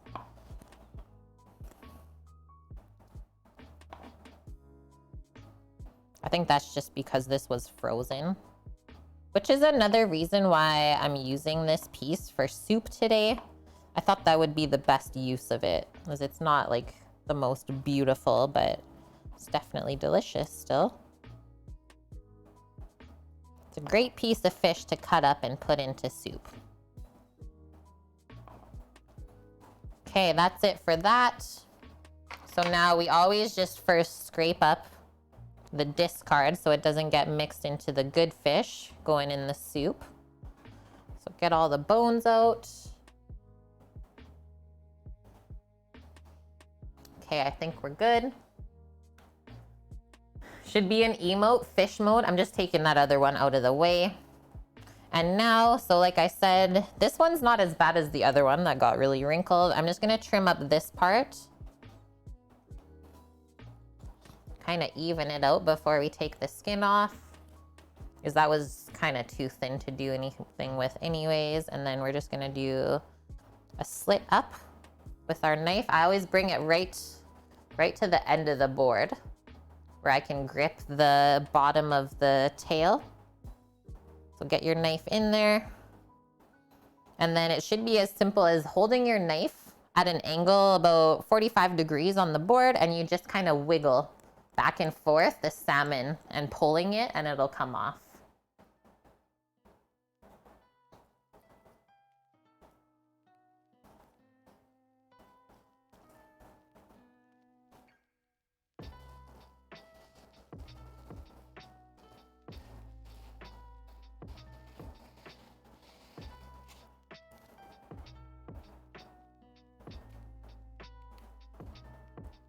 That's all gone. The rest of that's just fat.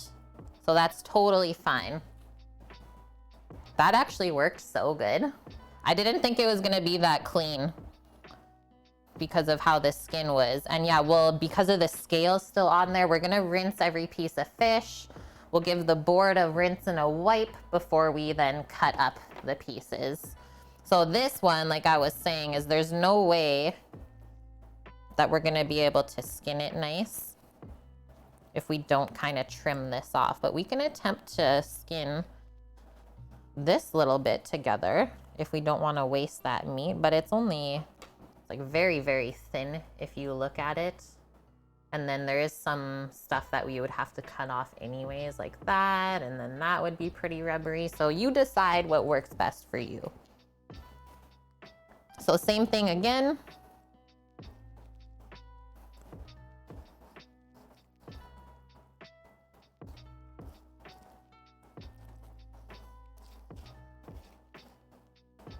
Oh, I kind of slipped up there. I don't know why that happened, but worked good. That's what we don't want to see. So I'd rather have like that on it, right? Than to waste some of the fish. Let's say that. And yeah, you should definitely like analyze how you're doing, right?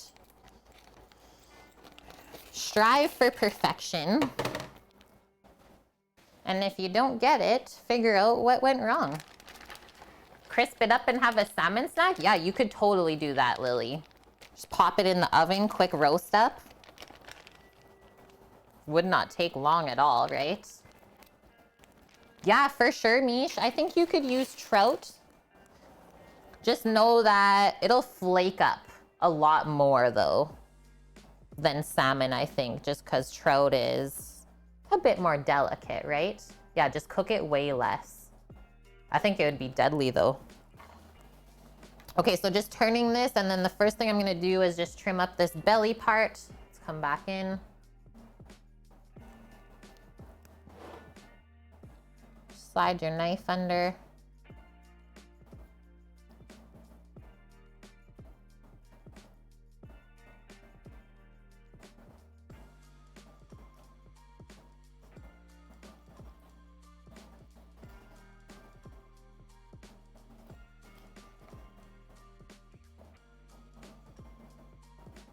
The little belly bone there.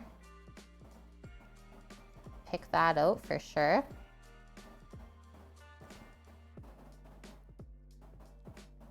So the first little salmon that we did is coho. This one is known as Chinook or spring salmon.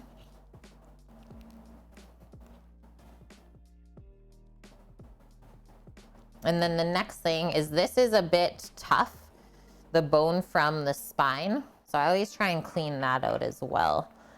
But you know what I'm gonna do, I think, to skin this, just because it's really pushing the limit on the width of my blade here. I'm just gonna go right down the center and cut this in half. And then we'll have nice kind of thinner pieces to work with. So go down to the board, hold your fish firm. We'll do one more.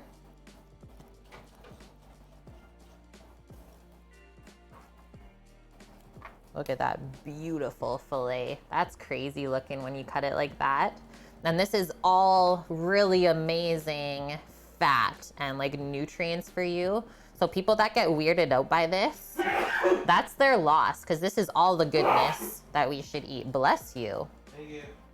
That was aggressive.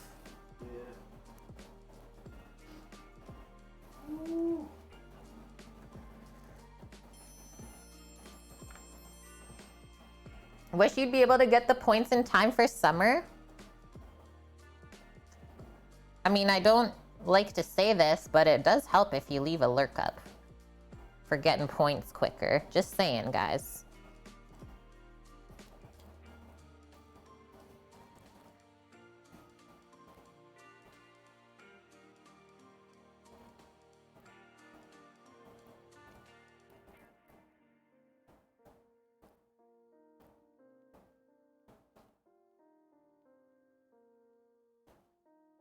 There we go. So that's all good to go now. Yeah, bless you. Me. To22. Thanks for the follow. Yeah, you're always lurking when you're not chatting. Yeah, right? Imagine if Sam had the mic. Thank goodness. Ears blown off. Okay, so same thing as the last one. This should go a lot nicer as well, I'm gonna say. Just watch the scale part there, or the fin. Keep that nice and flat. Slide that off. There's our skins. And I'm okay with leaving this sinewy part on, because we'd have to cut that out anyway. So remember, the same way that the tuna, the tail part had those sinewy white pieces holding everything together, salmon has the same thing. Flip it over. Happiness. What's this? Just need to trim that off. Next. Yeah, two different colored fishies, right? You can see the difference. They maybe eat different stuff, swim in different waters at different depths. Different finches.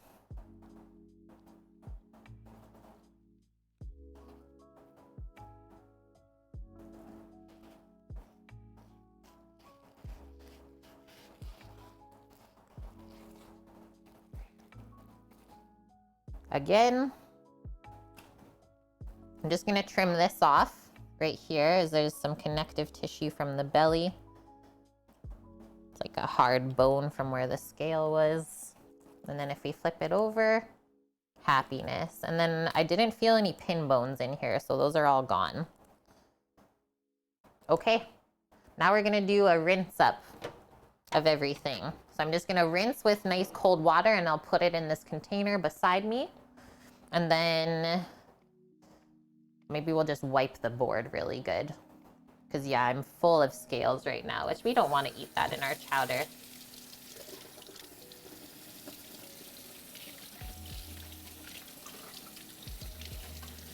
Almost there, guys. I'm getting excited. Ready to nom as well.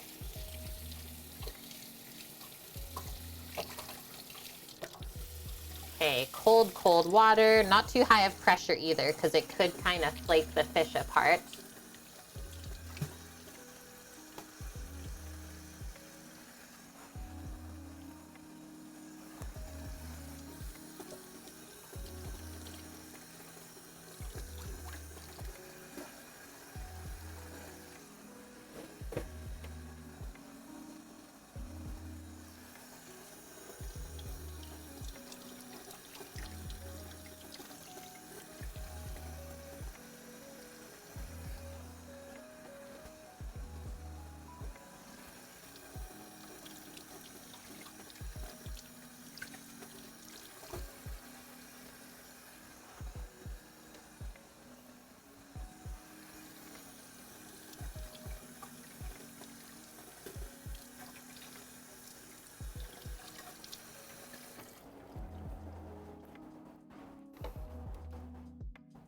Yeah, Annie loves word associations. But don't we all? Isn't it always a little bit satisfying for everyone? Okay. I'm gonna just use that cloth and then we can get a nice, fresh, new cloth. Hi, Titan. How are you doing? Welcome. And yeah, isn't butchering something nice to watch, kick back to you? You learn a little. You're not the one who's stressing.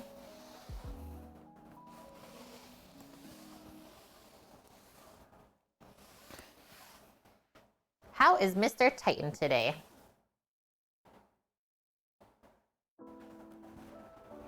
You guys jinxing on the real Titan. Yeah, Titan. Earlier today, Thrash is still in here with us. I feel so bad for Thrash. Everyone just saw the orange name in chat and was like, Titan! And Thrash is like, no, that's not my name. But now he's here. Okay, new cloth. Good to go. Yeah, why did you write the same thing at the same time? Bless you. My eye is twitching now, chat. 3 sneezes maximum. Please. Can you move to New York so I don't have to cook anymore? East Side? I would have fun in New York for sure. Okay, let's cut up our fish. Also, I'm just gonna trim off whatever that is. We'll start with these little coho fillets. Bless his little heart. Sam. Bumble bunnies, how are you doing? Yeah, 4 sneezes, that's it. Okay, so the fish, same with anything else going into the chowder. We keep it bite-sized, so We can match it kind of to the size of the shrimp, and we do know that when we cook things, especially meat, is it shrinks up. So cut it a little bit bigger than what you want to end up with. I think I'll cut this actually in half and then in half again on each side, and that should be good. It's always weird when you have a chowder that you don't really know what you're eating in it. It's like, I know this is fish, but what is it? So yeah, don't cut anything too small. Oh, there is a little bit of bone here, I think I felt. Gotta get rid of this touch of belly business. There we go. Okay, so everything is lined up. Take our knife and go like kind of 1-inch cubes, let's say. And that way, at this size, like I said, about 10-15 minutes to cook it through when we add it to the pot. Make sure it's all cut through. Beautiful. Next. You like you some seafood, Titan? Me too, man. Me too. I'll cut off this end. It's an interesting color. So this is quite thin up here, so I think I'm just gonna do this into thirds.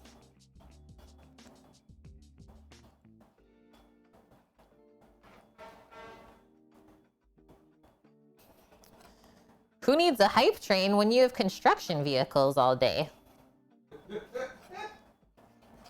Toot toot.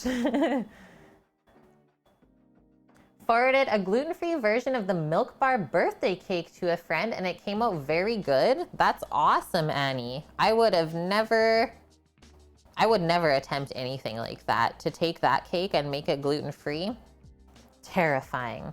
But that's so cool to hear that someone did do it and it worked good. Great to know. Salmon skin is also God's work. If it's fried properly, it can be heckin' good. It's true.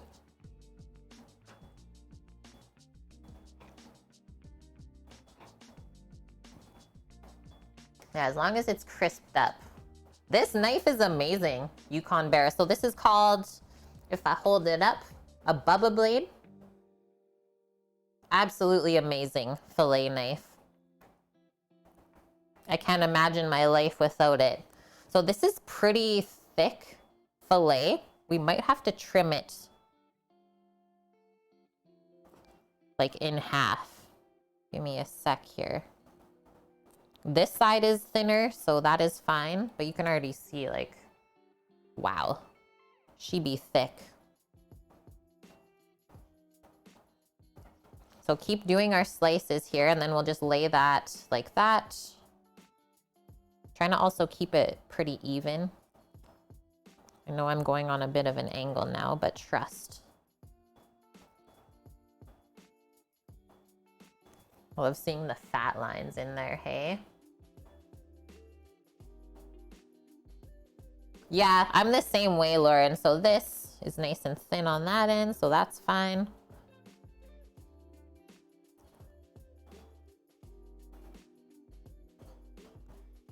Just deciding if I actually want to cut it. I don't think so, guys. I'm just going to leave that nice cubed up in that size. So just line these up and we'll come back across and match it to something like that.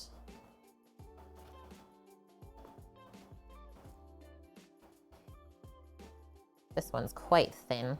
Just going to divide that in half.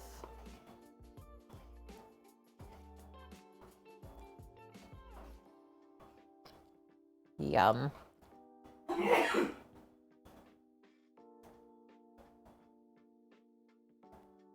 That was number 4, Orca. He tried to hold it too. He's like, I'm so in heck.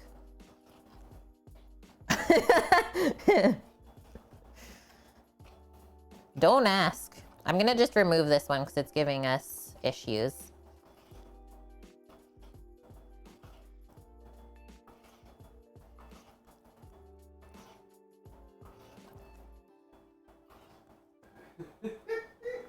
Yeah, I think so, Green Fang.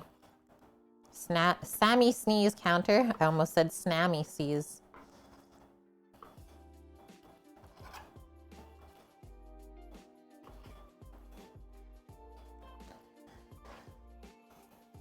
Okay, one more piece, and then that's all of the seafood. Did our shrimp, we did our salmon, and then we have our 2 cans of clams to add. And I think anytime you're ready, Sam, you can put some buns in the oven. Okay. Yeah, those are looking really, really nice. Yep, start with those 2, and then these other 2 will be ready. Big buns, you want to show them before you go? Quick peek. Quick peek at our nice proofed buns before they get to baking. Starting with the first 2 trays, so 350 Fahrenheit for 15 to 20 minutes. Sam sneezed and it made Mary sneeze. I'm sorry. Yeah, they're so smooth looking, hey? It's almost like pearlescent. This right here, greatest piece of salmon you can ever have in your life. Because look at the meat to fat ratio. Slice that up. If it was fresh out of the water, pop that on some rice. Oh me, oh my. Better? You want me to do it? It's 10 to 15 minutes. Or sorry, no, never mind, 15 to 20. So start with 10 and then go from there. Thank you. Shamermal just turned on the stream. Seems it's not looking good for Finding Nemo 3. We're not using clownfish in the chowder today. Nemo is just fine, you silly duck.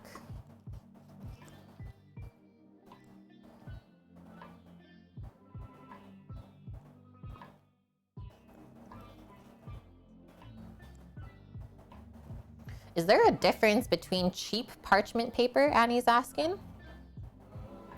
I don't know. I've only really used like one brand, which is the one from Costco, or the kitchen brand, right? That we order from the supply place. So probably not, I would assume. That would be weird if there was like a cheaper version, wouldn't it?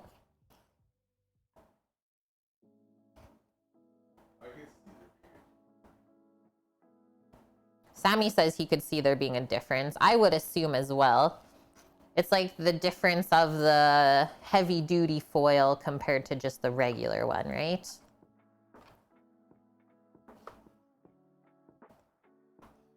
Okay, this is getting really thick, so I'm just gonna flop that over.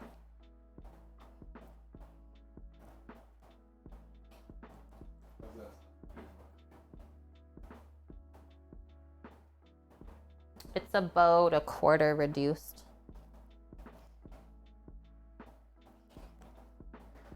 Yahoo! Done the other hard part of stream.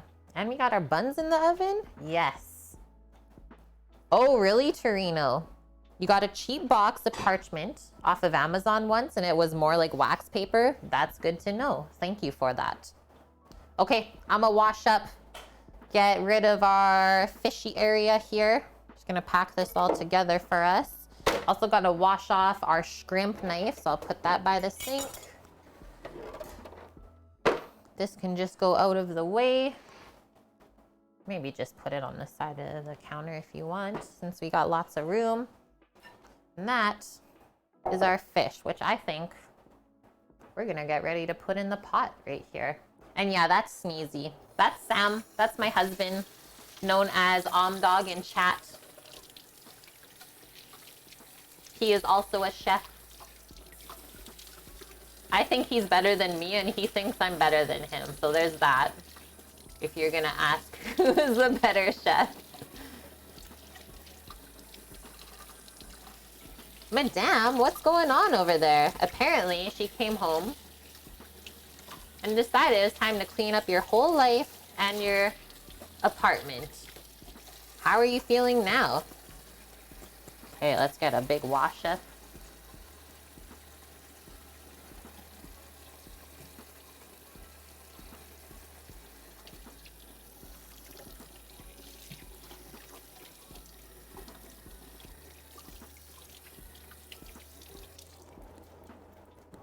There's a disaster. It's still going. But honestly, what are you each horrible at making? What am I bad at making? I'm trying to think.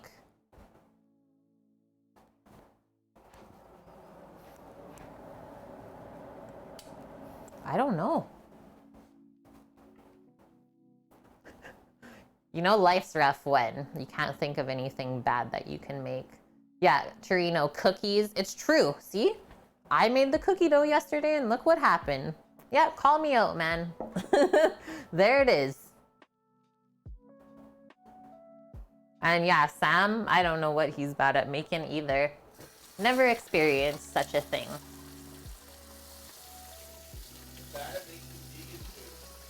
He says he's bad at making vegan food, which is a sad excuse, really. What happened to the cookie dough?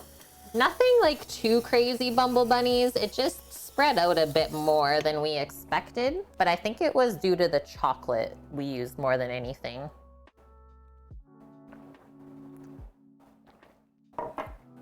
Yeah, don't hate on the vegan food. We can make delicious stuff like that. I'm terrified, Orca. Please don't make me do that. Okay, I'm just gonna move the buns out of here and then we'll turn our chowder back on. What? Just add bacon to it. Okay, come on over. So here's our chowder we've been working on. It's just sitting with the burner off. The last thing we added was our peas and corn. Our potatoes are simmered through, but not falling apart. And then the base broth for this is coconut milk with chipotles and adobo. And we also added some of our poultry broth to loosen it up as well. So total amount of soup we're probably gonna end up with, I'm gonna say about 12 liters. It is so good, Annie. It's really a different variation on chowder that it just keeps like making you wanna go back and eat more. So then we got all the fish, and then here's our 2 cans of clams. I'm just gonna quickly rinse out the brine that they're sitting in because it can be a bit salty, which I don't want to mess up all the hard work we've been doing in that broth. Like, it's okay to add a bit of the juice with it, but definitely not all that's in the can. Just speaking from experience as well. Yeah, that pot itself is 18 liters. If you fill it, fill it. So by the time we add the fish, the clams, I think we'll be close to 12. Okay, so I'm just bringing that up. Got a medium-high heat to get it coming back up now. And then it's just a simple pouring of the fish.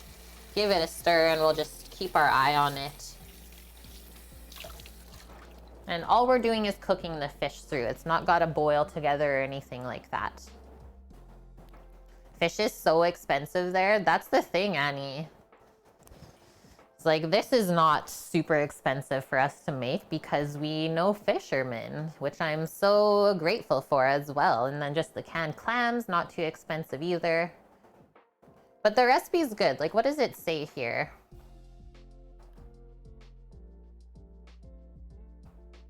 Sustainably harvested whitefish or seafood. So you can use cod, halibut, shrimp, scallop, lobster. I could also go... Could you use like haddock? It might fall apart a bit, or Mish was talking about trout would be good. Trino saying even the pickerel prices are nuts. Man, yeah, I can't wait to go fishing for pickerel. Yum. Monkfish I think would work, Annie. Oh, you're from Argentina? Well, welcome in. It's great to have somebody from there. I'm not sure if we have anyone from the community who's located there. So nice to meet you.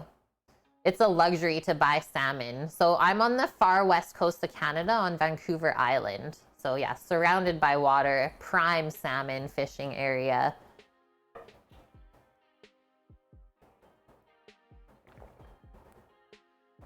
But even here, even where we're located, surrounded by fish, it's so expensive to buy in the store. Still super duper expensive. It sucks. It really does. But I will say it's starting to become better now, as there's certain families that have grown up in the area and fished the waters for like ever, right? So now that their kids are older and carrying on the business, let's say, they're starting to go out on fishing trips and then letting people order and come pick up from what they catch, which is awesome. We bought from them last year. We did some black cod or sablefish, as well as albacore tuna fresh caught, and it was just prime for the price. You'll never find that in the grocery store. Yeah, if you're gonna buy the fish, it's more for a special meal because it's so expensive. It's so weird, right, Bumble? Okay, give this a stir, but it looks like it's coming up.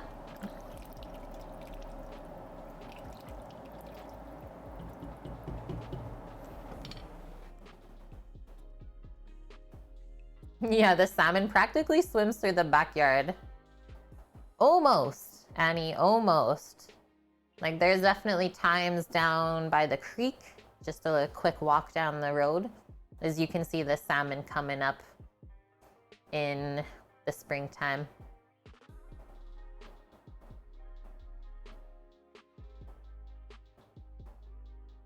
Yeah, the fish on the East Coast are quite different. Definitely like southern as well. Really, really different compared to what we get here.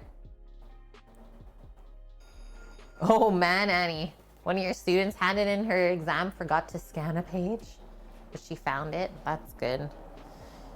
Yay for technology. Do you guys see this healthy layer of fat on the top of here from the coconut milk? Now that's flavor for sure.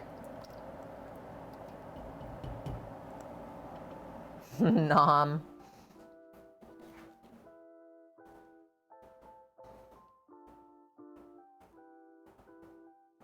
Hi Wilson, how are you doing today?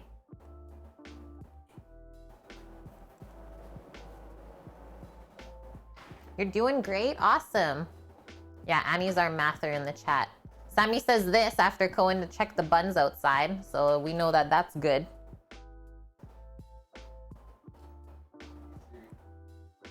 Oh yeah, you didn't know that they offer a physics course in high school? I didn't take it because I knew I wouldn't excel at it, as I am not good at math, but I do like science, so I took the chemistry and biology route. I think he got all his sneezes out, Orca. Okay, yeah, this is just ready to come up.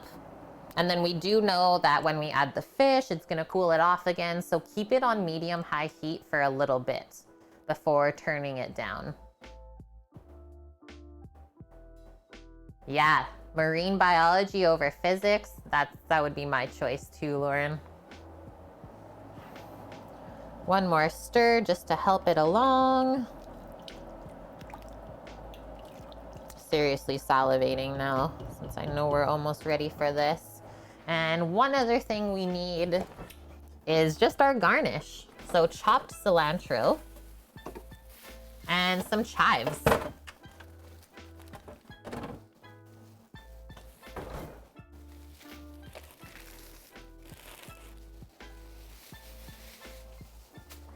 Which, while I'm waiting for that, I think I'm just gonna go clip all those chives. Yeah, the brown things are the chipotle peppers floating around in here. We added a can of chipotle and adobo, so it's just a smoked jalapeno. That is then cooked with tomato, onion, garlic, and spices. So a little bit spicy, but also really flavorful. Okay, hold tight, I'll be right back. Looks like giant dates. Yes, it does actually.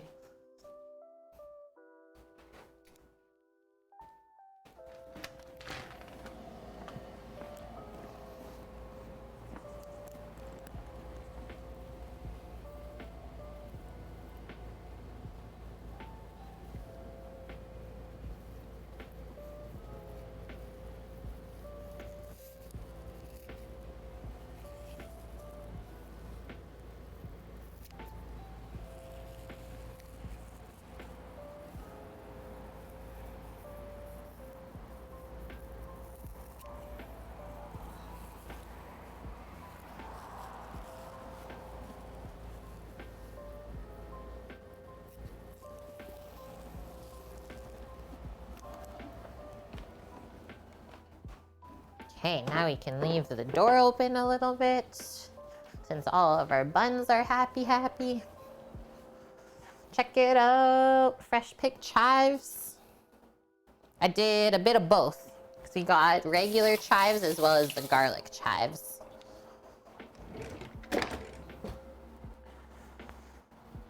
Feta stuffed dates, yummies.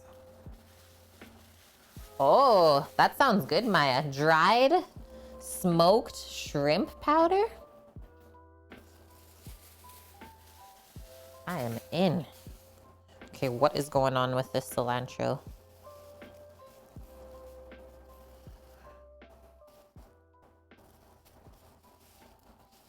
Bottom part of it has seen better days.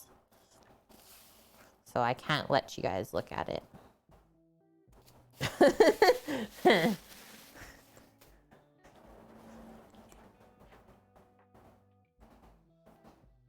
Was like, where's my knife? I still gotta wash it.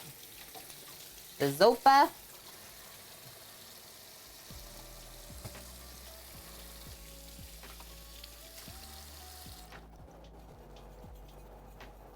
Mish, you love raisins? I would have never guessed.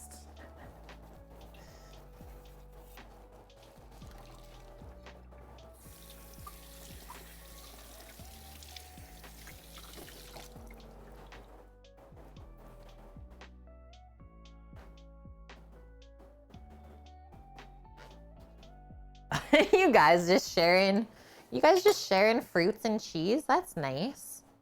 Taking care of each other. Okay, I think we're good back here. Ready?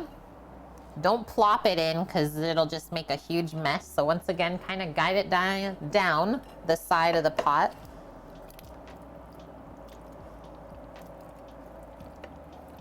That just got real hardy.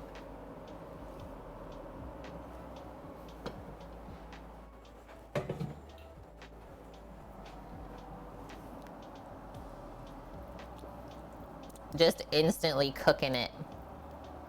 Okay, so we'll want to stir this for the next little bit for sure. When it starts to look like it's getting a bit cooked. Actually, you know what? I'm gonna toss all the clams in right now as well. It needs it.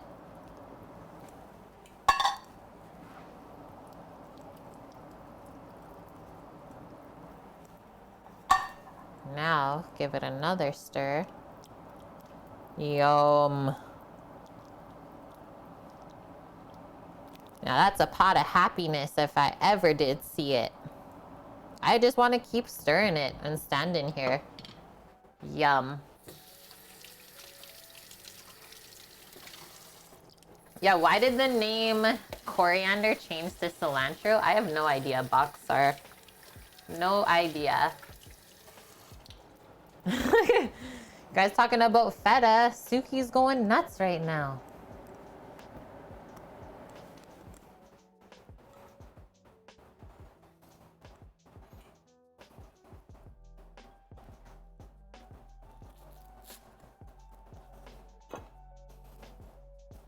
Okay, I'm just picking through the cilantro while we have a moment.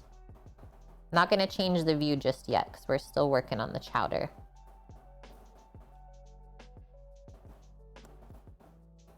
Just know that I'm picking the bits out of the herb that we don't want to chop up and use for garnish. That's it.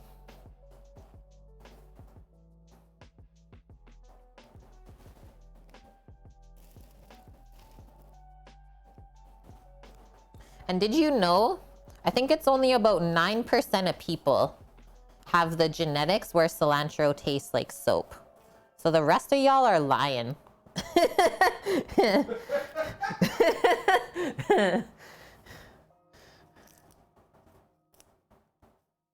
Just straight lies. Okay, quick peek. There's our garnished chives, cilantro. Should I just chop this up while we're here? Maybe. Might as well. I'll give this one more stir and then I'll feel good about it.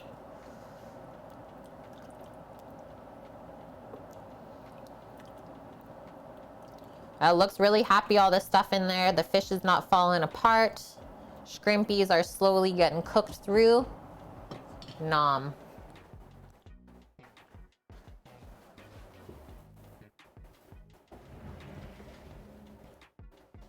So 2 separate containers for that stuff.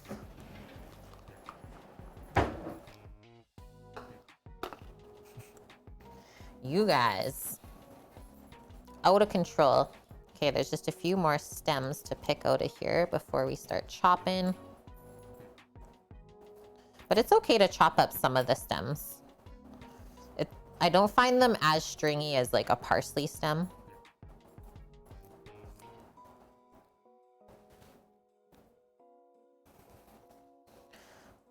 What's up, puppers? How are you? So we're gonna just group all of this together. Sam, are you okay to just watch the pot behind me? Oh, look, just realized I got salmon on me.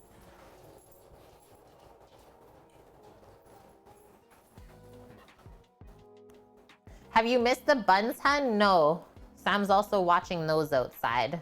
He's got his timers. I think the first batch is just ready to come out. Bumble's ready.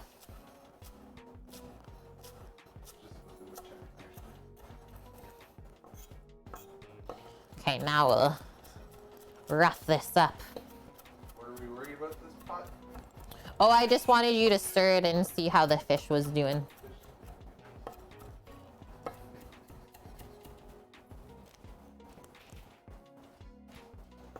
I believe there is an add quote command. I've never used it before, Dust.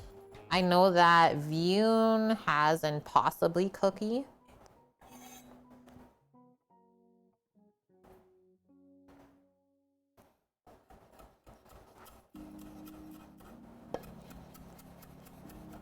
And yeah, I don't usually go super fine with the cilantro garnish for this chowder. I like the leaves a little bit bigger.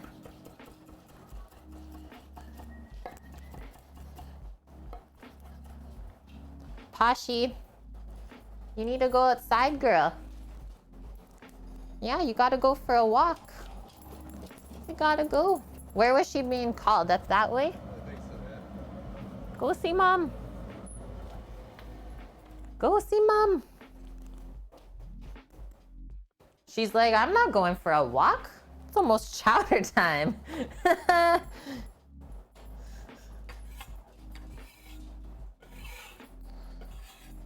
Hey, you're not supposed to be in here. We'll have to close the door for now.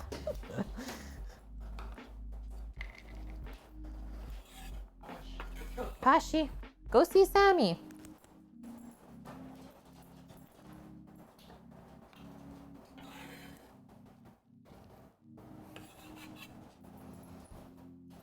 First tray of buns is out and it looks absolutely fab. Okay, that's that soapy mess. Soapy, delicious mess. Check out our buns. Whoa. Potato buns, and they smell so good. Did you tempt them? I did. Okay, I was just asking. Yep. 205. 205, definitely Dunzo. Yeah, she needs to get out of here. Gosh, how did you sneak back in?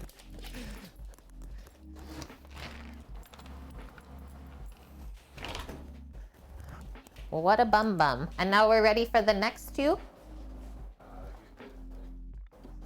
Yeah, she's such a sneaker, she is. Okay, I'm just gonna, because these were from the garden, I'm just gonna do a quick little rinsey. And then we'll dry it off. Pushing the limits.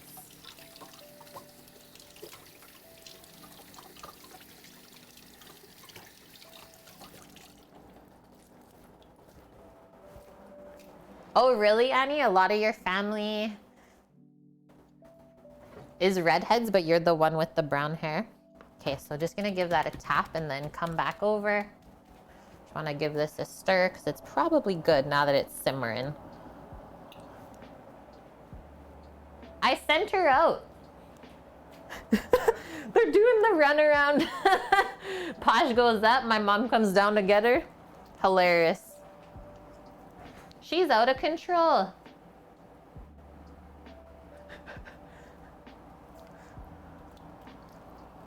Okay, I'm just gonna take out a piece of salmon.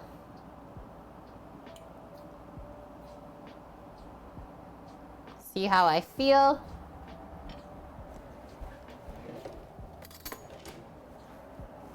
And then we'll just taste the broth and season it up.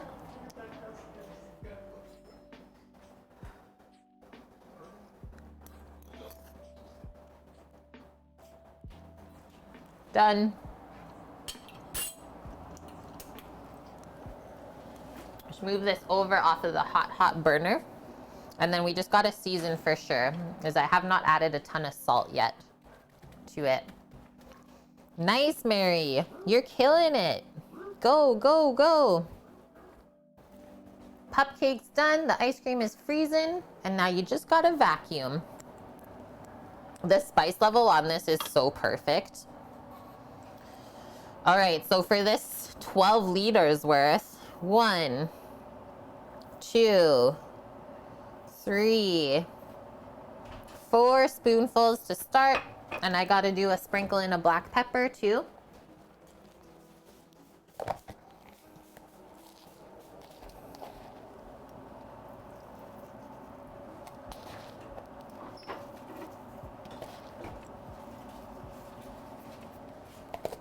Healthy amount. Stir that in and we'll give it a taste.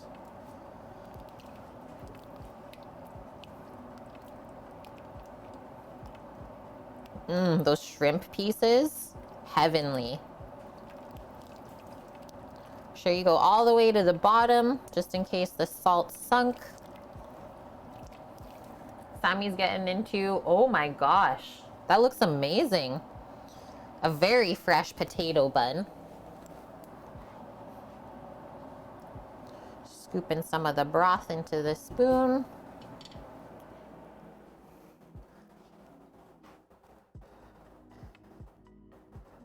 Is that the best bun ever?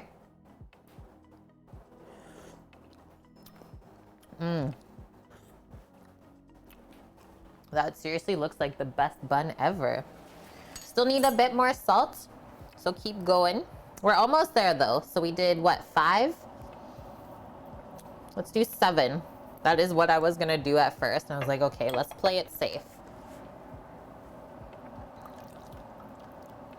Because none of the fish was seasoned or anything like that before we put it in. Lots of potatoes, corn, peas for sweetness.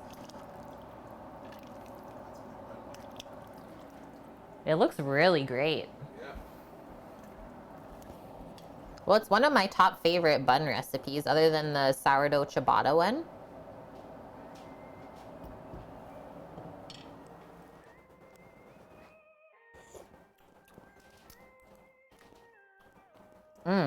As I keep adding salt, the flavor keeps getting better and better. One more. And then we just let people season for themselves the rest of the way. Yeah, enjoy the bun just alone. Little garlic butter or honey butter. The honey butter would be really good. That touch of sweetness to go with the potato. Okay, awesome. Awesome, awesome. Just gonna get one more clean spoon. Use that one already.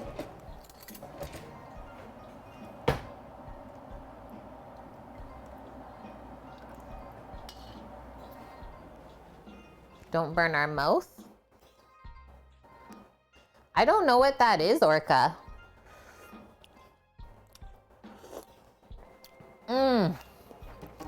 We hit it. That's when you know. Yep. When you're like, yo, that's delicious, you added enough salt. It almost is like Cajun-esque, right? Like you get a little bit of the smoke from the chipotle, but not a ton. Like it definitely doesn't have a Mexican sort of flavor at all. Definitely more like Southeast Asian or Pan Asian for sure. especially with the coriander and the cumin as well. Yeah, that is one of my favorite recipes. Okay, now that that is done, we can just pop the lid on it. Looking for the lid.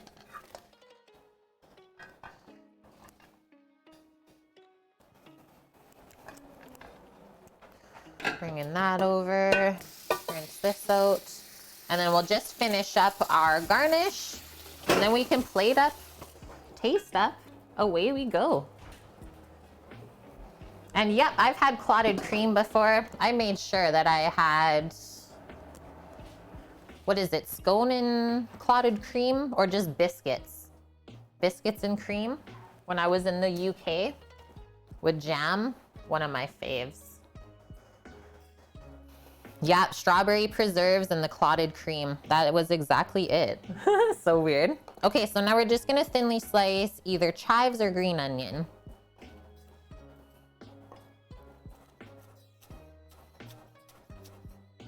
And that also gets sprinkled over the top with the cilantro. And then, oh, there is one other garnish. So all of that love in the soup and then 3 awesome garnishes fresh. I always serve it with a little lime wedge for like bright freshness to finish.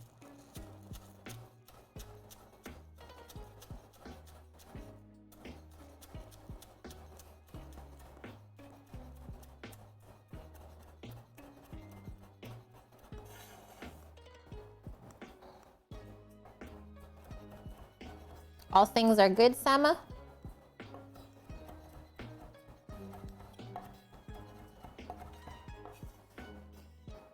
Okay, that works good for me. Okay, maybe a few more just of the longer chive pieces that snuck through. There we go.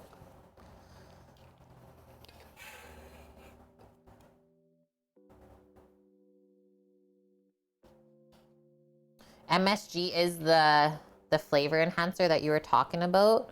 So one thing that I've learned is MSG is a naturally occurring sodium, pretty sure is what it is. So yeah, it's already naturally occurring in a lot of foods that a lot of people aren't aware of.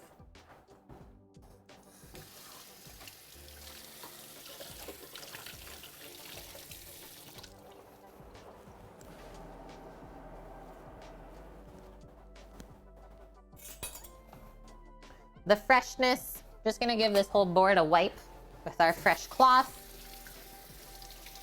Getting it ready for a photo and a plate up. Hey, that's my other favorite preserve, Bumble Bunny, is either strawberry or apricot or peach. Peach might be top tier. That's a rare occurrence.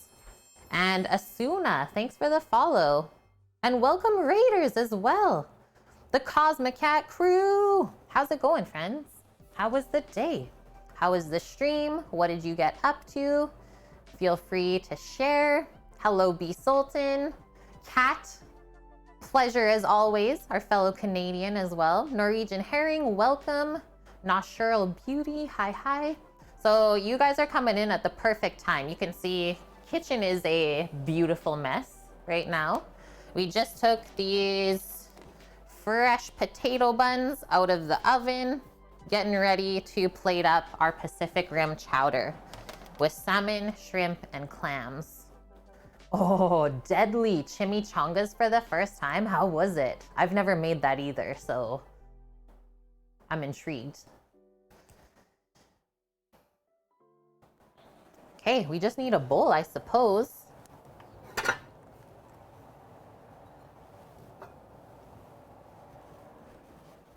They are incredible, yummy. Yum, yum. What did you put inside? What did you put inside? There's like so many routes that you can go, right? Black bowls for Sam. Oh yes, just our lime. Just our little lime wedge.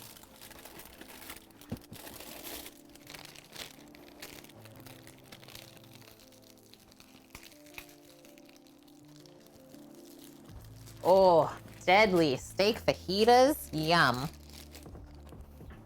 Well, thank you very much for the raid, Cat. I always love hanging out with your crew. Maybe that's too much. We'll hang on to this other one, too. And yeah, sounds like you had a delicious day. Now it's time for us to keep spreading the deliciousness. Yeah, hi Asuna, welcome in. Happy to hear that you like what we're doing. There was steak, bell peppers, onions, pinto beans, homemade nacho cheese sauce. Oh man, I am a sucker for that. Deadly. Yeah, Annie, how am I having dinner before you? What the heck's going on here? So I'm just gonna trim off each end of the lime first.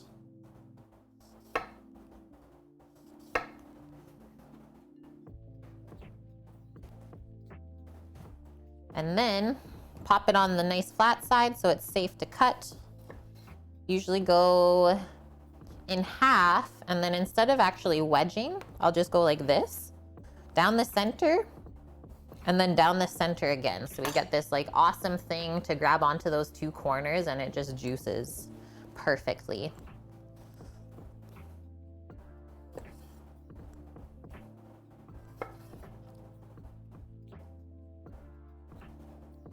One, two, 4, 6, 8.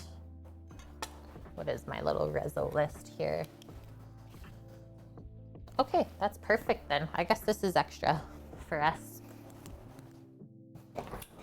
Extra.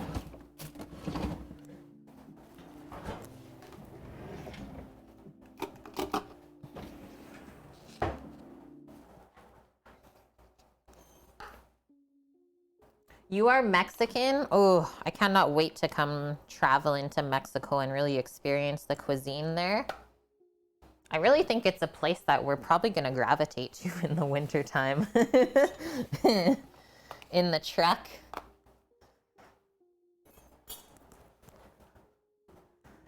All right, I'm going on over. Check out this stovetop here. Oh, look at this closed lid. Yeah, check it out, guys. No, I'm just kidding.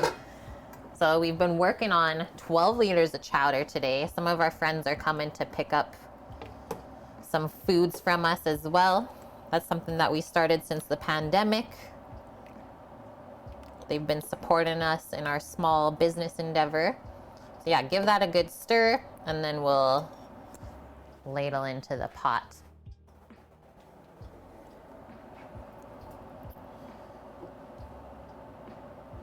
You can see how hearty it is though, right? And yeah, I like how it's like brothy, but then there's just full of all this goodness. Fish, veggies, potatoes. So I think I'm good with that. Might do just a touch more of the broth.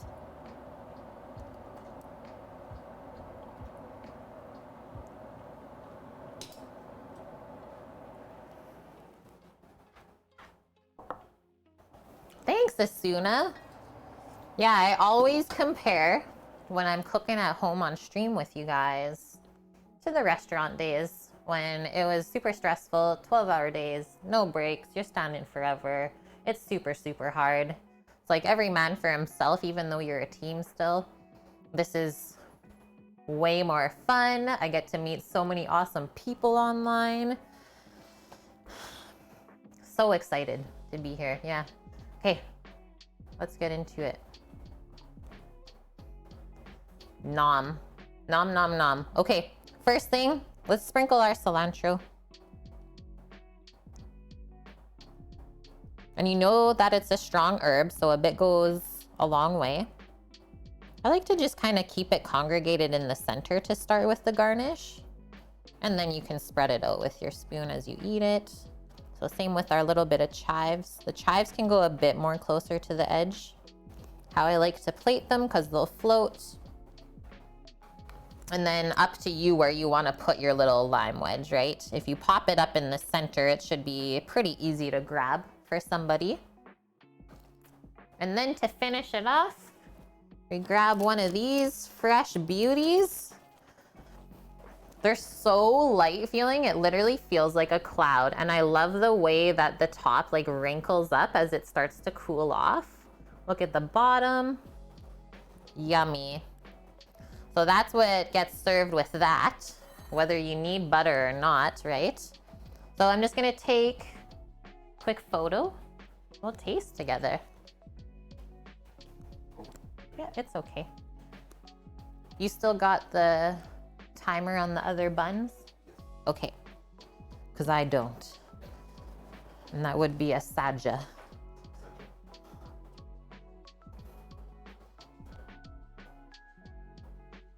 Oh yeah, the cookies, Suki.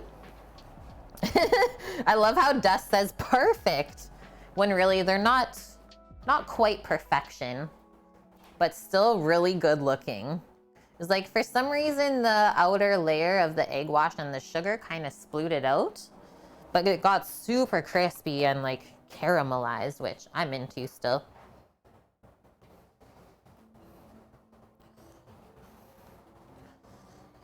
Time for the photo. I think I gotta give this just a wipe here. Wipe the lens with the clean cloth. A pat of butter on clam chowder? I've never heard of that, Lauren, but I'm into it.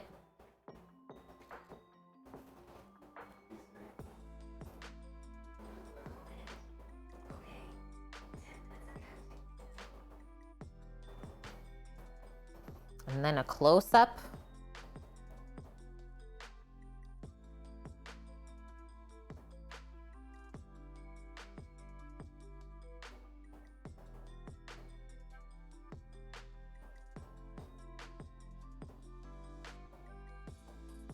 There we go. All right, I'm grabbing a spoon. I am so ready for this. Yeah, I'll take a dozen. First things first, let's get limey. So see how when you squeeze the lime like that, you really just get all the juice out compared to a wedge? I love it.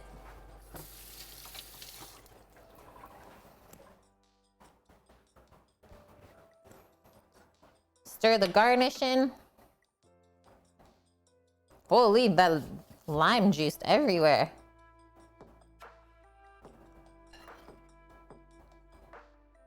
All right. I don't think I got any shrimpies in this bowl. R.I.P.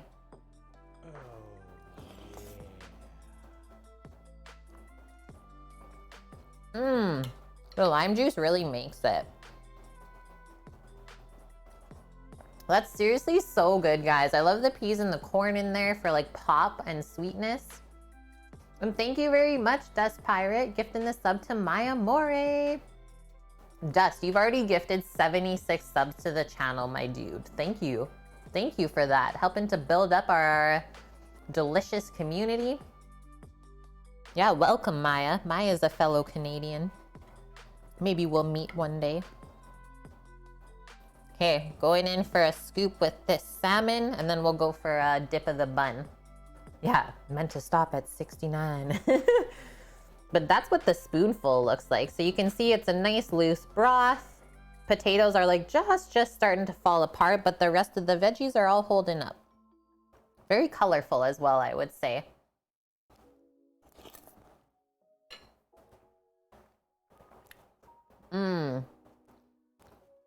Seriously, every bite just makes you keep wanting more and more. And now,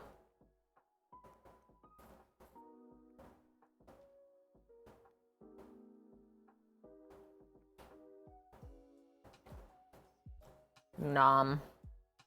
Like, it's literally so pillowy. I would sleep on that. I would. Look at the way that dipped in, sopped up all the goodness.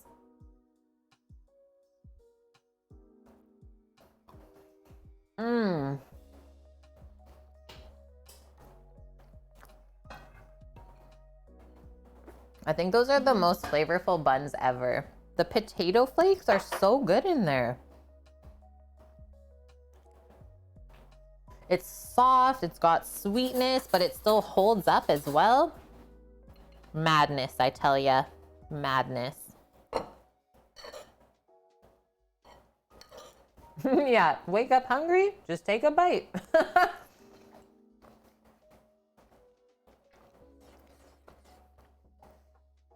Yum. Baked perfectly. Yeah, good job, Sammy. Thank you. Yeah, the little clammies in here aren't overcooked either. I hate when the seafood's like rubbery in a chowder. It's like, what happened to this?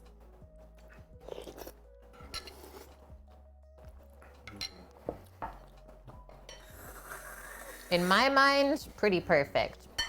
Pretty perfect? Okay. Thanks, Cosmic Cat. Thank you. Okay, we had a few bites of our late lunch, early dinner. And now, turn that off too. Yeah, good slurp of approval. Cookies. These insane cookies. Just move that over so I don't drop crumblies in there. I'm gonna take this one out. What? And Juega Junica, thanks for the follow.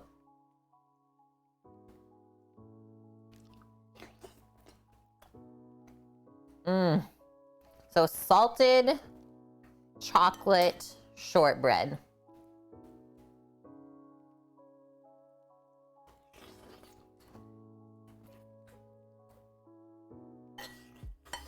Do you hear the crunch? Like the outer edge is so crisp, and then the inside is just like butter and chocolate. Not allowed. Did you get any scrimpies? Oh, thank you. He donated me a shrimp. Oh, yeah. The kind of cookie where it just kind of, once again, sits back here in your cheeks. The flavor is endless. It's so heckin' good. It's not too spicy, and just the flavor is so different.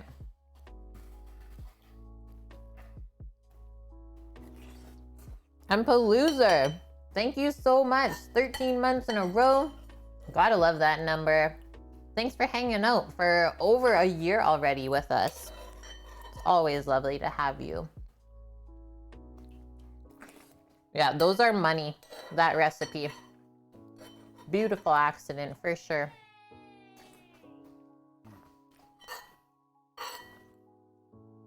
I really like these cookies because, as you can see, it's not too sweet. It's rare for me to just stand here and eat our dessert like this. I usually have like 2 or 3 bites and I'm like, that's good enough for me. I think it's also using the dark chocolate there, right? Thank you, Mary, for the 100 biddies as well. Yeah, my happy dance. Sometimes it comes out. I can't help it.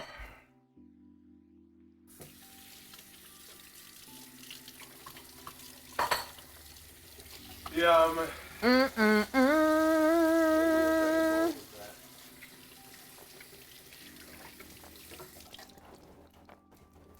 Oh, I tasted it.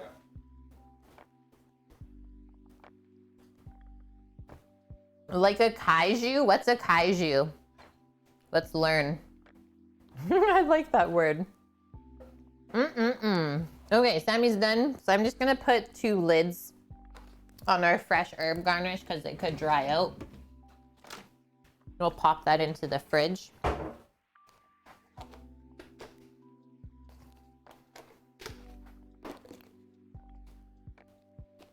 You didn't eat the chipotle pepper, my dear.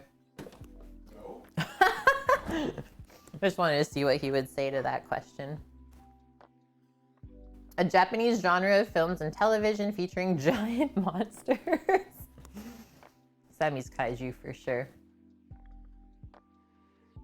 Yeah, that's perfect.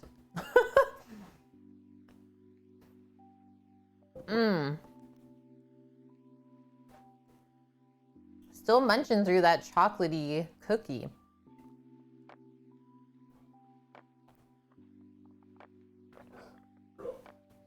Oh, thank you for your service, Maya. Yeah, rescue the bumbler that came in.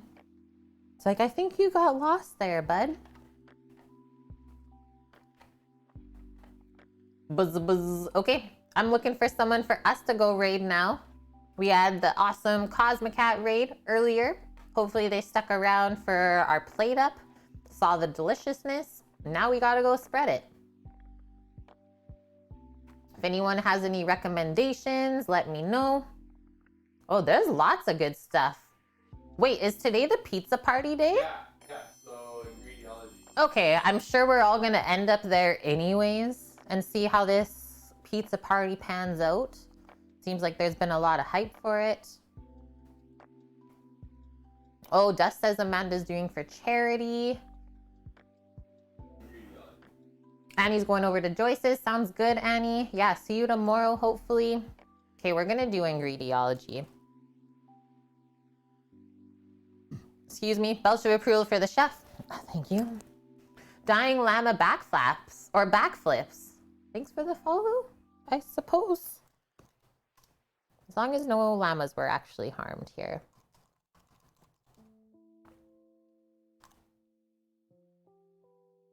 Yeah, no worries, guys. Feel free to disperse wherever you want to go. I'm getting this set up. Hope you guys have a rest or a good rest of your night. I can't talk anymore, so definitely we're done streaming for the day. It's usually how it goes. Yeah, thanks for all the love today, friends. Lots of awesome, kind of newer resubs, like the 2 or 3 months. That means you're new here, guys. So thanks for sticking around. Happy you found us. All of the above. Hopefully we inspired you guys to cook up something tasty for yourself or someone else, because Sharon is Karen as well. Save those recipes that we linked. They're also in Discord, so you can always go search back for them if you don't want to save a billion bookmarks on your browser. And other than that, so we'll be back tomorrow, 11 a.m. Pacific, cooking up more tasty stuff. A roasted crispy pork belly rice bowl with steamed bok choy. We got some nice fresh green beans. Just pop them on there for now. And we're gonna be making a soy ginger glaze to go with that bowl. And then tomorrow's dessert is a southern caramel cake. So a layered cake, and it's supposed to be absolutely amazing. Okay, I hope to see you then, guys. 11 a.m. Pacific as always. Take care, stay safe, love you. And if you need us, you know where to find us on Twitch and Discord. Okay, bye. Bye.